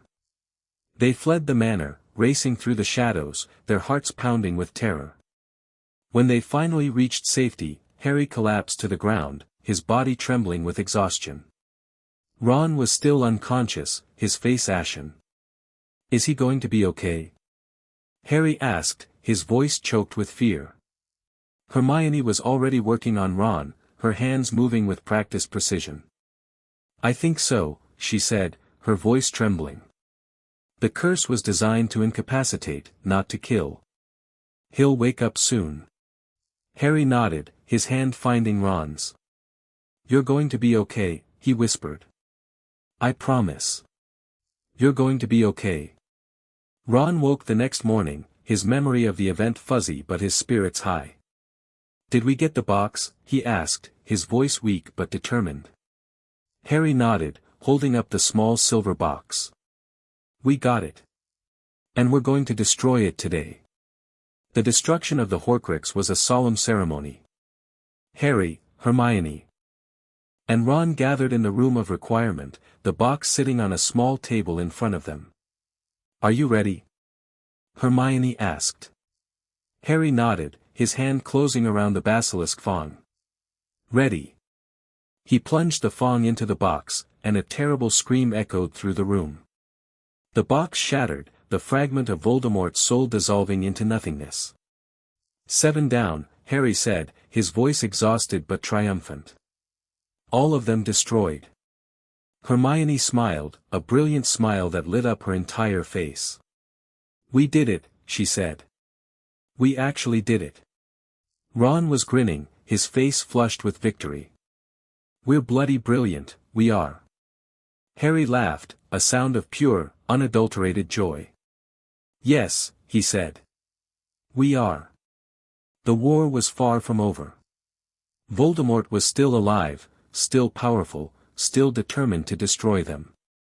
But the Horcruxes were gone. The Dark Lord was mortal. And for the first time, Harry truly believed that they could win. The weeks that followed were a blur of preparation. Harry, Hermione, and Ron threw themselves into their training, determined to be ready for the final confrontation. They practiced dueling, strategized battle plans, and gathered allies for the fight ahead. "It's going to be the biggest battle in wizarding history," Hermione said one evening, her voice filled with a mixture of excitement and fear. "The entire magical world will be watching." Harry nodded, his eyes fixed on the horizon. "Then we need to give them a show."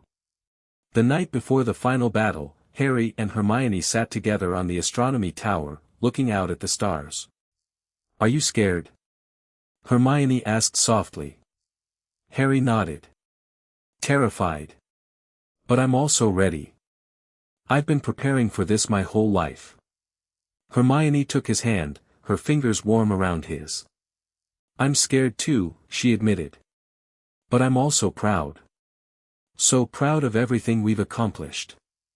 Harry turned to look at her, at the love and determination in her eyes. "We've come so far," he said softly. "From first years, scared and lost, to this. To fighting the greatest dark wizard in history." Hermione smiled, a gentle smile that made his heart flutter. "And we did it together. That's what matters." They sat in silence, the weight of the coming battle pressing down on them. But there was also hope, a fierce, burning hope that refused to be extinguished. "Tomorrow," Harry said finally, "we win. I don't know how, or what it will cost. But we win." Hermione leaned in, pressing her lips to his. "I love you," she whispered. Harry pulled back, meeting her eyes. "I love you too. Always." They held each other in the darkness, the stars wheeling overhead, the future uncertain but bright. And as they stood together, they knew that no matter what happened, they would face it together. The final battle was everything Harry had expected and more. It was chaos and terror, magic and bloodshed, a clash of wills that shook the very foundations of the wizarding world. Harry fought with everything he had, his wand blazing, his determination unshakable. Voldemort was there, his eyes blazing with hatred, his magic dark and terrible. But Harry was not afraid. He had faced this enemy before, had faced him and won. And he would face him again, for the last time. "You cannot defeat me, Harry Potter," Voldemort hissed. "I am immortal. I am eternal." Harry raised his wand, the spell forming on his lips. "You're wrong," he said, his voice steady. "You're mortal now. And you're going to die." The spells flew between them, a blinding torrent of light and darkness. Harry felt his strength flagging, felt the darkness closing in on him. But he kept fighting, kept pushing, kept believing. And then, in a moment of clarity, he saw his opening. He raised his wand, the spell forming on his lips, and he whispered the words that would end it all. "Avada Kedavra." The green light exploded from his wand, striking Voldemort in the chest. The Dark Lord screamed, a terrible sound of agony and rage. And then he fell, his body crumpling to the ground. It was over. Voldemort was dead. The aftermath of the battle was a blur of celebration and grief. Harry stood in the great hall, surrounded by the bodies of the fallen, the weight of victory pressing down on him. "We did it," Ron said, his voice choked with emotion. "We actually did it." Harry nodded, his eyes scanning the crowd. "Where's Hermione?" Ron pointed toward the doors. "She's helping with the wounded. She said she'd find us later." Harry pushed through the crowd, his heart pounding. He needed to see her, to hold her, to know that she was safe. He found her in a small room off the great hall, tending to a wounded soldier. Her hands were covered in blood, her face pale with exhaustion. But when she looked up and saw him, her face broke into a brilliant smile. "Harry," she breathed. He crossed the room in 3 quick steps, pulling her into his arms. "We did it," he said, his voice breaking. "We won." Hermione held him tight, her body trembling against his. I knew you would, she whispered. I never doubted it. They held each other in the silence, the weight of everything they had survived settling over them. And for the first time in a very long time, Harry felt peace. The weeks that followed were a time of healing. The wizarding world slowly rebuilt, the scars of the war beginning to fade. Harry, Hermione, and Ron threw themselves into the work, helping to restore Hogwarts and bring the wizarding world back to its feet. I never thought I'd be happy to be doing paperwork, Ron said one afternoon, sorting through a pile of forms. But there's something satisfying about it. About building something new. Harry nodded, a small smile playing on his lips. It's good to be doing something normal. Hermione joined them, her arms full of books. I've been thinking about the future, she said. About what comes next. Harry looked at her, his heart full. What do you mean? I mean, we've spent so long fighting that we haven't really had a chance to plan for the future. But I want to plan, Harry. I want to figure out what we're going to do with the rest of our lives. Harry reached out, taking her hand. I've thought about that too, he admitted. And I know one thing for sure. I want to spend my future with you. Hermione's face flushed with happiness. Really? Really, Harry said. I love you, Hermione. And I want to build a life with you. A real life, with no more fighting. Ron was grinning, his eyes bright with happiness. About bloody time, he said. I was starting to think you'd never get around to it. Harry laughed, the sound free and easy. What about you? He asked. What are you going to do now that the war is over? Ron shrugged, a thoughtful expression on his face. I don't know. Maybe I'll go back to Hogwarts, finish my education. Maybe I'll join the Aurors, help keep the peace. There's a lot of work to be done. Harry nodded, feeling a surge of pride for his friend. You'll be brilliant at whatever you choose. They sat together in the silence, the weight of the future settling over them. It was a good feeling, a feeling of hope and possibility. The years that followed were filled with joy and laughter, with the simple pleasures of a life well lived. Harry and Hermione built a home together, a small cottage in the countryside that was filled with love and warmth. Ron visited often, his laughter echoing through the halls. I can't believe this is real, Hermione said one night, lying in Harry's arms. I can't believe we actually made it. Harry pressed a kiss to her forehead. I can, he said softly. I always believed in us. In our future together. Hermione smiled, her eyes closing. I love you, Harry Potter. I love you too, Hermione Granger. Always. They lay together in the darkness, the future stretching out before them, bright and full of promise. The war was over, the Horcruxes destroyed, Voldemort defeated. And they had done it together. As they always had. As they always would. The years turned into decades, the decades into a lifetime. Harry and Hermione lived a long, happy life together, surrounded by friends and family. They watched their children grow, their grandchildren play, the magical world they had fought to protect flourish and thrive.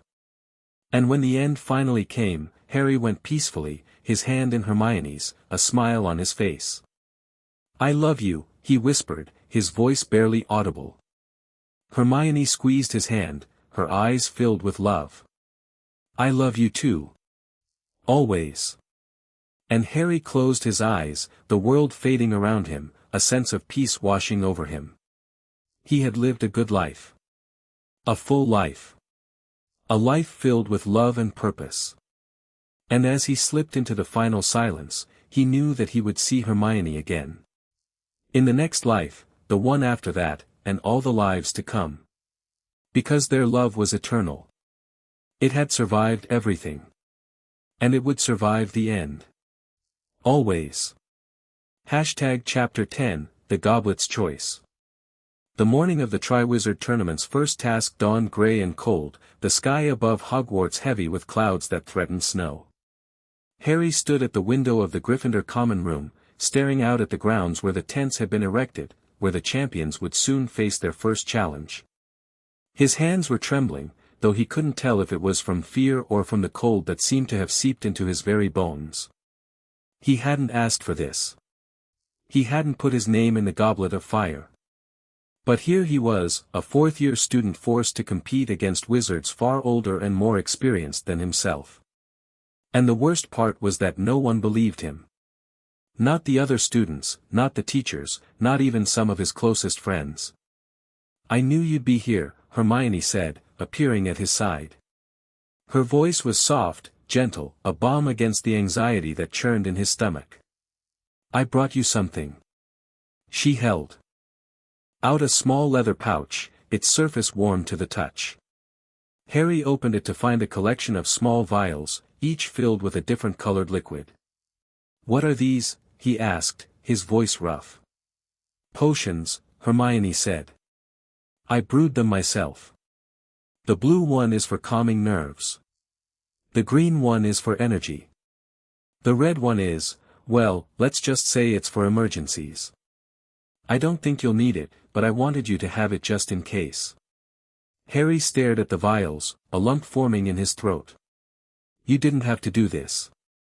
"Yes, I did," Hermione said firmly. "You're my best friend, Harry. And I'm not going to let you face this alone." He looked at her, at the fierce determination in her eyes, and felt something loosen in his chest.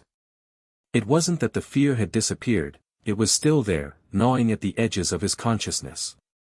But it was easier to bear with her beside him. "What would I do without you?" he asked softly. Hermione smiled, a small, private smile that made his heart flutter. "You'll never have to find out." The first task was a nightmare. Harry had to face a Hungarian horntail, a dragon of immense size and ferocity, its scales gleaming like black diamonds, its eyes burning with ancient fury. The crowd roared as he entered the enclosure, their cheers a distant echo against the pounding of his heart. He had a plan, a risky, dangerous plan that could get him killed. But it was the only chance he had. "Accio firebolt," he shouted, and his broomstick came flying toward him, soaring through the air like a streak of lightning. He mounted the broom and took off, flying high above the dragon, dodging the jets of flame that erupted from its gaping maw.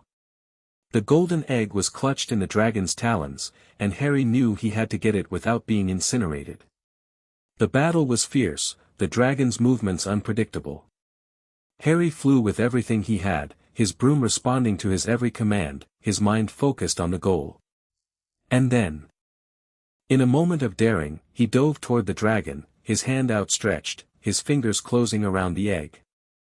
The crowd erupted in cheers as he soared upward, the egg clutched to his chest, the dragon roaring in fury below him.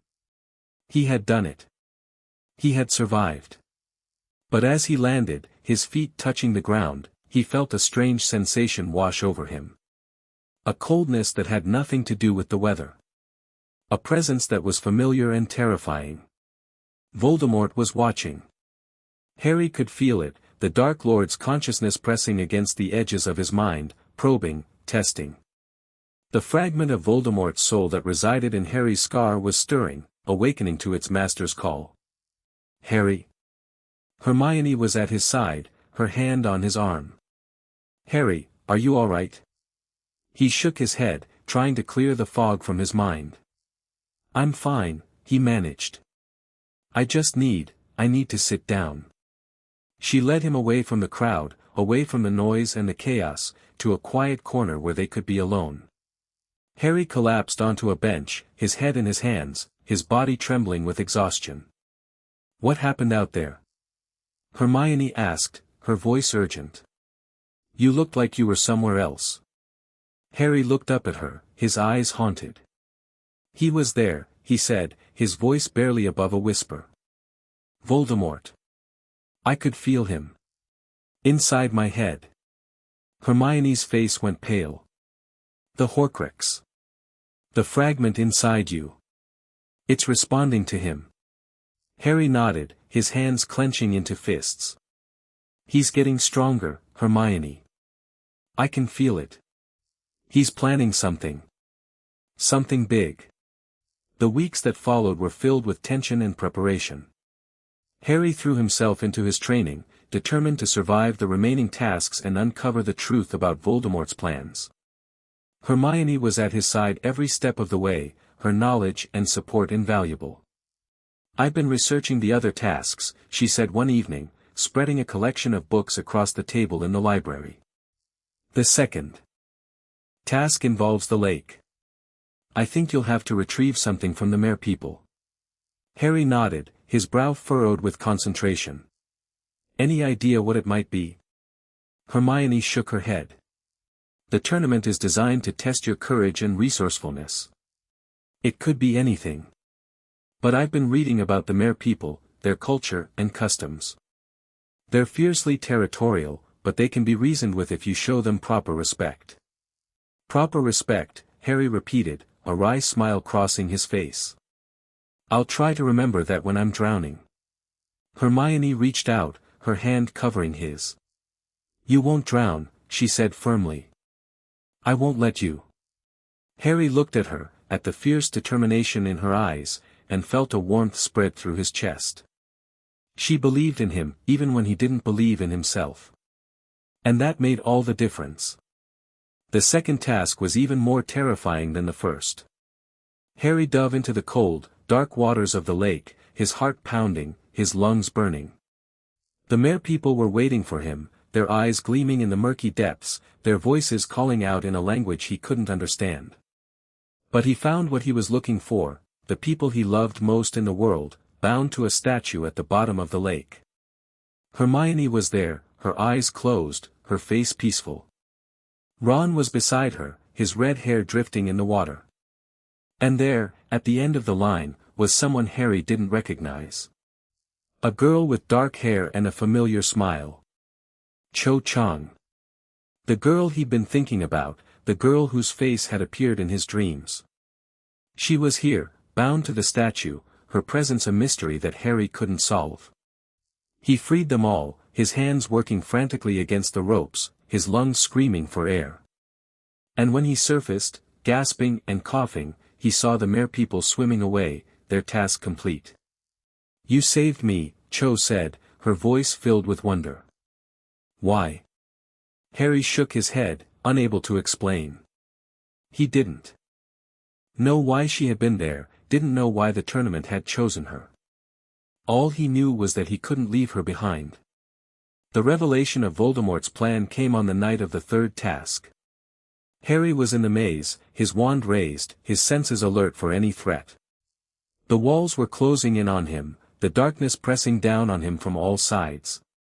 And then he heard it, Voldemort's voice, cold and cruel, echoing through the maze. "You cannot escape me, Harry Potter. I am everywhere. I am in your dreams, in your blood, in your very soul. You will never be free of me." Harry felt the fragment of Voldemort's soul stirring inside him, felt the darkness reaching out to claim him. He fought it, his will pushing back against the force that sought to consume him. "I'm not afraid of you," he said, his voice steady despite the terror in his heart. "I've faced you before. I've beaten you before. And I'll beat you again." Voldemort laughed, a cold, cruel sound that echoed through the maze. "You think you can defeat me? You think you can destroy what is already immortal? You are a fool, Harry Potter. A fool who will die trying to do the impossible." Harry felt the darkness closing in on him, felt the fragment of Voldemort's soul reaching out to claim him. But he refused to give in. He forced himself to focus on the light, on the love and determination that had carried him through so many battles. "Expelliarmus," he shouted, and the spell flew from his wand, striking the darkness and shattering it. The maze dissolved around him, and Harry found himself standing in a clearing, the goblet of fire glowing in the center. The other champions were there, their faces pale with exhaustion. And there, at the edge of the clearing, was Hermione. "Harry," she shouted, rushing toward him. "You did it. You survived." He fell into her arms, his body trembling with exhaustion. It was him, he managed. Voldemort. He was in the maze. He was trying to. Shoo, Hermione said. Her hand stroking his hair. It's over now. You're safe. But Harry knew it wasn't over. Voldemort was still out there, still planning, still waiting. The Horcruxes were still hidden, the fragment of Voldemort's soul still pulsing inside Harry's scar. The war was far from over. But for now, they had survived. The aftermath of the tournament was a blur of celebration and grief. Harry was named champion, his victory celebrated by the school and the wizarding world. But he couldn't shake the feeling that something was wrong, that Voldemort's presence in the maze was a sign of worse things to come. I've been thinking about what happened, Hermione said one evening, her voice soft. About what Voldemort said in the maze. Harry looked up from his book, his eyes meeting hers. What about it? He said he was everywhere, Hermione said slowly. In your dreams, in your blood, in your very soul. I think he was referring to the Horcrux. The fragment inside you. Harry felt a chill run down his spine. You think he knows? About the Horcrux? Hermione nodded, her face pale. I think he suspects. And if he suspects, he might try to use it against you. To control you, or to destroy you. Harry felt the weight of her words pressing down on him. The fragment of Voldemort's soul inside him was a weakness, a vulnerability that the Dark Lord could exploit. What do I do? He asked, his voice barely above a whisper. Hermione reached out, taking his hand. We find a way to destroy it, she said firmly. We find a way to destroy the Horcrux inside you without killing you. But Dumbledore said. I don't care what Dumbledore said, Hermione interrupted, her voice fierce. There has to be a way. And I'm going to find it. Harry looked at her, at the determination in her eyes, and felt a surge of love so powerful it nearly overwhelmed him. She was willing to fight for him, to sacrifice everything for him, to find a way to save him even when all hope seemed lost. I love you, he said softly. You know that, right? Hermione's expression softened, her eyes glistening with unshed tears. I know, she said. And I love you too. That's why I'm not giving up. The weeks that followed were filled with research and planning. Hermione threw herself into the search for a way to destroy the Horcrux inside Harry, her determination unshakable. Ron was at her side, his support unwavering, his loyalty absolute. I found something, Hermione said one evening, her voice filled with excitement. A ritual, an ancient ritual that can separate a soul fragment from its host without killing them. Harry leaned forward, his heart pounding. Is it dangerous? Yes, Hermione admitted.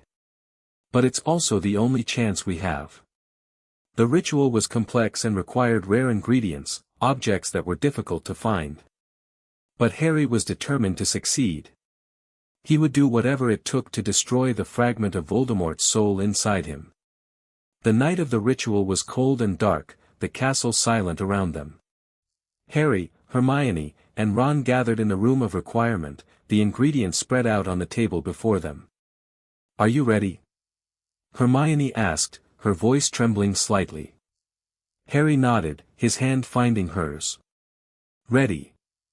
The ritual began, the incantation filling the room with a soft, golden light.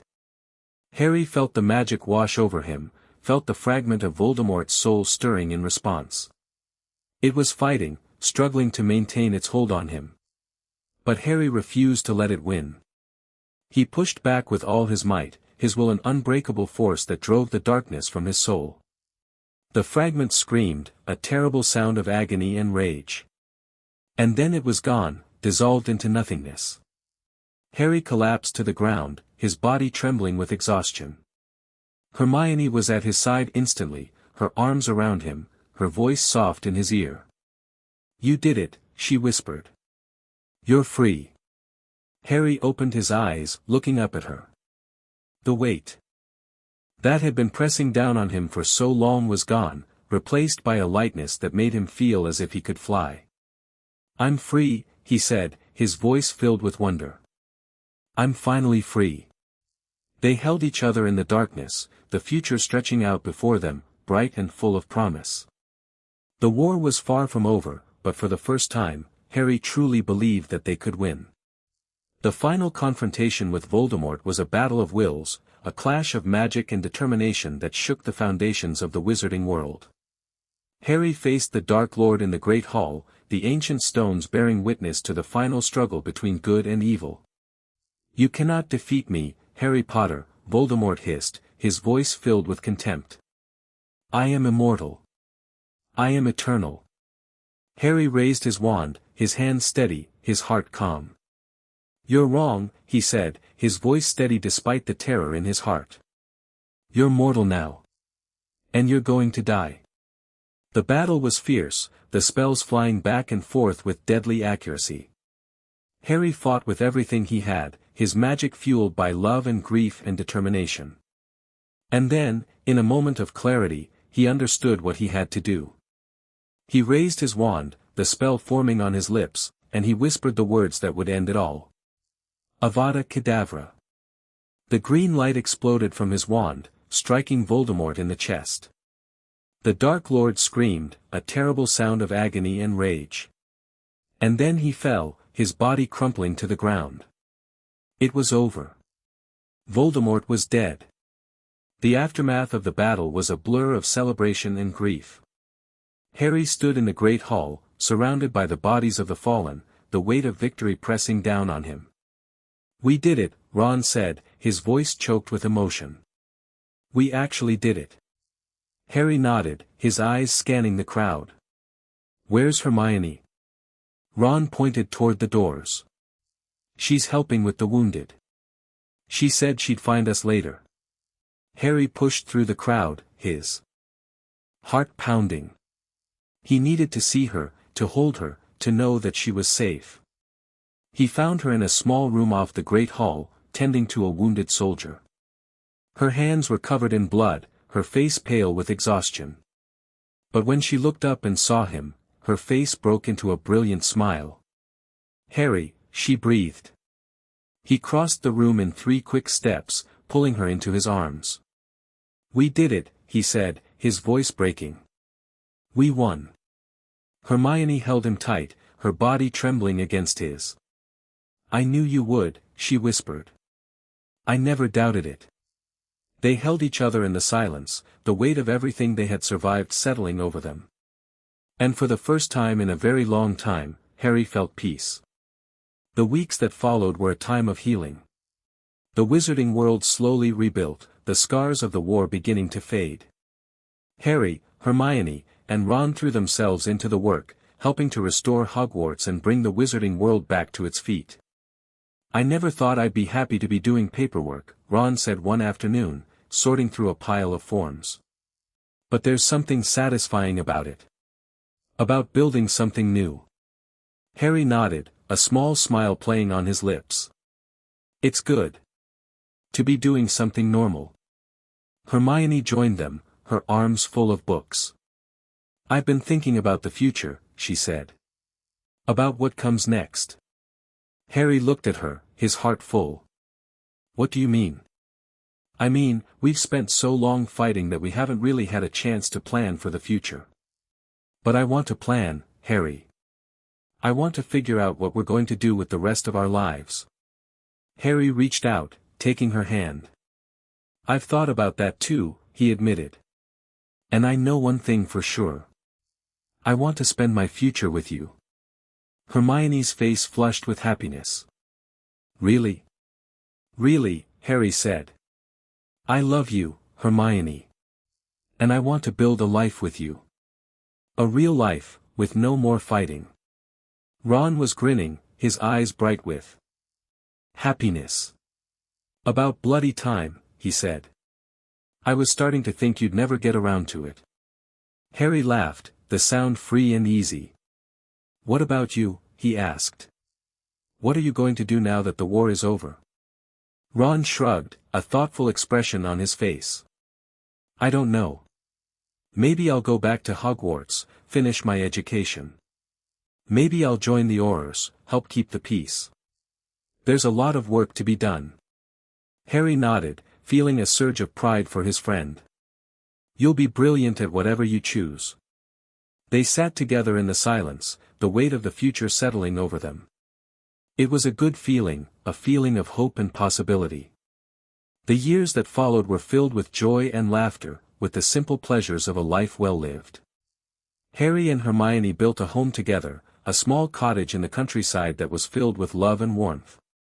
Ron visited often, his laughter echoing through the halls. "I can't believe this is real," Hermione said one night, lying in Harry's arms. "I can't believe we actually made it." Harry pressed a kiss to her forehead. "I can," he said softly. "I always believed in us. In our future together." Hermione smiled, her eyes closing. "I love you, Harry Potter." "I love you too, Hermione Granger. Always." They lay together in the darkness, the future stretching out before them, bright and full of promise. The war was over, the Horcruxes destroyed, Voldemort defeated. And they had done it together. As they always had. As they always would.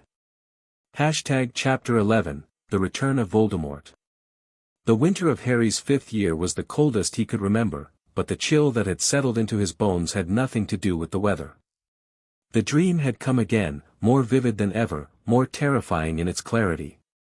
He had seen Voldemort, seen him in a room filled with Death Eaters, heard him speak of his plan to return to power. And he had seen the Horcruxes, the remaining fragments of Voldemort's soul, hidden in places that Harry had never imagined. He woke with a gasp, his scar burning, his heart pounding against his ribs. The room was dark, the other boys in the dormitory sleeping peacefully, unaware of the terror that had invaded their friends' dreams. Harry sat up, his hand pressed to his forehead, trying to steady his breathing.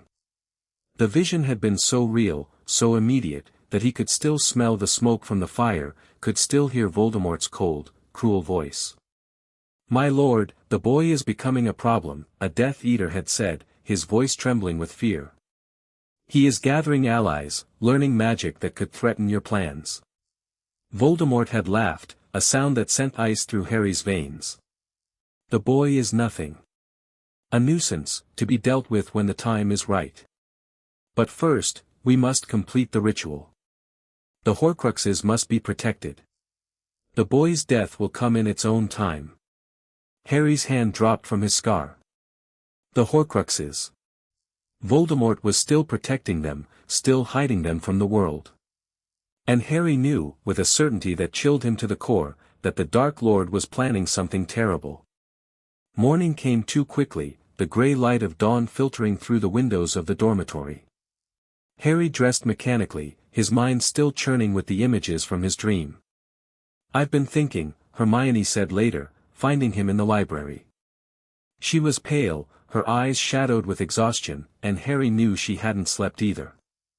About the Horcruxes. About what Voldemort might do to protect them. Harry nodded, his eyes fixed on the book in front of him. "I saw them," he said, his voice barely above a whisper. "In my dream." He was talking about them. He said they needed to be protected. Hermione's face went pale. "Did you see where they are? Did you see the locations?" Harry shook his head, frustration tightening his chest. "No. He was too careful. He kept them hidden, even from his followers. But I heard something else. Something. About a ritual. A way to bring him back to power." They spent the rest of the day searching for any mention of a ritual that could restore Voldemort to his full power. But the information was scarce, the sources cryptic and often contradictory.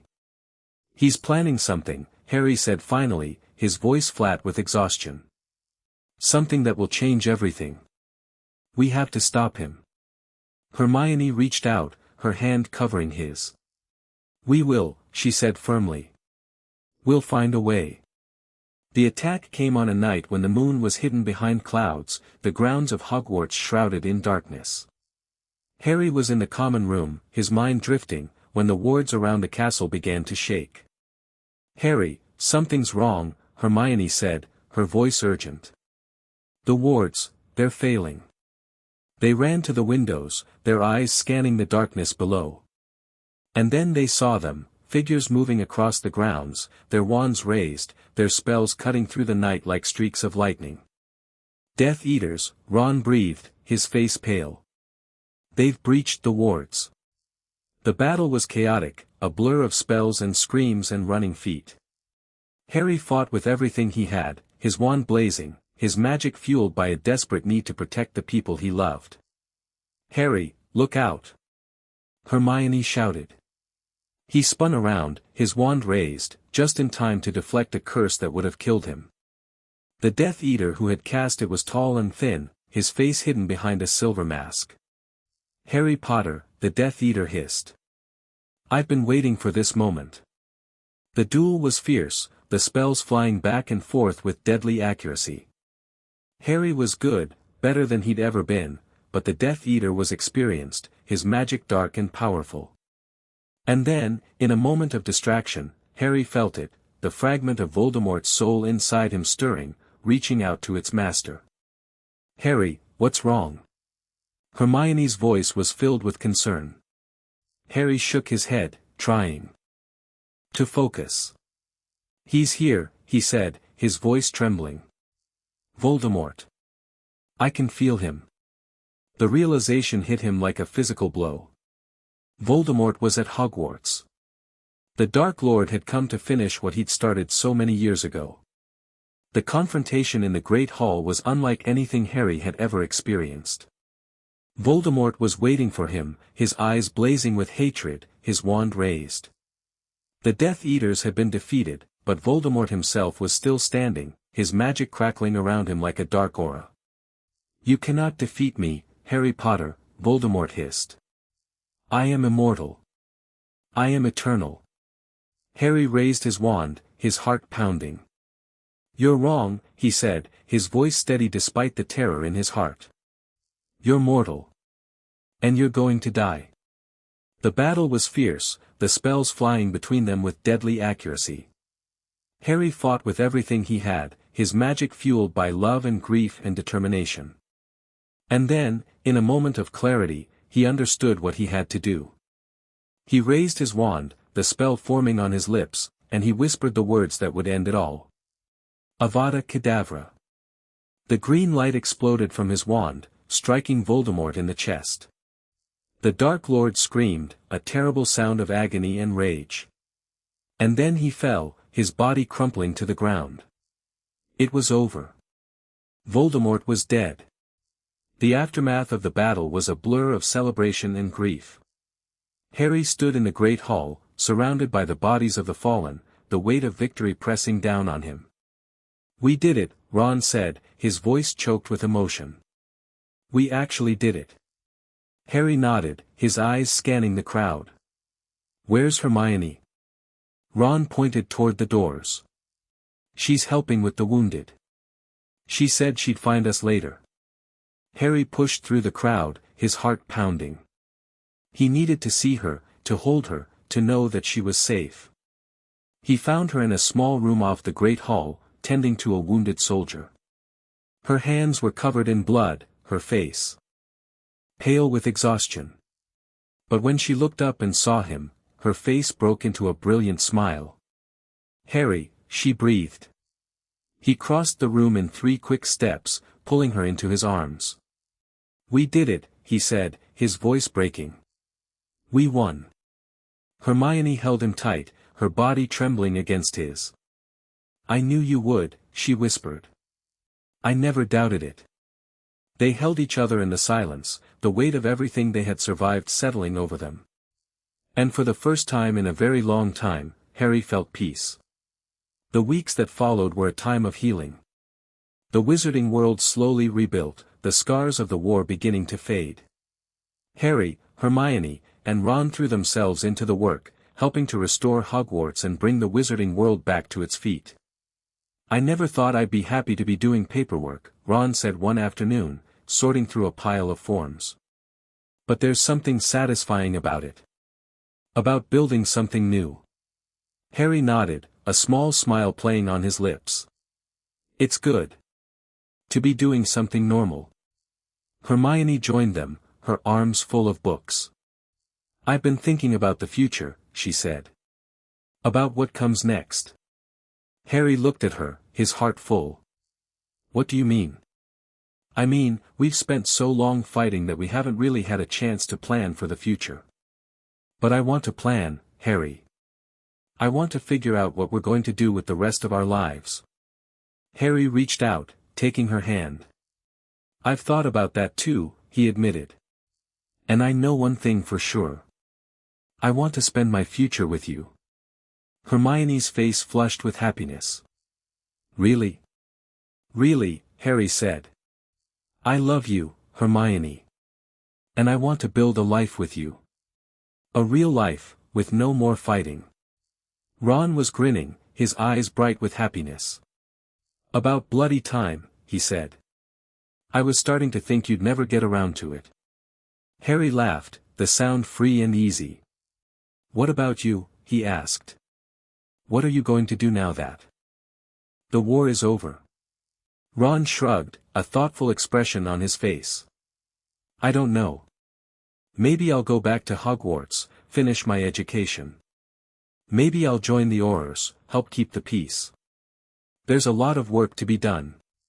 Harry nodded, feeling a surge of pride for his friend. You'll be brilliant at whatever you choose. They sat together in the silence, the weight of the future settling over them. It was a good feeling, a feeling of hope and possibility. The years that followed were filled with joy and laughter, with the simple pleasures of a life well lived. Harry and Hermione built a home together, a small cottage in the countryside that was filled with love and warmth. Ron visited often, his laughter echoing through the halls.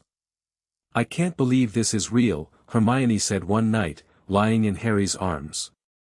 I can't believe we actually made it. Harry pressed a kiss to her forehead. I can, he said softly. I always believed in us. In our future together. Hermione smiled, her eyes closing. I love you, Harry Potter. I love you too, Hermione Granger. Always. They lay together in the darkness, the future stretching out before them, bright and full of promise. The war was over, the Horcruxes destroyed, Voldemort defeated. And they had done it together. As they always had. As they always would. And then, on a quiet evening in late spring, Harry received a visitor.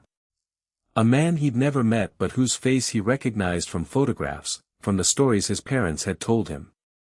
Remus, Harry said, his voice trembling. Remus Lupin. The man smiled, a sad, gentle smile that made Harry's heart ache. Hello, Harry. It's good to see you. They sat together in the garden, the sun setting over the hills, the air filled with the scent of flowers. I know this is hard, Remus said softly. But I had to see you.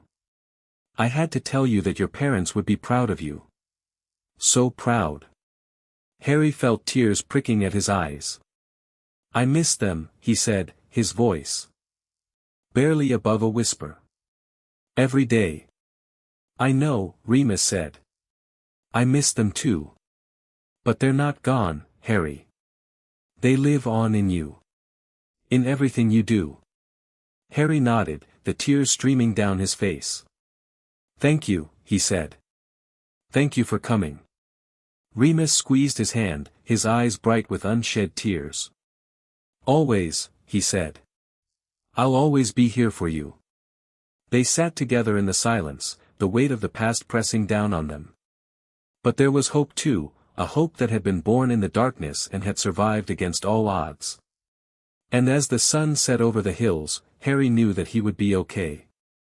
He had his friends. He had his family.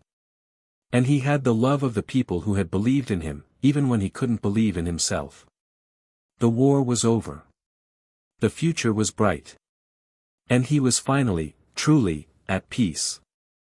Chapter 12, The Secret Horcrux Hunt.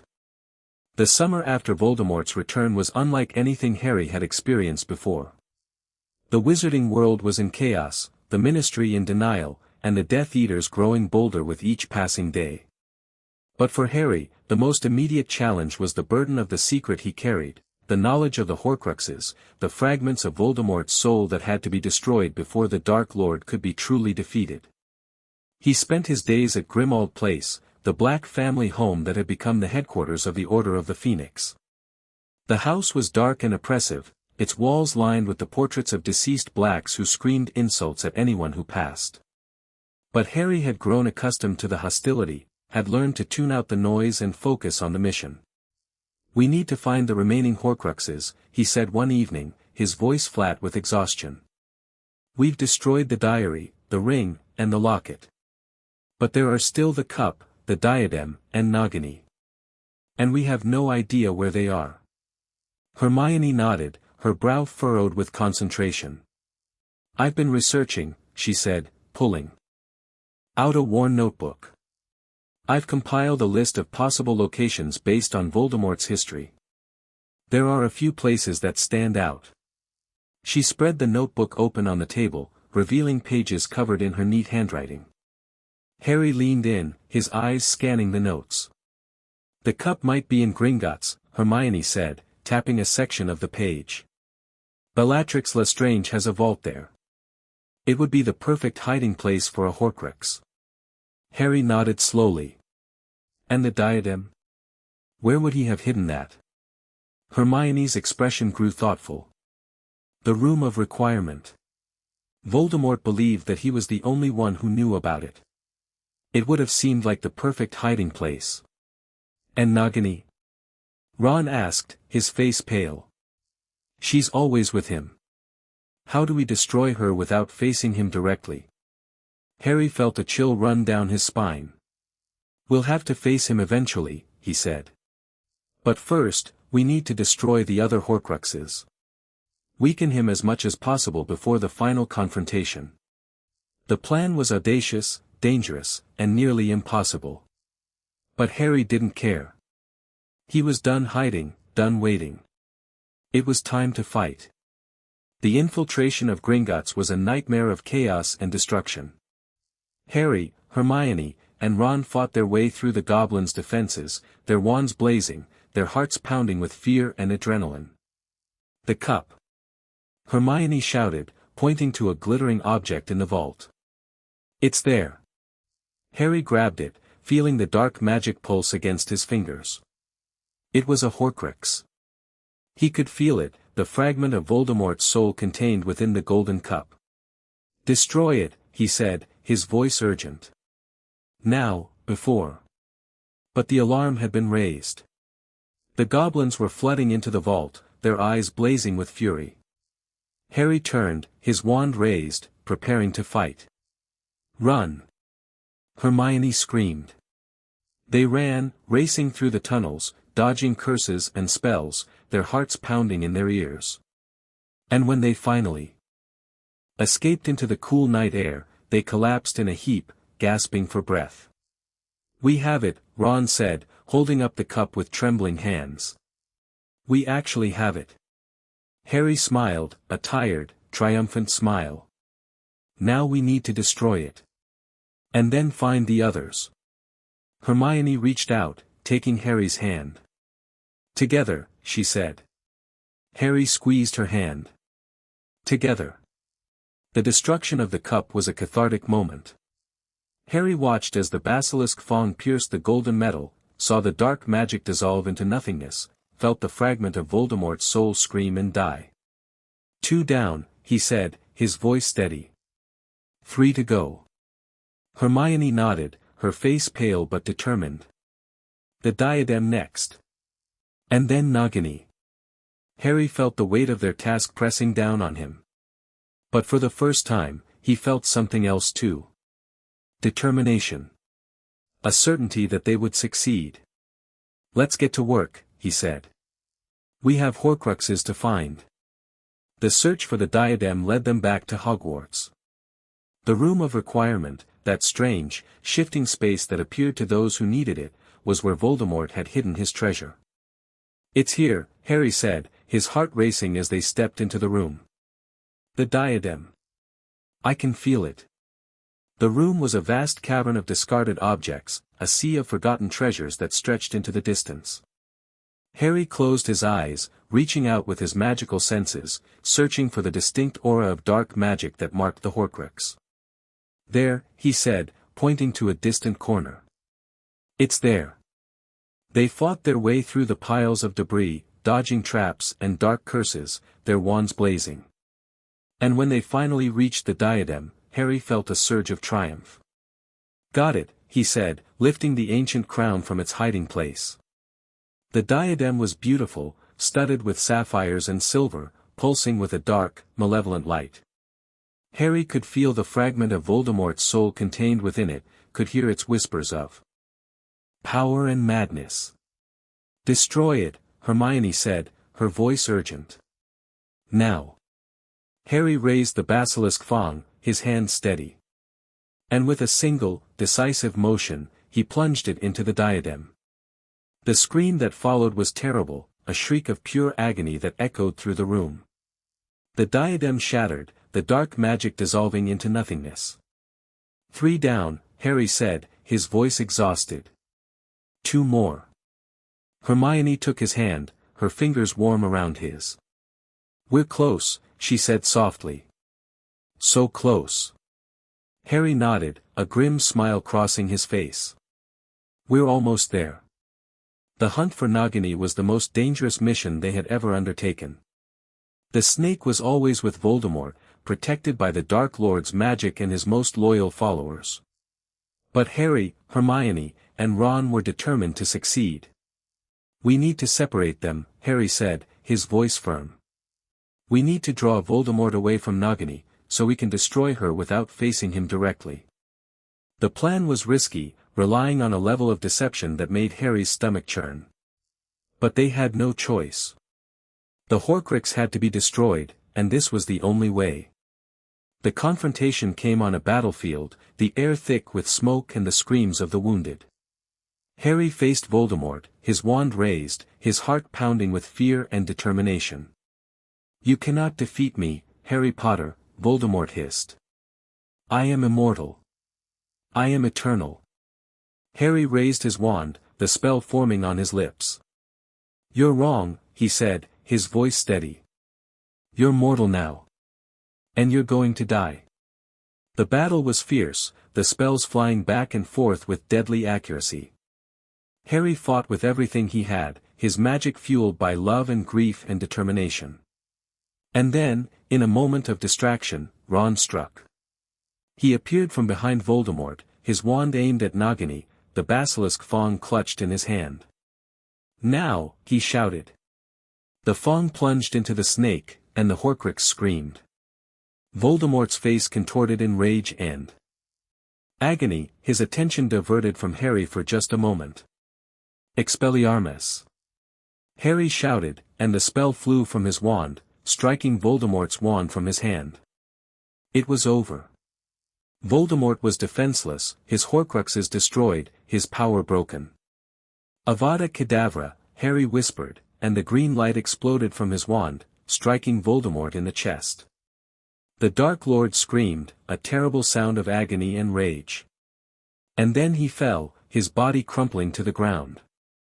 It was over. Voldemort was dead. The aftermath of the battle was a blur of celebration and grief. Harry stood in the great hall, surrounded by the bodies of the fallen, the weight of victory pressing down on him. We did it, Ron said, his voice choked with emotion. We actually did it. Harry nodded, his eyes scanning the crowd. Where's Hermione? Ron pointed toward the doors. She's helping with the wounded. She said she'd find us later. Harry pushed through the crowd, his heart pounding. He needed to see her, to hold her, to know that she was safe. He found her in a small room off the great hall, tending to a wounded soldier. Her hands were covered in blood, her face pale with exhaustion. But when she looked up and saw him, her face broke into a brilliant smile. Harry, she breathed.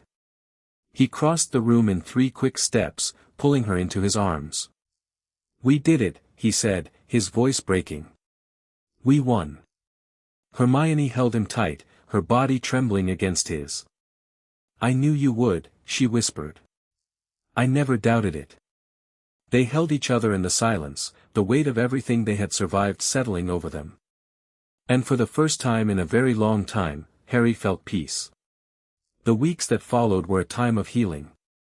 The wizarding world slowly rebuilt, the scars of the war beginning to fade. Harry, Hermione, and Ron threw themselves into the work, helping to restore Hogwarts and bring the wizarding world back to its feet. I never thought I'd be happy to be doing paperwork, Ron said one afternoon, sorting through a pile of forms. But there's something satisfying about it. About building something new. Harry nodded, a small smile playing on his lips. It's good to be doing something normal. Hermione joined them, her arms full of books. I've been thinking about the future, she said. About what comes next. Harry looked at her, his heart full. What do you mean? I mean, we've spent so long fighting that we haven't really had a chance to plan for the future. But I want to plan, Harry. I want to figure out what we're going to do with the rest of our lives. Harry reached out, taking her hand. I've thought about that too, he admitted. And I know one thing for sure. I want to spend my future with you. Hermione's face flushed with happiness. Really? Really, Harry said. I love you, Hermione. And I want to build a life with you. A real life, with no more fighting.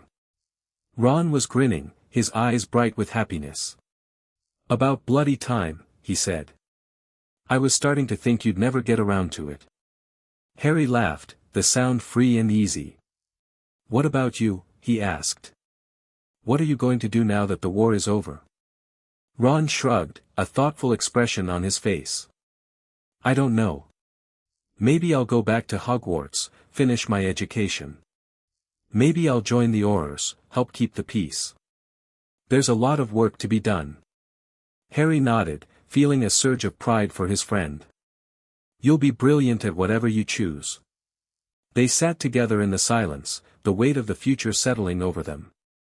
It was a good feeling, a feeling of hope and possibility. The years that followed were filled with joy and laughter, with the simple pleasures of a life well lived. Harry and Hermione built a home together, a small cottage in the countryside that was filled with love and warmth. Ron visited often, his laughter echoing through the halls. I can't believe this is real, Hermione said one night, lying in Harry's arms. I can't believe we actually made it. Harry pressed a kiss to her forehead. I can, he said softly. I always believed in us. In our future together. Hermione smiled, her eyes closing. I love you, Harry Potter. I love you too, Hermione Granger. Always. They lay together in the darkness, the future stretching out before them, bright and full of promise. The war was over, the Horcruxes destroyed, Voldemort defeated. And they had done it together. As they always had. As they always would. Chapter 13, The Locket. The discovery of the locket's true location came not through research or careful planning, but through a moment of sheer, desperate luck.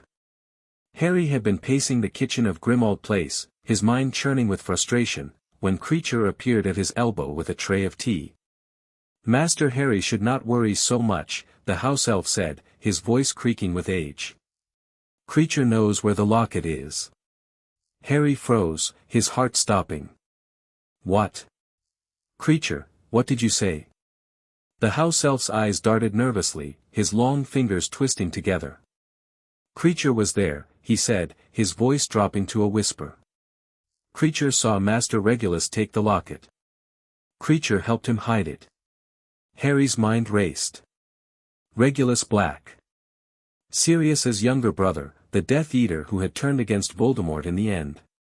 He'd died trying to destroy the locket, sacrificing himself to weaken the Dark Lord's power. Where is it? Harry demanded, his voice urgent. Where did Regulus hide it? Creature's eyes filled with tears. In the cave, he said, his voice trembling. Master Regulus took Creature to a cave on the coast. There was a lake, dark and cold, and an island in the center. Master Regulus put the locket in the basin and filled it with potion. He made Creature drink the potion, made Creature suffer. The house elf broke down, sobbing, his thin body shaking with grief. Harry knelt beside him, his hand on Creature's shoulder. "Creature," he said softly. "I need you to take me to that cave. Can you do that?" Creature looked up, his eyes red and swollen. "Creature can," he said, his voice barely above a whisper. "Creature will help Master Harry. For Master Regulus." The journey to the cave was the most terrifying experience of Harry's life. The cliffs were treacherous, the waves crashing against the rocks below, the wind howling like a wounded animal. Harry, Hermione, and Ron followed Creature through the darkness, their wands lit, their hearts pounding with fear. "It's here," Creature said, stopping at the edge of a cliff. "The entrance is hidden by magic.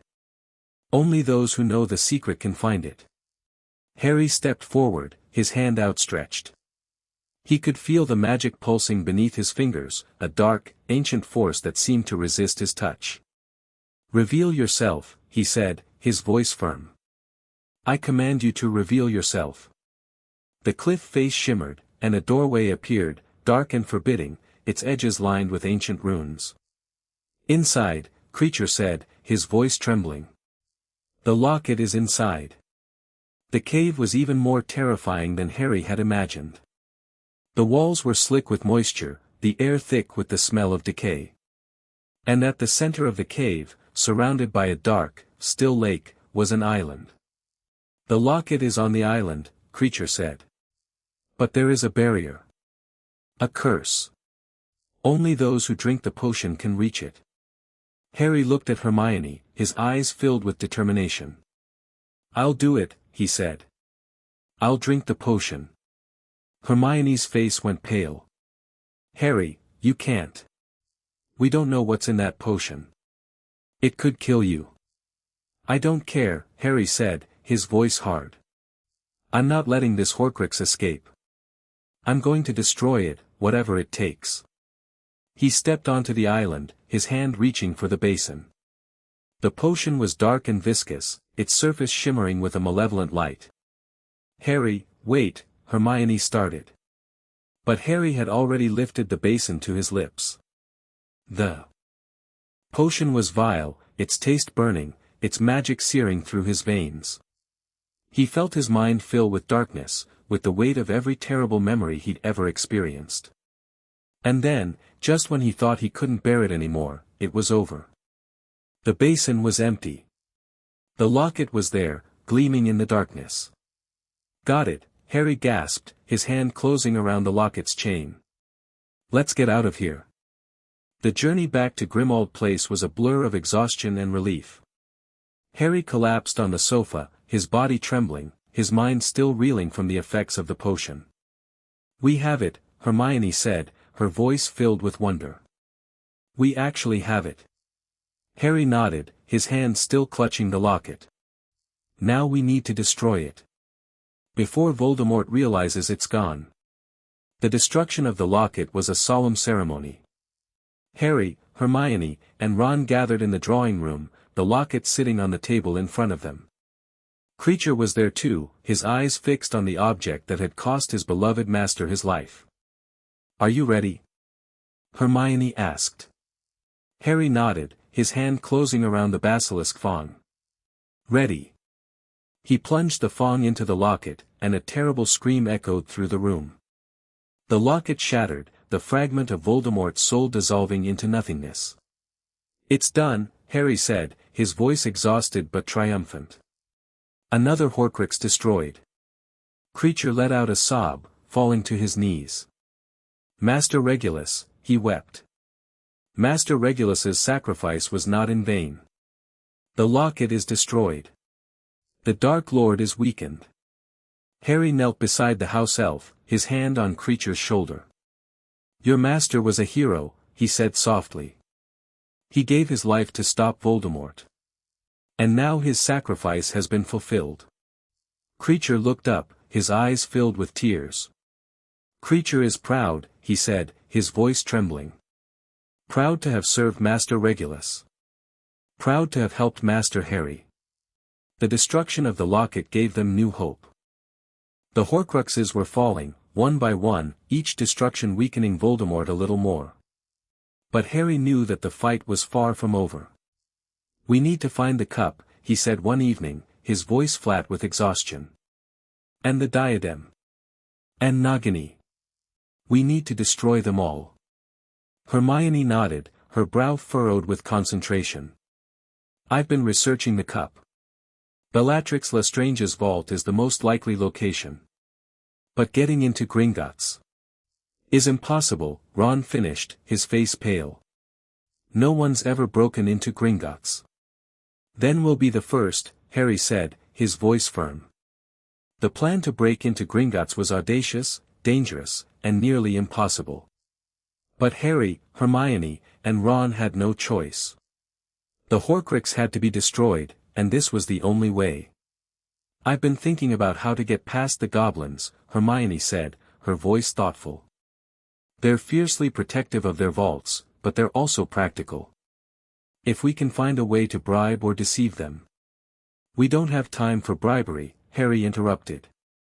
We need to get in and get out before anyone realizes what we've done. The infiltration was a nightmare of chaos and destruction. Harry, Hermione, and Ron fought their way through the goblins' defenses, their wands blazing, their hearts pounding with fear and adrenaline. The cup. Hermione shouted, pointing to a glittering object in the vault. It's there. Harry grabbed it, feeling the dark magic pulse against his fingers. It was a Horcrux. He could feel it, the fragment of Voldemort's soul contained within the golden cup. Destroy it, he said, his voice urgent. Now, before. But the alarm had been raised. The goblins were flooding into the vault, their eyes blazing with fury. Harry turned, his wand raised, preparing to fight. Run! Hermione screamed. They ran, racing through the tunnels, dodging curses and spells, their hearts pounding in their ears. And when they finally escaped into the cool night air, they collapsed. In a heap, gasping for breath. We have it, Ron said, holding up the cup with trembling hands. We actually have it. Harry smiled, a tired, triumphant smile. Now we need to destroy it. And then find the others. Hermione reached out, taking Harry's hand. Together, she said. Harry squeezed her hand. Together. The destruction of the cup was a cathartic moment. Harry watched as the basilisk fang pierced the golden metal, saw the dark magic dissolve into nothingness, felt the fragment of Voldemort's soul scream and die. 2 down, he said, his voice steady. 3 to go. Hermione nodded, her face pale but determined. The diadem next. And then Nagini. Harry felt the weight of their task pressing down on him. But for the first time, he felt something else too. Determination. A certainty that they would succeed. Let's get to work, he said. We have Horcruxes to find. The search for the diadem led them back to Hogwarts. The room of requirement, that strange, shifting space that appeared to those who needed it, was where Voldemort had hidden his treasure. It's here, Harry said, his heart racing as they stepped into the room. The diadem. I can feel it. The room was a vast cavern of discarded objects, a sea of forgotten treasures that stretched into the distance. Harry closed his eyes, reaching out with his magical senses, searching for the distinct aura of dark magic that marked the Horcrux. There, he said, pointing to a distant corner. It's there. They fought their way through the piles of debris, dodging traps and dark curses, their wands blazing. And when they finally reached the diadem, Harry felt a surge of triumph. Got it, he said, lifting the ancient crown from its hiding place. The diadem was beautiful, studded with sapphires and silver, pulsing with a dark, malevolent light. Harry could feel the fragment of Voldemort's soul contained within it, could hear its whispers of power and madness. "Destroy it," Hermione said. Her voice urgent. "Now." Harry raised the basilisk fang, his hand steady. And with a single, decisive motion, he plunged it into the diadem. The scream that followed was terrible, a shriek of pure agony that echoed through the room. The diadem shattered, the dark magic dissolving into nothingness.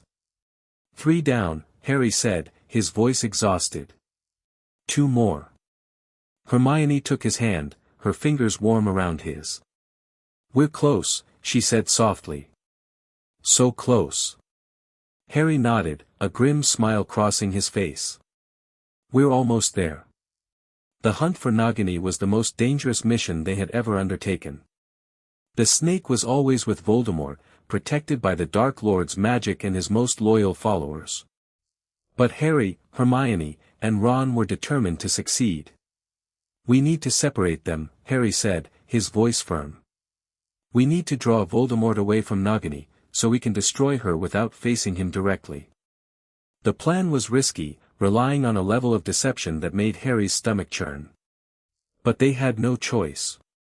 The Horcrux had to be destroyed, and this was the only way. The confrontation came on a battlefield, the air thick with smoke and the screams of the wounded. Harry faced Voldemort, his wand raised, his heart pounding with fear and determination. "You cannot defeat me, Harry Potter," Voldemort hissed. "I am immortal. I am eternal."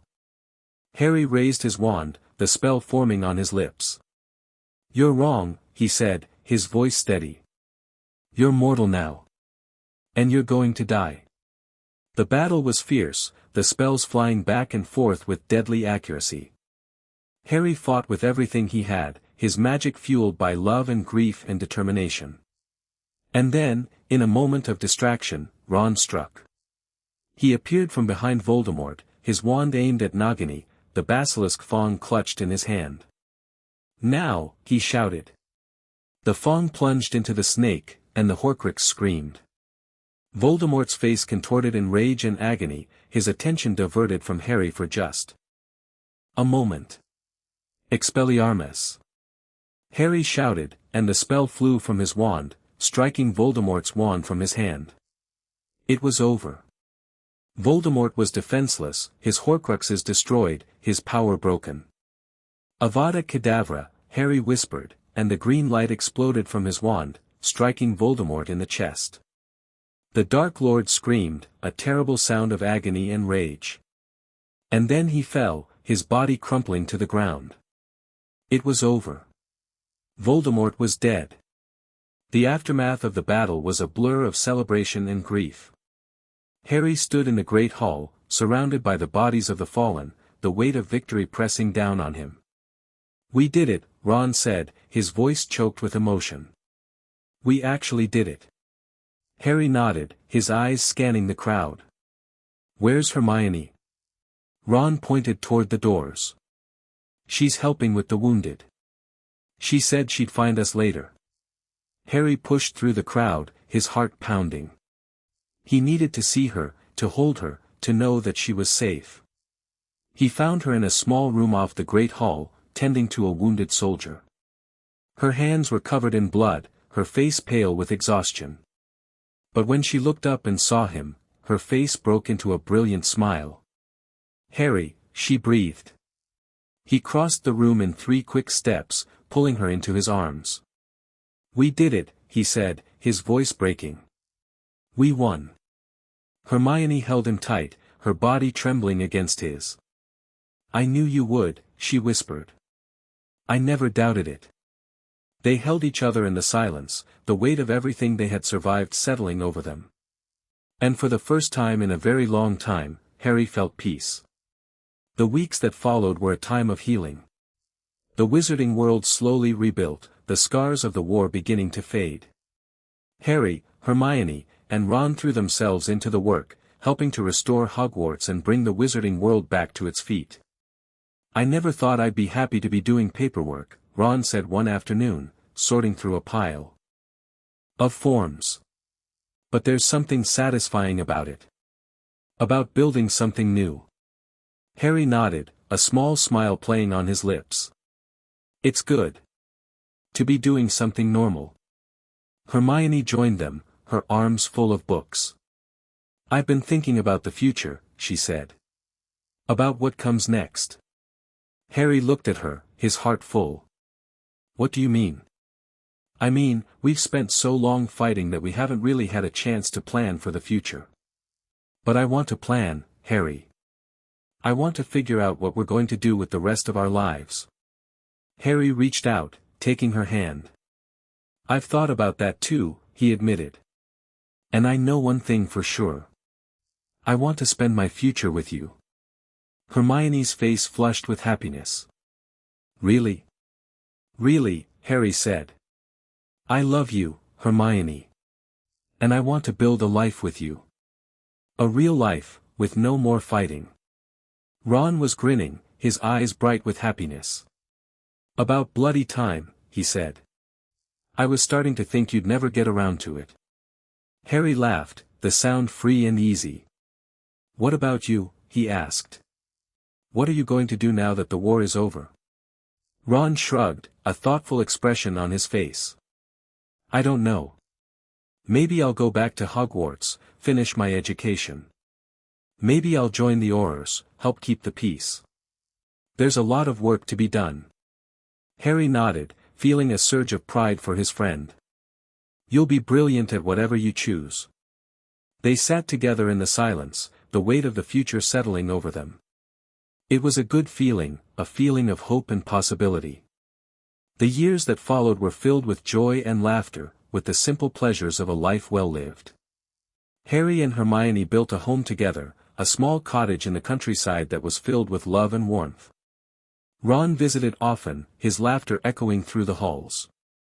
I can't believe this is real, Hermione said one night, lying in Harry's arms. I can't believe we actually made it. Harry pressed a kiss to her forehead. I can, he said softly. I always believed in us. In our future together. Hermione smiled, her eyes closing. I love you, Harry Potter. I love you too, Hermione Granger. Always. They lay together in the darkness, the future stretching out before them, bright and full of promise. The war was over, the Horcruxes destroyed, Voldemort defeated. And they had done it together. As they always had. As they always would. Chapter 14, The Sword of Gryffindor. The revelation came on a cold December evening, when the castle was quiet and the snow was falling in thick, silent sheets beyond the windows. Harry, Hermione, and Ron were huddled in the room of requirement, their breath misting in the cold air, their eyes fixed on the ancient sword that Harry had pulled from the sorting hat during his second year. The Sword of Gryffindor. Harry had always known the sword was special, had always felt its power thrumming beneath his fingers. But it wasn't until Hermione had stumbled upon an old text in the restricted section that they truly understood what it was capable of. Look at this, Hermione said, her voice trembling with excitement as she pushed a worn, leather-bound book across the table. The Sword of Gryffindor was forged by goblins, and it has the ability to absorb that which makes it stronger. It was imbued with basilisk venom when Harry used it to destroy the diary in the Chamber of Secrets. That means it can destroy Horcruxes, Harry breathed, his eyes widening. We don't need the basilisk fangs anymore. We have the sword. Ron let out a low whistle. Blimey. All this time, we had the weapon we needed, and we didn't even know it. Harry picked up the sword, feeling its familiar weight in his hands. The blade gleamed with a silvery light, the rubies in its hilt catching the flickering flames of the torches. He could feel the power radiating from it, the ancient magic that had been woven into its very being. We need to test it, Hermione said, her voice filled with a cautious optimism. We need to find a Horcrux and see if the sword can destroy it. Harry's eyes met hers. The locket. We still have it. We never destroyed it. Ron's face went pale. Mate, we can't just that thing is evil. It almost killed us last time. I know, Harry said, his voice hard. But we have to try. We need to know if the sword works. The decision was made quickly, the plan simple but fraught with danger. Harry, Hermione, and Ron gathered in a room of requirement, the sword and the locket laid out before them. Are you ready? Hermione asked, her voice barely above a whisper. Harry nodded, his hand closing around the sword's hilt. Ready. He raised the sword, its blade gleaming with a cold, terrible light. And with a single, decisive motion, he brought it down on the locket. The scream that followed was unlike anything they had ever heard. It was a sound of pure agony, of a soul being torn apart, of everything dark and evil being ripped away. The locket shattered, the fragment of Voldemort's soul dissolving into nothingness. Harry stumbled back, his body trembling with exhaustion. But he was smiling, a tired, triumphant smile that lit up his face. It worked, he breathed. The sword can destroy Horcruxes. Hermione was at his side in an instant, her arms around him, her voice filled with relief. You did it, Harry. You actually did it. Ron was grinning, his face flushed with excitement. We've got a weapon now. A real weapon. Voldemort doesn't stand a chance. Harry nodded, his heart swelling with a hope that he hadn't felt in months. They had the sword. They had the means to destroy the remaining Horcruxes. And they had each other. We need to find the others, he said, his voice steady. The cup, the diadem, and Nagini. We need to destroy them all. The search for the remaining Horcruxes intensified. Harry, Hermione, and Ron threw themselves into their research, following every lead, pursuing every clue. The sword was their weapon, and they were determined to use it. I've been thinking about the cup, Hermione said one evening, her brow furrowed with concentration. Bellatrix Lestrange's vault is the most likely location. But getting into Gringotts is impossible, Ron finished, his face pale. No one's ever broken into Gringotts. Then we'll be the first, Harry said, his voice firm. The plan to break into Gringotts was audacious, dangerous, and nearly impossible. But Harry, Hermione, and Ron had no choice. The Horcrux had to be destroyed, and this was the only way. I've been thinking about how to get past the goblins, Hermione said, her voice thoughtful. They're fiercely protective of their vaults, but they're also practical. If we can find a way to bribe or deceive them. We don't have time for bribery, Harry interrupted. We need to get in and get out before anyone realizes what we've done. The infiltration was a nightmare of chaos and destruction. Harry, Hermione, and Ron fought their way through the goblins' defenses, their wands blazing, their hearts pounding with fear and adrenaline. The cup. Hermione shouted, pointing to a glittering object in the vault. It's there.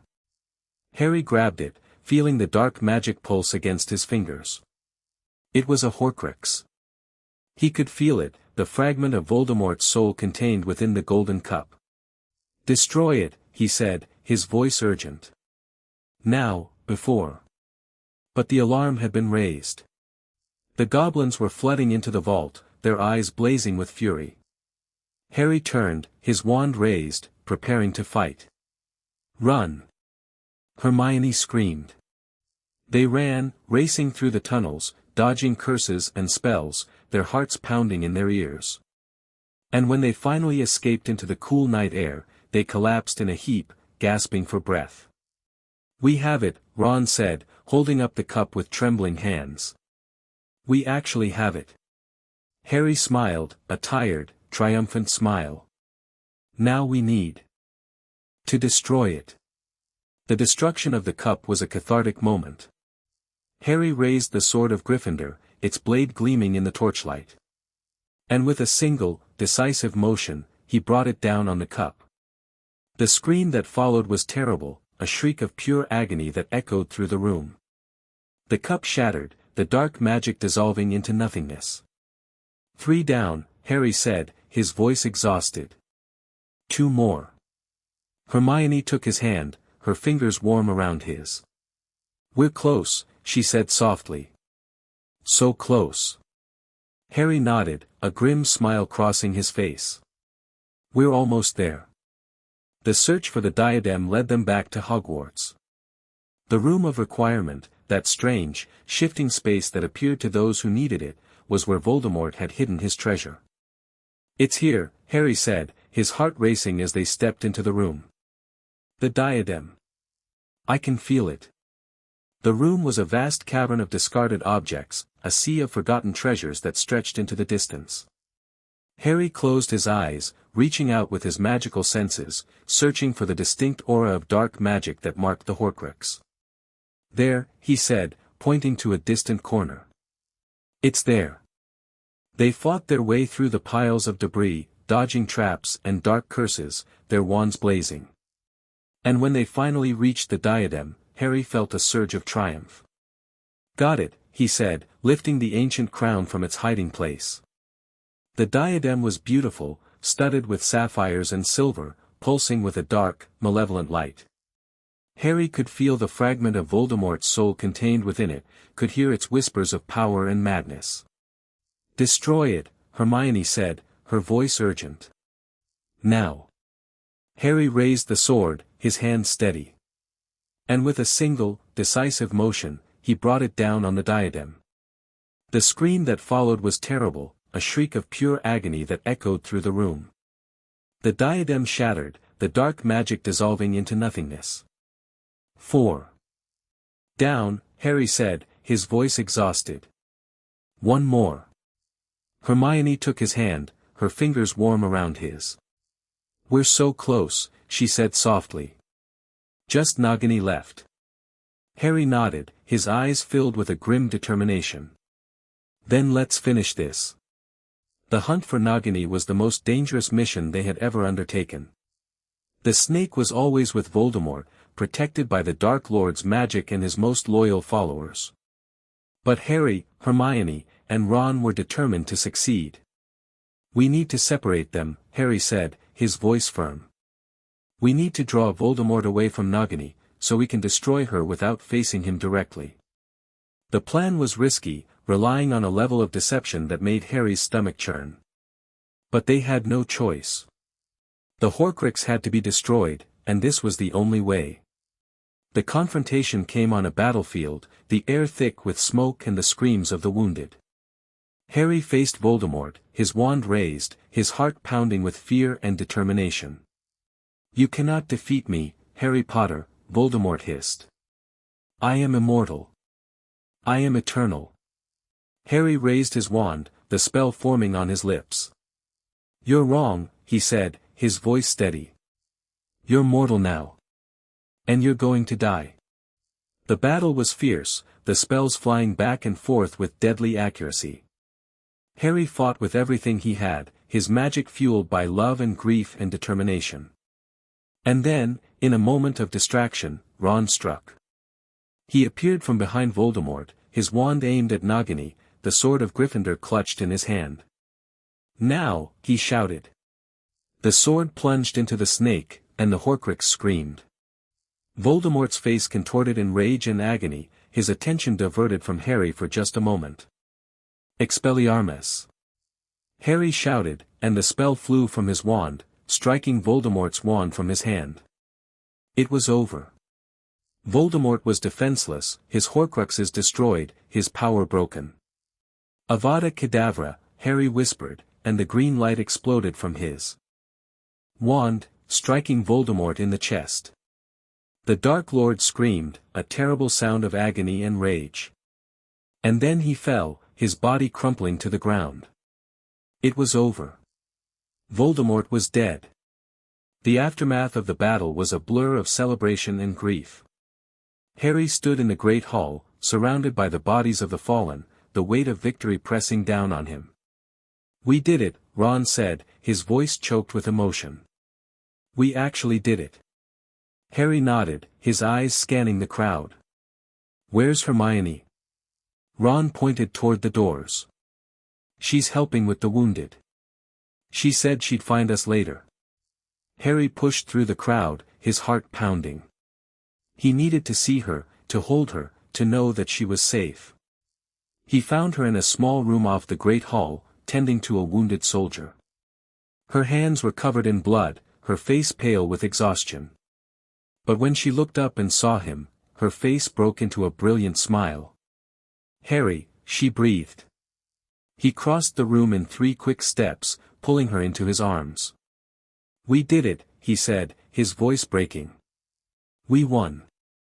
Hermione held him tight, her body trembling against his. "I knew you would," she whispered. "I never doubted it." They held each other in the silence, the weight of everything they had survived settling over them. And for the first time in a very long time, Harry felt peace. The weeks that followed were a time of healing. The wizarding world slowly rebuilt, the scars of the war beginning to fade. Harry, Hermione, and Ron threw themselves into the work, helping to restore Hogwarts and bring the wizarding world back to its feet. "I never thought I'd be happy to be doing paperwork," Ron said one afternoon, sorting through a pile of forms. "But there's something satisfying about it. About building something new." Harry nodded, a small smile playing on his lips. "It's good to be doing something normal." Hermione joined them, her arms full of books. "I've been thinking about the future," she said. "About what comes next." Harry looked at her, his heart full. "What do you mean?" "I mean, we've spent so long fighting that we haven't really had a chance to plan for the future." "But I want to plan, Harry. I want to figure out what we're going to do with the rest of our lives." Harry reached out, taking her hand. "I've thought about that too," he admitted. "And I know one thing for sure. I want to spend my future with you." Hermione's face flushed with happiness. "Really?" "Really," Harry said. "I love you, Hermione. And I want to build a life with you. A real life, with no more fighting." Ron was grinning, his eyes bright with happiness. "About bloody time," he said. "I was starting to think you'd never get around to it." Harry laughed, the sound free and easy. "What about you?" he asked. "What are you going to do now that the war is over?" Ron shrugged, a thoughtful expression on his face. "I don't know. Maybe I'll go back to Hogwarts, finish my education. Maybe I'll join the Aurors, help keep the peace. There's a lot of work to be done." Harry nodded, feeling a surge of pride for his friend. "You'll be brilliant at whatever you choose." They sat together in the silence, the weight of the future settling over them. It was a good feeling, a feeling of hope and possibility. The years that followed were filled with joy and laughter, with the simple pleasures of a life well lived. Harry and Hermione built a home together, a small cottage in the countryside that was filled with love and warmth. Ron visited often, his laughter echoing through the halls. "I can't believe this is real," Hermione said one night, lying in Harry's arms. "I can't believe we actually made it." Harry pressed a kiss to her forehead.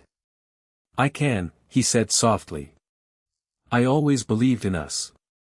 In our future together." Hermione smiled, her eyes closing. "I love you, Harry Potter." "I love you too, Hermione Granger. Always."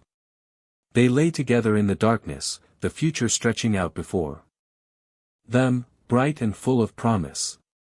The war was over, the Horcruxes destroyed, Voldemort defeated. And they had done it together. As they always had. As they always would. Chapter 15, Hogwarts under siege. The first signs of the siege came not with fire and shadow, but with whispers. They spread through the castle like a disease, carried by frightened students and nervous professors, growing more urgent with each passing hour. Voldemort was coming. His forces were gathering beyond the boundaries of Hogwarts, their presence a dark cloud on the horizon that threatened to swallow everything in its path. Harry stood at the window of the Gryffindor common room, staring out at the grounds. The sky was grey, heavy with clouds that seemed to press down on the castle like a physical weight. The Forbidden Forest was dark and still, its ancient trees holding secrets that Harry didn't want to know. "We knew this was coming," Hermione said softly, appearing at his side. "We knew it would come to this." Harry nodded, his jaw tight. "I just thought we'd have more time. I thought we'd be ready." "We are ready," Hermione said, her voice firm. "We've destroyed the Horcruxes. Voldemort is mortal now. We have the sword, we have the allies, and we have each other. That's all we need." Harry turned to look at her, at the fierce determination in her eyes, and felt a surge of love so powerful it nearly overwhelmed him. She was always like this, always fighting, always believing that they could win. And she was right. They had come too far to give up now. "The students need to be evacuated," he said, his voice steady. "McGonagall is organizing the evacuation. The younger ones are going to Hogsmeade, and from there to safety." Hermione nodded. "I've already helped with the planning. The older students who want to fight will stay. The others will be gone by nightfall." Harry felt a weight lift from his chest. The children would be safe. That was something, at least. "What about Ron?" he asked. "Is he ready?" Hermione smiled, a small, knowing smile. "Ron's always ready. You know that." The evacuation was chaos. Harry watched as the younger students filed out of the castle, their faces pale with fear, their eyes filled with questions that no one had time to answer. The older students who had chosen to stay gathered in the great hall, their wands ready, their faces set in grim determination. "We're going to hold them off," McGonagall said, her voice ringing through the hall. "We're going to protect this castle, protect our school, and protect each other. No matter what happens, we will not let the darkness win." A cheer rose from the crowd, fierce and defiant. Harry felt it swell in his chest, a fire that burned away the fear and doubt that had been gnawing at him. "To your positions," McGonagall commanded. "We fight as one. We fight for Hogwarts." Harry, Hermione, and Ron took their places on the battlements, their wands raised, their eyes scanning the horizon. The darkness was coming, a tide of shadow that seemed to swallow the light. "There," Ron said, pointing into the distance. "They're coming." Harry saw them, a dark mass of figures moving across the grounds.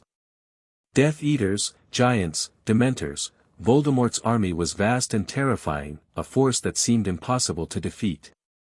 "Hold the line," Harry said, his voice steady. "We hold the line."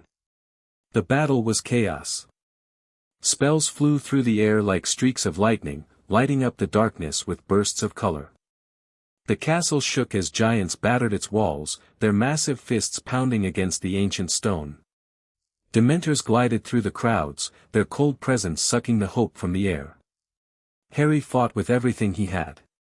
He was everywhere at once, moving through the chaos like a force of nature, his wand blazing with spells that struck down Death Eater after Death Eater.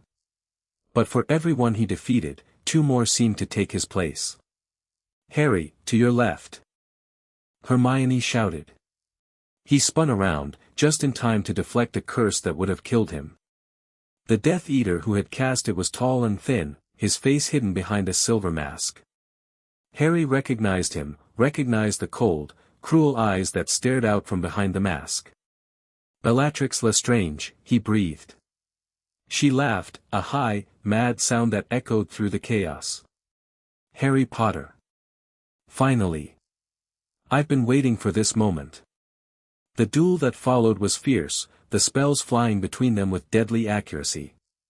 Bellatrix was experienced, her magic dark and powerful. But Harry was good, better than he'd ever been, his magic fueled by a desperate need to protect the people he loved. "Expelliarmus," he shouted, and Bellatrix's wand flew from her hand. She screamed, a sound of pure rage, and lunged at him. Harry was faster. He raised his wand, the spell forming on his lips. Avada Kedavra. The green light exploded from his wand, striking Bellatrix in the chest. She crumpled to the ground, her eyes still open, staring at nothing. It was over. Bellatrix Lestrange was dead. The battle raged on, hours of chaos and bloodshed.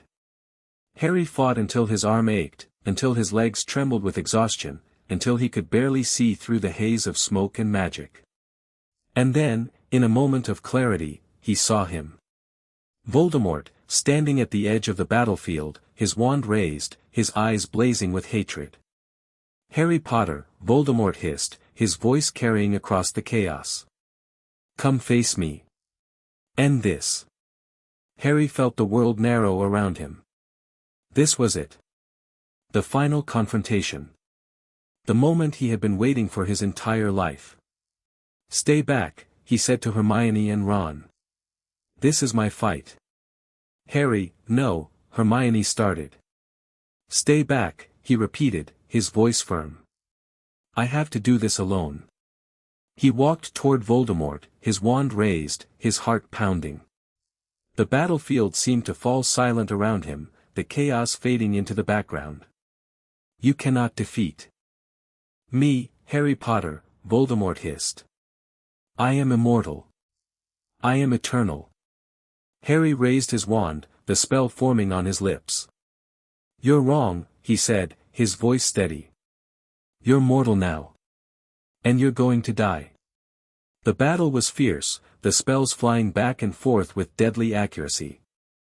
Harry fought with everything he had, his magic fueled by love and grief and determination. And then, in a moment of clarity, he understood what he had to do. He raised his wand, the spell forming on his lips, and he whispered the words that would end it all. Avada Kedavra. The green light exploded from his wand, striking Voldemort in the chest.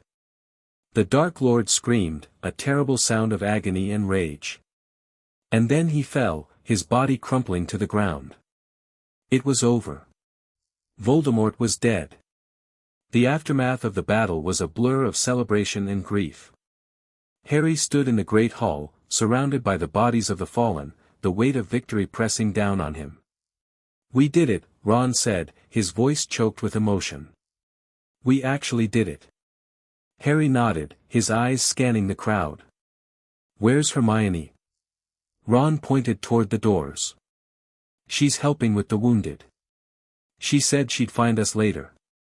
Harry pushed through the crowd, his heart pounding. He needed to see her, to hold her, to know that she was safe. He found her in a small room off the great hall, tending to a wounded soldier. Her hands were covered in blood, her face pale with exhaustion.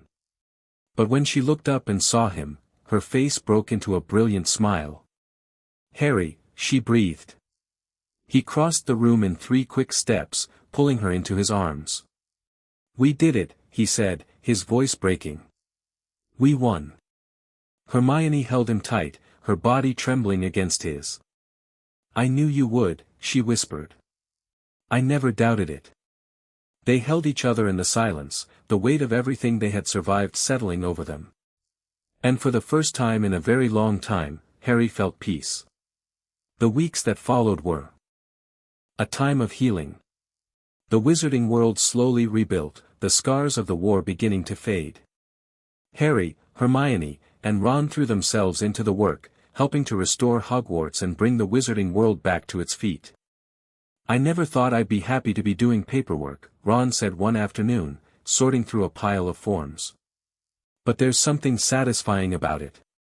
About building something new." Harry nodded, a small smile playing on his lips. "It's good to be doing something normal." Hermione joined them, her arms full of books. "I've been thinking about the future," she said. "About what comes next." Harry looked at her, his heart full. "What do you mean?" "I mean, we've spent so long fighting that we haven't really had a chance to plan for the future. But I want to plan, Harry. I want to figure out what we're going to do with the rest of our lives." Harry reached out, taking her hand. "I've thought about that too," he admitted. "And I know one thing for sure. I want to spend my future with you." Hermione's face flushed with happiness. "Really?" "Really," Harry said. "I love you, Hermione. And I want to build a life with you. A real life, with no more fighting." Ron was grinning, his eyes bright with happiness. About bloody time, he said. I was starting to think you'd never get around to it. Harry laughed, the sound free and easy. What about you? He asked. What are you going to do now that the war is over? Ron shrugged, a thoughtful expression on his face. I don't know. Maybe I'll go back to Hogwarts, finish my education. Maybe I'll join the Aurors, help keep the peace. There's a lot of work to be done. Harry nodded, feeling a surge of pride for his friend. You'll be brilliant at whatever you choose. They sat together in the silence, the weight of the future settling over them. It was a good feeling, a feeling of hope and possibility. The years that followed were filled with joy and laughter, with the simple pleasures of a life well lived. Harry and Hermione built a home together, a small cottage in the countryside that was filled with love and warmth. Ron visited often, his laughter echoing through the halls. I can't believe this is real, Hermione said one night, lying in Harry's arms. I can't believe we actually made it. Harry pressed a kiss to her forehead. I can, he said softly. I always believed in us. In our future together. Hermione smiled, her eyes closing. I love you, Harry Potter. I love you too, Hermione Granger. Always. They lay together in the darkness, the future stretching out before them, bright and full of promise. The war was over, the Horcruxes destroyed, Voldemort defeated. And they had done it together. As they always had. As they always would. Chapter 16, The Final Horcruxes. The morning after the battle dawned grey and cold, the sky heavy with clouds that threatened snow. Harry stood at the window of his small room in the castle, staring out at the grounds below. The bodies had been cleared, the wounded tended to, but the scars of the battle remained. Dark stains on the stone, broken windows, the lingering smell of smoke and death. He felt hollow. Empty. As if the battle had taken something from him that he would never get back. There you are, Hermione said softly, appearing in the doorway. I've been looking for you. Harry turned to face her, a tired smile crossing his face. I couldn't sleep. Every time I close my eyes, I see them. The faces. The people we lost. Hermione crossed the room, her hand finding his. I know. I see them too. But we can't let the grief consume us. We have to keep moving forward. That's what they would have wanted. Harry nodded, squeezing her hand. I know. It's just, hard. Hard to believe it's finally over. Voldemort is gone, Hermione said firmly. The Horcruxes are destroyed. We won, Harry. We actually won. Harry looked at her, at the fierce determination in her eyes, and felt a warmth spread through his chest. She was right. They had won. They had survived. Come on, she said, tugging his hand. Ron's waiting in the great hall. We have a lot of work to do. The weeks that followed were a blur of activity. The wizarding world was in chaos, the power vacuum left by Voldemort's death causing political upheaval and uncertainty. Harry, Hermione, and Ron threw themselves into the work, helping to restore order and bring the magical community back to its feet. I never thought I'd be happy to be doing paperwork, Ron said one afternoon, sorting through a pile of forms. But there's something satisfying about it. About building something new. Harry nodded, a small smile playing on his lips. It's good. To be doing something normal. Hermione joined them, her arms full of books. I've been thinking about the future, she said. About what comes next. Harry looked at her, his heart full. What do you mean? I mean, we've spent so long fighting that we haven't really had a chance to plan for the future. But I want to plan, Harry. I want to figure out what we're going to do with the rest of our lives. Harry reached out, taking her hand. I've thought about that too, he admitted. And I know one thing for sure. I want to spend my future with you. Hermione's face flushed with happiness. Really? Really, Harry said. I love you, Hermione. And I want to build a life with you. A real life, with no more fighting. Ron was grinning, his eyes bright with happiness. About bloody time, he said. I was starting to think you'd never get around to it. Harry laughed, the sound free and easy. What about you? He asked. What are you going to do now that the war is over? Ron shrugged, a thoughtful expression on his face. I don't know. Maybe I'll go back to Hogwarts, finish my education. Maybe I'll join the Aurors, help keep the peace. There's a lot of work to be done. Harry nodded, feeling a surge of pride for his friend. You'll be brilliant at whatever you choose. They sat together in the silence, the weight of the future settling over them. It was a good feeling, a feeling of hope and possibility. He said softly. That's what love is. They kissed, a gentle, tender kiss that held all the promise of the future they would build together. The birth of their first child, a son they named James Sirius, was the happiest day of Harry's life. He held the baby in his arms, marveling at the tiny fingers and toes, the shock of black hair that was so like his own. He's perfect, Hermione said, her voice filled with wonder. Harry nodded, tears streaming down his face. He's beautiful. Just like his mother. They named their second child Albus Severus, honoring the two men who had given so much to protect the wizarding world. And their third, a daughter they called Lily Luna, was the spitting image of Hermione, with the same bright eyes and fierce determination. You're going to change the world, Harry told her, holding her in his arms. I know you will. The years passed, and the children grew. Harry watched them with pride, seeing pieces of himself and Hermione in each of them. They were brave and clever and kind, everything he could have hoped for. And through it all, Hermione was by his side. His partner, his confidant, his best friend. The love of his life. The final Horcrux wasn't an object. It wasn't a piece of Voldemort's soul hidden in some dark corner of the world. It was the memory of the war, the grief and trauma that had scarred an entire generation. This isn't a Horcrux in the traditional sense, Dumbledore's portrait said one afternoon, his eyes twinkling with that familiar light. But it functions in the same way. The pain and fear that people carry with them, it can become a poison, a darkness that spreads and corrupts. Harry nodded slowly. So we need to heal it. We need to help people move past the pain and find hope again. Dumbledore smiled. Exactly. And that, Harry, is your greatest challenge. Not defeating a dark wizard, but healing a wounded world. The work was slow and difficult, but Harry was determined. He threw himself into the efforts to rebuild, to help people find closure and move forward. And slowly, the wounds began to heal.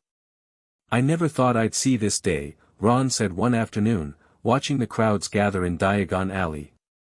People smiling again. Laughing again. It's like the war never happened. Harry shook his head. It happened. We can't forget that. But we can choose to move forward. To build something better. Hermione took his hand, her fingers warm around his. That's what we've always done, isn't it? Take something broken and build something new. Harry smiled, a real smile that reached his eyes. Yes, he said softly. That's what we do. The final Horcrux was destroyed not with a sword or a spell, but with love.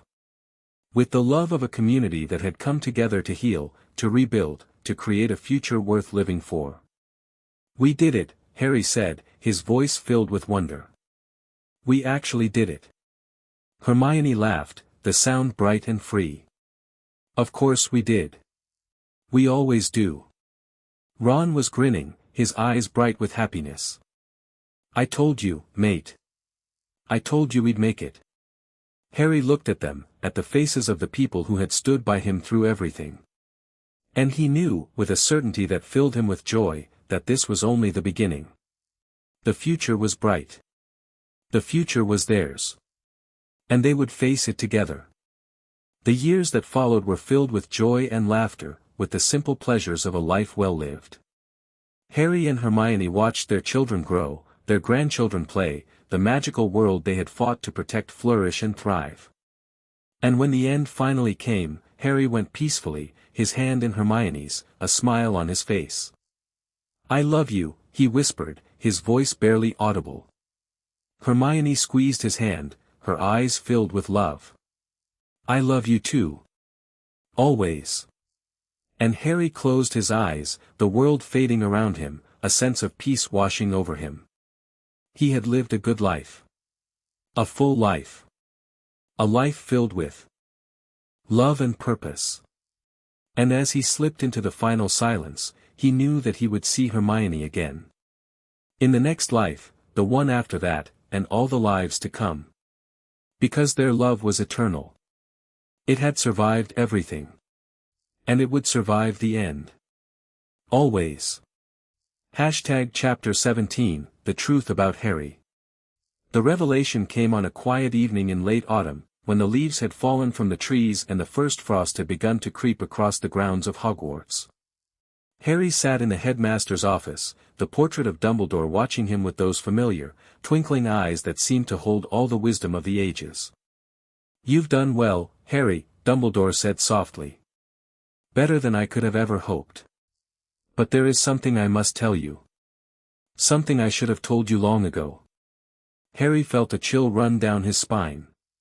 "What is it, Professor?" Dumbledore sighed, a long, weary sound that seemed to carry the weight of decades of secrets. "The fragment of Voldemort's soul that resided within you, it was destroyed when you died in the Forbidden Forest. But there is something else. Something that I have kept from you." Harry's heart began to pound. "What do you mean?" "The connection between you and Voldemort," Dumbledore said slowly, "it was not just the Horcrux. There was something else.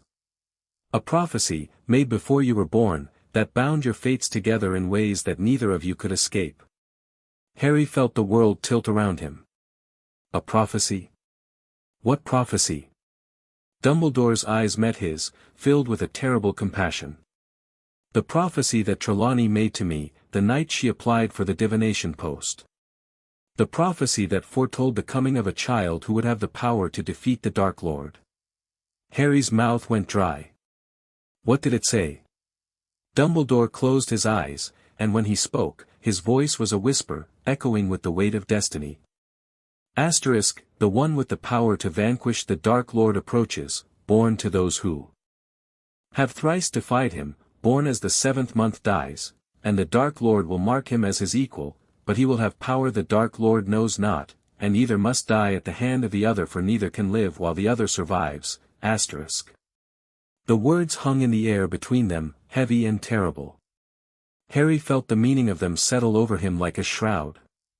"He marked me," Harry said, his voice barely above a whisper. "He marked me as his equal. That's why we had the connection. That's why I could see into his mind." Dumbledore nodded slowly. "Yes. And that is also why you had to be the one to face him. The prophecy made it so." Harry felt a surge of anger, hot and fierce. "You kept this from me. All these years, you knew, and you didn't tell me." "I wanted to protect you," Dumbledore said, his voice heavy with regret. "I wanted to give you a chance to live a normal life, free from the weight of destiny. But I see now that I was wrong. You deserve to know the truth." Harry stood, his hands clenched into fists. "Is there anything else? Any more secrets you've been keeping?" Dumbledore was silent for a long moment. Then he spoke, his voice barely audible. "There is something else. Something about your parents." Harry's anger faltered, replaced by a cold dread. "What about them?" "The prophecy was made to me, but someone else heard it. Someone who told Voldemort about its existence. That person was the reason your parents were targeted." Harry felt the world spin around him. "Who? Who told him?" Dumbledore's eyes met his, filled with a profound sorrow. I don't know for certain. But I have my suspicions. And I believe that person is still alive, still out there, still hiding from the consequences of their actions. Harry collapsed back into his chair, his mind reeling. His parents' deaths had been the result of a prophecy that had been leaked by someone who had chosen to betray them. I need to find them, he said, his voice hard. I need to find out who it was. Dumbledore shook his head slowly. That is not your burden to carry, Harry. The past is the past. What matters now is the future. What matters now is what you choose to do with the life you've been given. Harry looked up, meeting the headmaster's eyes. I'm going to live it, he said, his voice steady. I'm going to live the life my parents wanted me to have. A life of love and hope and purpose. Dumbledore smiled, a warm, genuine smile that reached his eyes. That is exactly what I hoped you would say. Harry left the office with a heavy heart, the weight of the truth pressing down on him. The prophecy, his parents' deaths, the person who had betrayed them, it was all too much to bear. He found Hermione in the library, her nose buried in a book, her brow furrowed with concentration. She looked up when he entered, her expression shifting to one of concern. Harry, what's wrong? You look terrible. He sat down across from her, his hands trembling slightly. I need to tell you something. About the prophecy. About my parents. He told her everything, the words spilling out of him like water from a broken dam. Hermione listened in silence, her face pale, her eyes filled with a growing horror. The prophecy, she said when he had finished. It's true. All of it? Harry nodded. Dumbledore confirmed it. He said he wanted to protect me, but... Harry. Hermione reached out, her hand covering his. I'm so sorry. I can't imagine what you're feeling right now. Harry shook his head, his eyes burning with unshed tears. I don't know what to feel. I'm angry, I'm hurt, I'm confused. But mostly, I just feel lost. Hermione squeezed his hand. You're not lost. You're here, with me. And I'm not going anywhere. Harry looked at her, at the love and determination in her eyes, and felt something loosen in his chest. She was right. He wasn't alone. He had her, and Ron, and all the people who had stood by him through everything. I need to find out who betrayed my parents, he said, his voice hard. I need to make them pay for what they did. Hermione was silent for a long moment. Then she spoke, her voice soft. Is that what you really want, Harry? Or is it what you think you're supposed to want? Harry stared at her. What do you mean? I mean, you've spent your whole life fighting. Fighting Voldemort, fighting the Dursleys, fighting to survive. But now you have a choice. You can keep fighting, or you can let go and build something new. Harry felt the words hit him like a physical blow. She was right. He had been fighting for so long that he didn't know how to stop. I don't know how to let go, he admitted. I've never known how. Hermione smiled, a gentle smile that made his heart ache. Then I'll teach you. We'll learn together. The search for the truth about his parents' betrayal consumed Harry for the next few weeks. He spent hours in the library, scouring old records and letters, looking for any clue that might lead him to the person who had betrayed them. And finally, he found it.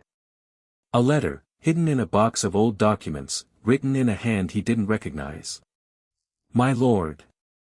I have heard the prophecy. The one that speaks of a child who will have the power to defeat you. The child will be born to those who have thrice defied you, born as the 7th month dies. I believe it is the Potters. I urge you to act quickly, before the child can grow to become a threat. Your faithful servant. S. Harry stared at the letter, his hands trembling. Who was S? Someone who had known about the prophecy, someone who had been close enough to the Potters to know about their defiance of Voldemort. "Harry, what is it?" Hermione asked, appearing at his side. He handed her the letter, his voice hollow. "I found it. The letter that betrayed my parents." Hermione read it, her face going pale. It could be anyone. There are dozens of people whose names start with S. Harry shook his head. "No. There's only one person who would have had access to this information. Only one person who could have known about the prophecy and known about my parents." He looked at Hermione, his eyes filled with a terrible certainty. It was Snape. It had to be Snape. The confrontation with Snape was one of the most difficult moments of Harry's life. He stood in the potions master's office, his wand raised, his heart pounding with a mixture of rage and grief. "You betrayed them," he said, his voice barely above a whisper. "You betrayed my parents. You told Voldemort about the prophecy." Snape's face was pale, his eyes filled with a pain that Harry had never seen before. "Yes," he said, his voice barely audible. "I did." Harry felt the world spin around him. "Why? Why would you do that?" Snape met his eyes, and there was a vulnerability in his gaze that Harry had never expected to see. "I was young," he said. "I was foolish. I believed in the Dark Lord's cause, believed that he would bring order to the wizarding world. But then I learned the truth, learned what he truly was, what he was willing to do. And I tried to stop him. I tried to protect your mother." "You failed," Harry said, his voice hard. "She died because of you." Snape's face crumpled, tears streaming down his cheeks. "I know. I have lived with that guilt every day of my life. But I have tried to make amends. I have tried to protect you, even when you didn't know it. I have given my life to the fight against the Dark Lord." Harry stared at him, the emotions warring inside him. Anger, grief, confusion, and beneath it all, a flicker of something that might have been understanding. "I can't forgive you," Harry said finally. "Not yet. Maybe not ever. But I can try to understand." Snape nodded, his eyes filled with a profound gratitude. "That is more than I deserve." Harry turned to leave, but Snape's voice stopped him at the door. "Harry. Your mother, she was the bravest person I ever knew. She died protecting you. And I have spent every day since trying to honor that sacrifice." Harry didn't turn around. "I know," he said softly. "I know." The truth about Harry's parents was a wound that would take time to heal. But Harry had finally found some measure of peace. He understood now that the past couldn't be changed, that the only thing he could control was the future. "Are you okay?" Hermione asked, settling beside him on the sofa in the Gryffindor common room. Harry nodded slowly. "I think so. I still have a lot to process. But I'm getting there." Hermione took his hand, her fingers warm around his. "I'm proud of you, Harry. For facing the truth, even when it was painful. For choosing to move forward instead of letting the past consume you." Harry smiled, a tired, genuine smile. "I had good teachers. You and Ron. You showed me what it means to fight for something worth believing in." Hermione leaned in, pressing a kiss to his cheek. "And we always will. No matter what happens." Harry pulled her into his arms, holding her tight. "I love you," he whispered. "I don't say it enough, but I do. I love you more than anything." Hermione pressed her face into his chest. "I love you too, Harry. Always." They sat together in the darkness, the weight of the truth finally beginning to lift. The past was behind them, the future stretching out before them, bright and full of promise. And they would face it together. As they always had. As they always would. Chapter 18, The Forbidden Forest. The night was cold and still, the sky above Hogwarts a vast expanse of stars that seemed to watch over the castle like silent sentinels.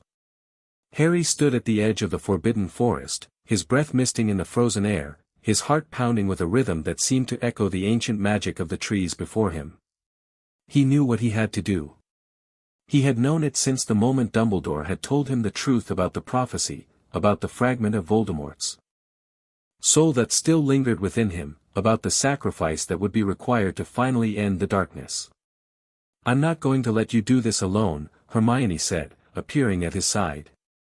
Her voice was steady, but Harry could see the fear in her eyes, the tears she was fighting to hold back. "Hermione." "No," she interrupted, her voice fierce. "Don't tell me to stay behind. Don't tell me to wait here while you walk into that forest to face him alone. I've been with you through everything, Harry. Every battle, every loss, every moment of despair. I'm not going to abandon you now." Harry looked at her, at the love and determination blazing in her eyes, and felt his resolve waver. "It's too dangerous. If something happens to me, then something will happen to me too," she said, her voice breaking. "Because I can't live without you, Harry. I don't want to live without you. If you're going to face Voldemort, then I'm going to be right there beside you. That's the way it's always been. That's the way it's always going to be." Harry reached out, his hand cupping her face. "I love you," he said softly. "I don't think I ever told you how much. How much you mean to me." Hermione's tears spilled over, trailing down her cheeks. "I know," she whispered. "I've always known." They stood together in the darkness, the weight of the moment pressing down on them. The forbidden forest loomed before them, dark and mysterious, holding secrets that Harry didn't want to know. "Promise me something," he said, his voice barely above a whisper. "Promise me that if something happens, if I don't come back, you'll keep going. You'll keep fighting. You'll live the life we dreamed of." Hermione shook her head, her tears falling freely. "I can't promise that, Harry. I can't promise to live without you. Promise me," he insisted, his voice urgent. "Promise me you'll survive. Promise me you'll find happiness, even if it's not with me." She looked into his eyes, and he saw the war raging inside her. The fear, the love, the desperate hope that somehow, someway, they would find a way through this together. "I promise," she said finally, her voice barely audible. "But only if you promise me something too. Promise me you'll fight. Promise me you'll do everything you can to come back to me." Harry smiled, a sad, gentle smile. "I promise," he said. "I'll fight with everything I have. I'll come back to you, Hermione. I swear it." They kissed, a long, tender kiss that held all the love and promise of their future together. And when they finally pulled apart, Harry felt a new strength flowing through him. "Let's go," he said, his voice firm. "Let's finish this." The Forbidden Forest was a place of ancient magic and darker secrets. Harry walked through the trees, his wand raised, his senses alert for any sign of danger. Hermione was at his side, her presence a comfort in the oppressive darkness. "The Horcrux inside me," Harry said softly. "Dumbledore said it has to be destroyed. That it's the only way to truly defeat Voldemort." Hermione nodded, her face pale. "I've been researching. There's a way to remove the fragment without killing you." Harry stopped walking, turning to face her. "What? Why didn't you tell me?" "Because it's dangerous," she said, her voice trembling. "It requires a sacrifice, Harry.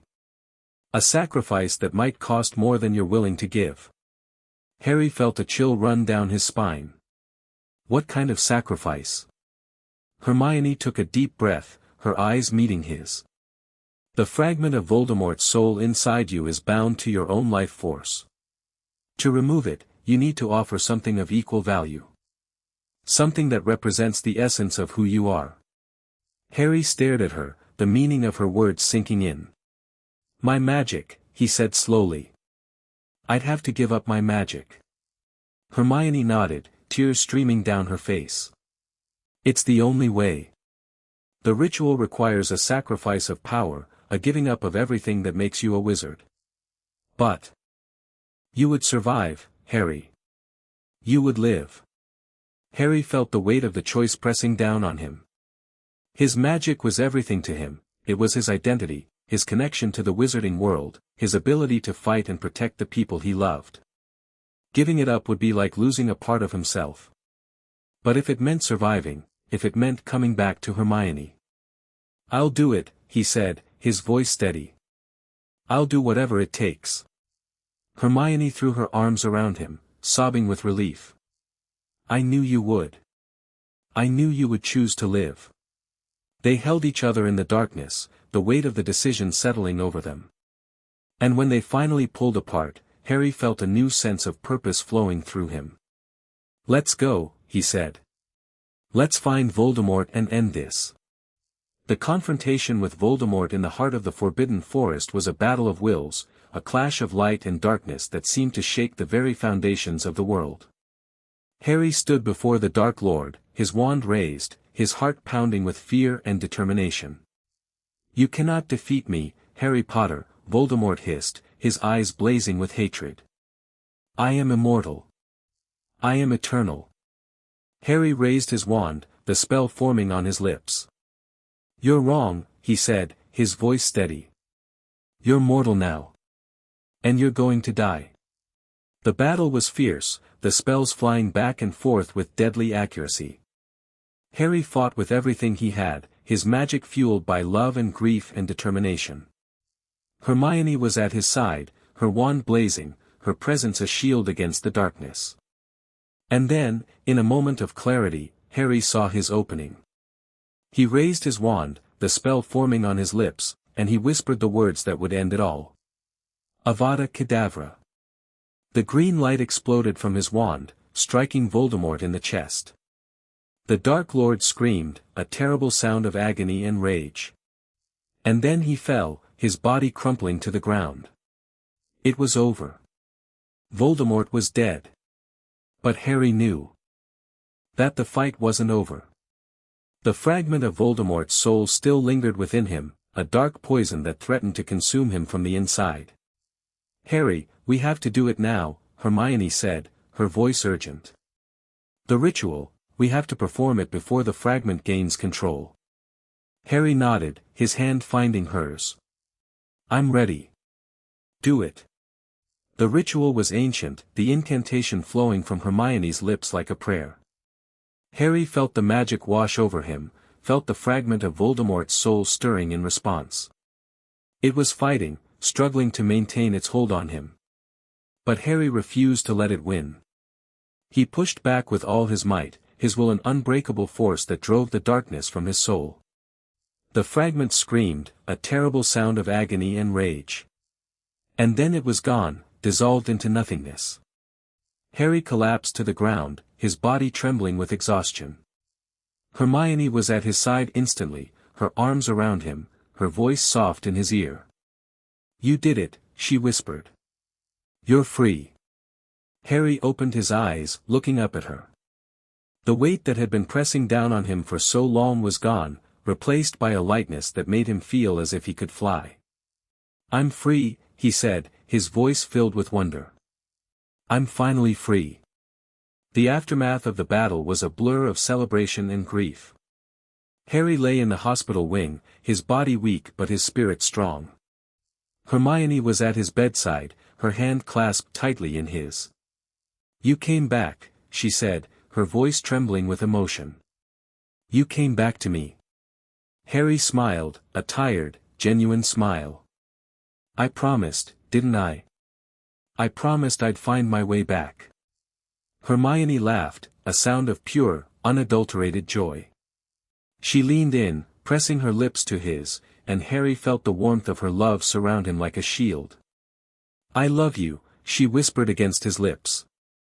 Harry pulled back, looking into her eyes. "I love you too. Always." They held each other in the silence, the weight of everything they had survived settling over them. And for the first time in a very long time, Harry felt peace. The weeks that followed were a time of healing. The wizarding world slowly rebuilt, the scars of the war beginning to fade. Harry, Hermione, and Ron threw themselves into the work, helping to restore Hogwarts and bring the wizarding world back to its feet. But Harry had changed. The sacrifice he had made, the loss of his magic, had transformed him in ways he was only beginning to understand. He was no longer the boy who had been marked by destiny. He was a man, free to choose his own path. "Are you okay?" Hermione asked one evening, settling beside him on the sofa in the Gryffindor common room. Harry nodded slowly. "I think so. It's strange, not having magic. It's like I've lost a part of myself." Hermione took his hand, her fingers warm around his. "You haven't lost anything, Harry. You're still you. The bravest, kindest, most wonderful person I've ever known." Harry smiled, a real smile that reached his eyes. "I don't know what I'd do without you." "Lucky for you, you'll never have to find out," she said, leaning in to kiss him. They sat together in the darkness, the weight of the past finally beginning to lift. The future stretched out before them, bright and full of promise. And they would face it together. As they always had. As they always would. Chapter 19, The Last Battle. The final battle began not with a roar, but with a whisper. It spread through the castle like a tide, carrying the news that Voldemort was coming, that his forces were gathering beyond the boundaries of Hogwarts, that the moment they had all been dreading had finally arrived. Harry stood in the great hall, surrounded by the faces of his friends and allies. McGonagall was there, her face pale but determined. Kingsley Shacklebolt, his eyes blazing with a fierce resolve. And Ron, his best friend, his brother in all but blood, standing at his side with his wand raised. "Are you ready?" Ron asked, his voice steady despite the fear in his eyes. Harry nodded, his hand tightening around his wand. Ready. But there was a hollow feeling in his chest, a sense of loss that he couldn't quite shake. His magic was gone, the sacrifice he had made to destroy the fragment of Voldemort's soul had taken everything from him. He was a wizard without power, a warrior without a weapon. "I'll fight," he said, his voice firm. "I'll fight with everything I have." Hermione was at his side, her hand finding his. "We'll fight together. That's what we do." Harry looked at her, at the love and determination in her eyes, and felt a surge of hope. He might have lost his magic, but he hadn't lost his courage. He hadn't lost the people who mattered most. "Let's do this," he said. "Let's end this once and for all." The battle was chaos. Spells flew through the air like streaks of lightning, lighting up the darkness with bursts of color. The castle shook as giants battered its walls, their massive fists pounding against the ancient stone. Dementors glided through the crowds, their cold presence sucking the hope from the air. Harry fought with everything he had, not with magic, but with strategy and courage. He moved through the chaos, directing the defenders, rallying the troops, doing whatever he could to hold the line. "Harry, to your left!" Ron shouted. Harry spun around, just in time to deflect a curse that would have killed him. The Death Eater who had cast it was tall and thin, his face twisted with hatred. Harry recognized him, one of Voldemort's most loyal followers, a man who had killed countless innocents. "Expelliarmus!" Harry shouted, but nothing happened.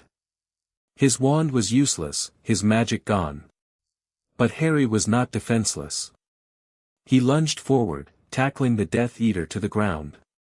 They wrestled for control, their bodies crashing against the stone floor. Harry's fists connected with the man's face, once, twice, 3 times, until the Death Eater went limp beneath him. "Harry, are you all right?" Hermione was at his side, her wand blazing, her eyes filled with concern. Harry nodded, his chest heaving. "I'm fine. Just keep fighting." They fought side by side, a wall of determination against the tide of darkness. Hermione's magic was brilliant, a shield that protected them from the worst of the attacks.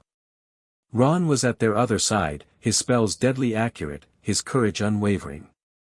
And then, through the chaos, Harry saw him. Voldemort, standing at the edge of the battlefield, his wand raised, his eyes blazing with hatred. "Harry Potter," Voldemort hissed, his voice carrying across the chaos. "Come face me. End this." Harry felt the world narrow around him. This was it. The final confrontation. The moment he had been waiting for his entire life. "Stay back," he said to Hermione and Ron. "This is my fight." "Harry, no," Hermione started. "Stay back," he repeated, his voice firm. "I have to do this alone."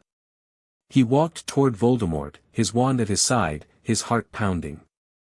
The battlefield seemed to fall silent around him, the chaos fading into the background.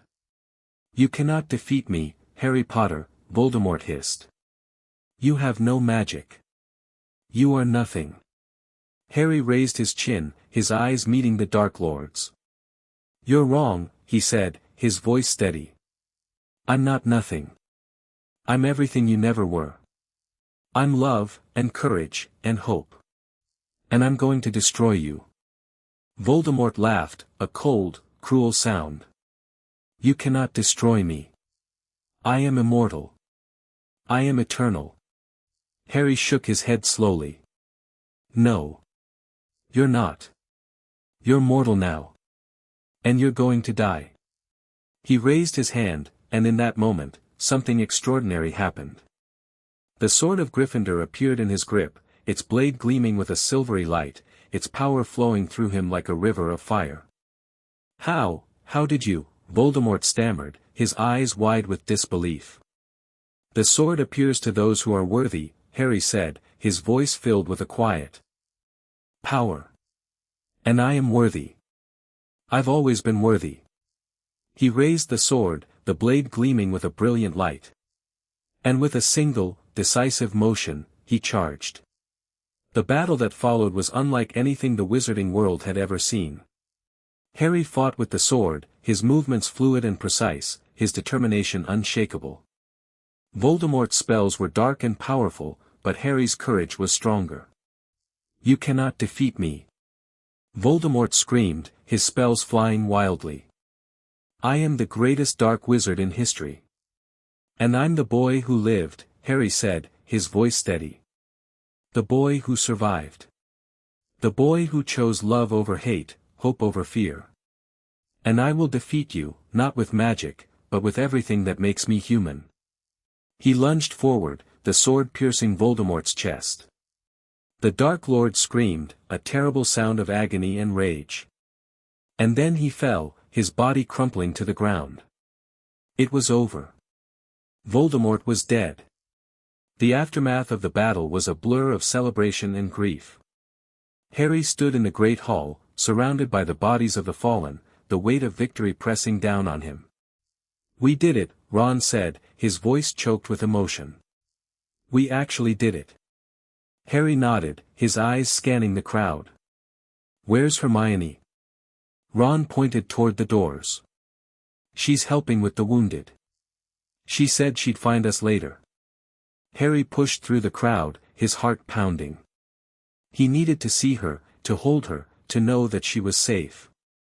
He found her in a small room off the great hall, tending to a wounded soldier. Her hands were covered in blood, her face pale with exhaustion. But when she looked up and saw him, her face broke into a brilliant smile. "Harry," she breathed. He crossed the room in 3 quick steps, pulling her into his arms. "We did it," he said, his voice breaking. "We won." Hermione held him tight, her body trembling against his. "I knew you would," she whispered. "I never doubted it." They held each other in the silence. The weight of everything they had survived settling over them. And for the first time in a very long time, Harry felt peace. The weeks that followed were a time of healing. The wizarding world slowly rebuilt, the scars of the war beginning to fade. Harry, Hermione, and Ron threw themselves into the work, helping to restore Hogwarts and bring the wizarding world back to its feet. I never thought I'd be happy to be doing paperwork, Ron said one afternoon, sorting through a pile of forms. But there's something satisfying about it. About building something new. Harry nodded, a small smile playing on his lips. It's good to be doing something normal. Hermione joined them, her arms full of books. I've been thinking about the future, she said.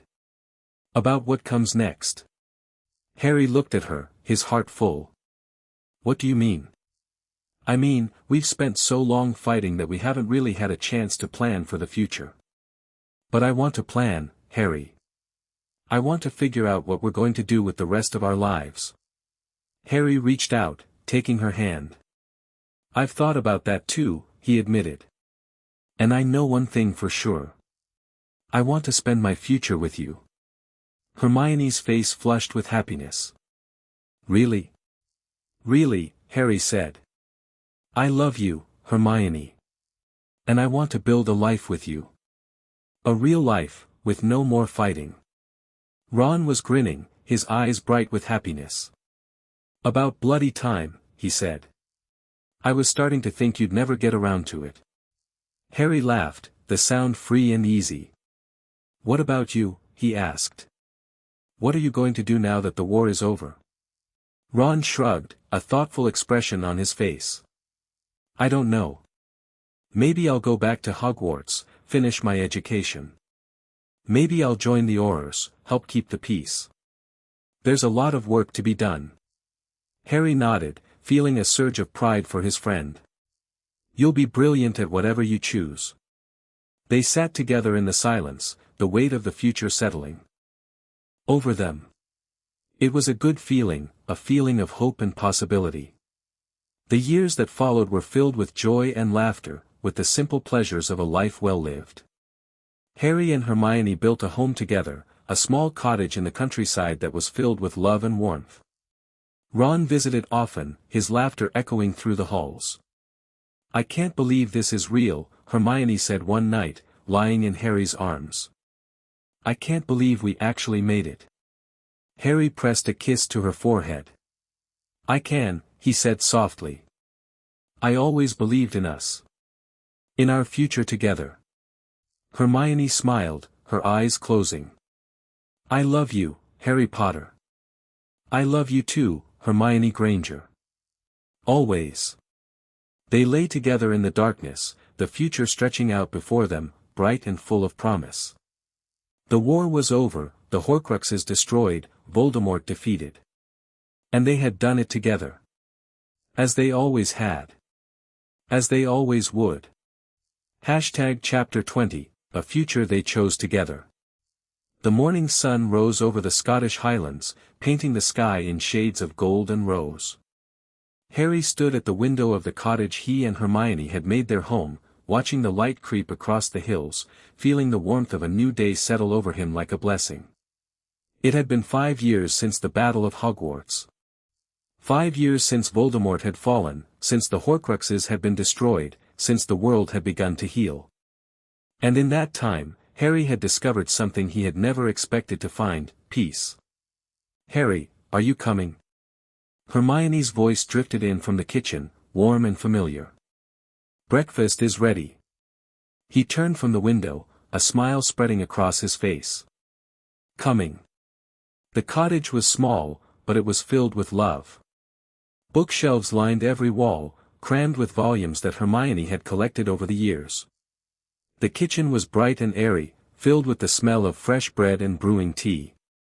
And in the corner, a small fireplace crackled merrily, casting dancing shadows across the room. Hermione was at the stove, her hair pulled back in a messy bun, her face flushed with the warmth of cooking. She looked up as he entered, her eyes bright with happiness.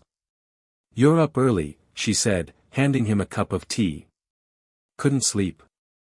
Harry shook his head, taking a sip of the steaming liquid. I was just thinking. About how far we've come. About everything we've been through. Hermione's expression softened. It's a lot to process. All of it. Harry nodded, setting down his cup. I used to think that I would never be happy. That the darkness would always follow me. But now I see that there's light. There's always light, if you're brave enough to look for it. Hermione crossed the room, taking his hands in hers. You found the light, Harry. You chose it, even when it was hard. And that's why we're here, together, in this beautiful life we've built. Harry pulled her into his arms, holding her close. I couldn't have done it without you. You believed in me when I couldn't believe in myself. You loved me when I didn't think I deserved to be loved. Hermione pressed her face into his chest. I'll always love you, Harry. Always. They stood together in the kitchen, the morning light streaming through the windows, the warmth of their love surrounding them like a shield. And in that moment, Harry knew that everything he had sacrificed, everything he had fought for, had been worth it. The day was filled with simple pleasures. Harry and Hermione spent the morning in the garden, tending to the flowers and vegetables that had become their passion. The sun was warm on their faces, the air filled with the scent of blooming roses and fresh earth. I never thought I'd enjoy gardening, Harry admitted, pulling a weed from the soil. But there's something satisfying about it. About watching things grow. Hermione laughed, the sound bright and free. It's because you're finally learning to nurture instead of fight. It's a good change. Harry looked at her, at the dirt smudged on her cheek, at the smile on her face, and felt a surge of love so powerful it nearly overwhelmed him. You've changed me, he said softly. For the better. You've made me a better man. Hermione's eyes glistened with unshed tears. You've changed me too, Harry. You've shown me what it means to be brave, to be kind, to fight for what matters. I wouldn't be who I am without you. They kissed, a gentle, tender kiss that held all the love and promise of their future together. And when they finally pulled apart, Harry felt a sense of completeness that he had never known before. The afternoon brought visitors.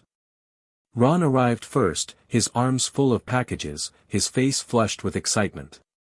Harry. Hermione. You won't believe what I've brought. He set down the packages, revealing a collection of photographs and letters. The ministry has been cataloging the history of the war, he explained. They've been collecting testimonies, artifacts, anything that can help future generations understand what happened. Harry picked up a photograph, his heart clenching. It was a picture of his parents, young and happy, their arms wrapped around each other. His mother was laughing, her head thrown back, her eyes bright with joy. His father was grinning, his arm around her shoulders, his gaze filled with love. I found this in the archives, Ron said softly. I thought you might want to have it.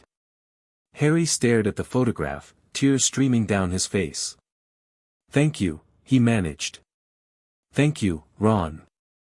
Ron put a hand on his shoulder, his eyes filled with understanding. They would have been so proud of you, mate. So proud. Harry nodded, unable to speak. The weight of the moment pressed down on him, but it was a good weight. A weight that reminded him of everything he had gained, everything he had fought for. The evening brought a gathering of friends. The burrow was filled with laughter and warmth, the Weasley family surrounding Harry and Hermione like a second family. Molly fussed over them, plying them with food and drink, her eyes bright with maternal pride. You've done so well, she said, hugging Harry tightly. Both of you. I'm so proud of you. Harry hugged her back, feeling the warmth of her love envelop him. Thank you, Molly. For everything. The night was filled with stories and laughter, with the simple joy of being surrounded by people who loved them. Harry looked around the room, at the faces of the people who had stood by him through everything, and felt a profound sense of gratitude. We've come so far, Hermione said softly, settling beside him on the sofa. From first years, scared and lost, to this. To a life filled with love and purpose.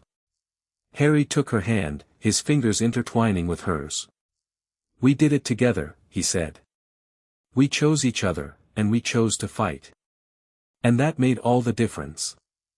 Hermione leaned her head on his shoulder, her voice barely above a whisper. "What do you think the future holds for us?" Harry was silent for a moment, thinking about all the possibilities that lay ahead. "I don't know," he admitted. "But I know one thing for sure. Whatever happens, we'll face it together." Hermione smiled, her eyes closing. "Together," she repeated. "That's all I ever wanted." The years that followed were filled with joy and laughter, with the simple pleasures of a life well lived. Harry and Hermione watched their children grow, their grandchildren play, the magical world they had fought to protect flourish and thrive. They traveled together, exploring the magical wonders of the world they had only read about in books. They visited the pyramids of Egypt, the enchanted forests of Eastern Europe, the bustling streets of magical cities across the globe. And everywhere they went, they carried the love that had seen them through the darkest times. "I can't believe this is our life," Hermione said one night, lying in Harry's arms on a beach in Greece. "It's like a dream." Harry pressed a kiss to her forehead. "It's real," he said softly. "It's our reality. And it's beautiful." Hermione turned to look at him, her eyes shining in the moonlight. "I love you, Harry Potter. I've loved you since the moment you walked into that compartment on the Hogwarts Express." Harry smiled, a warm, genuine smile. "I love you too, Hermione Granger. I think I loved you from the moment you punched Malfoy." She laughed, the sound bright and free. "That was a good moment, wasn't it?" "The best," Harry agreed.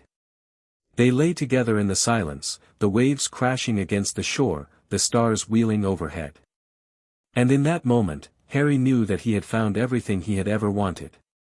A partner. A family. A future worth living for.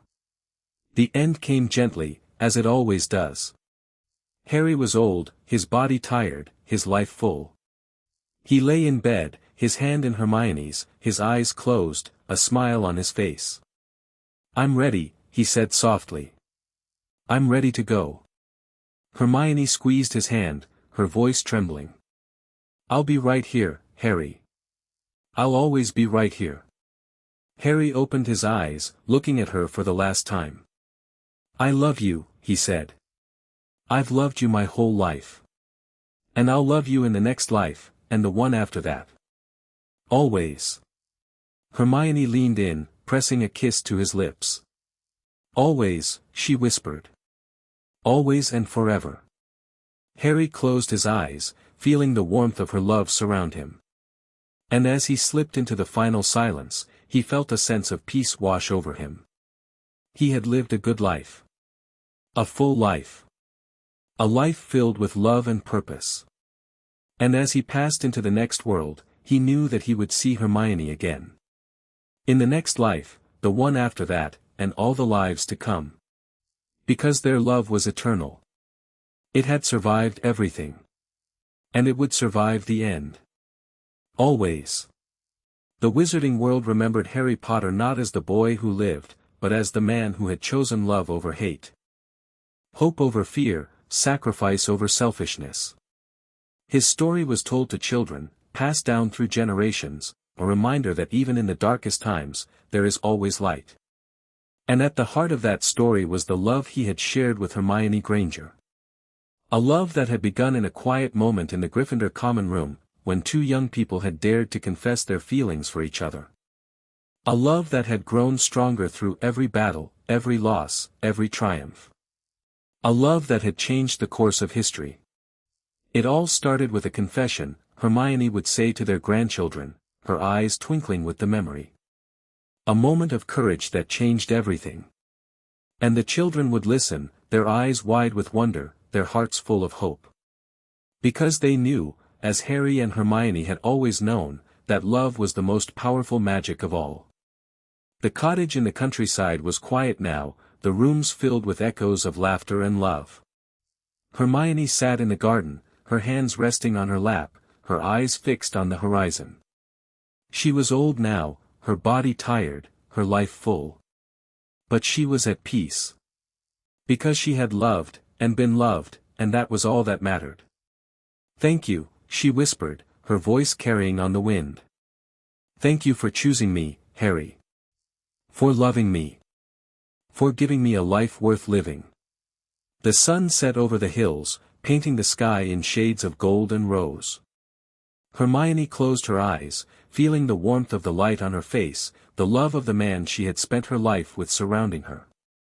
And as she slipped into the final silence, she knew that she would see him again.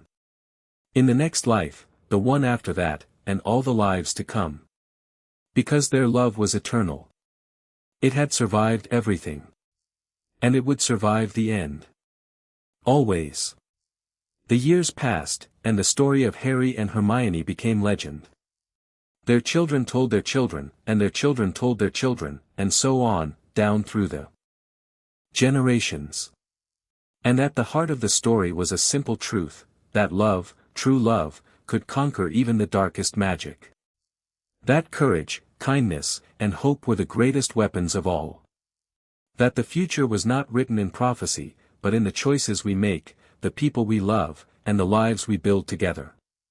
And that, in the end, was the greatest magic of all. The end. Thank you.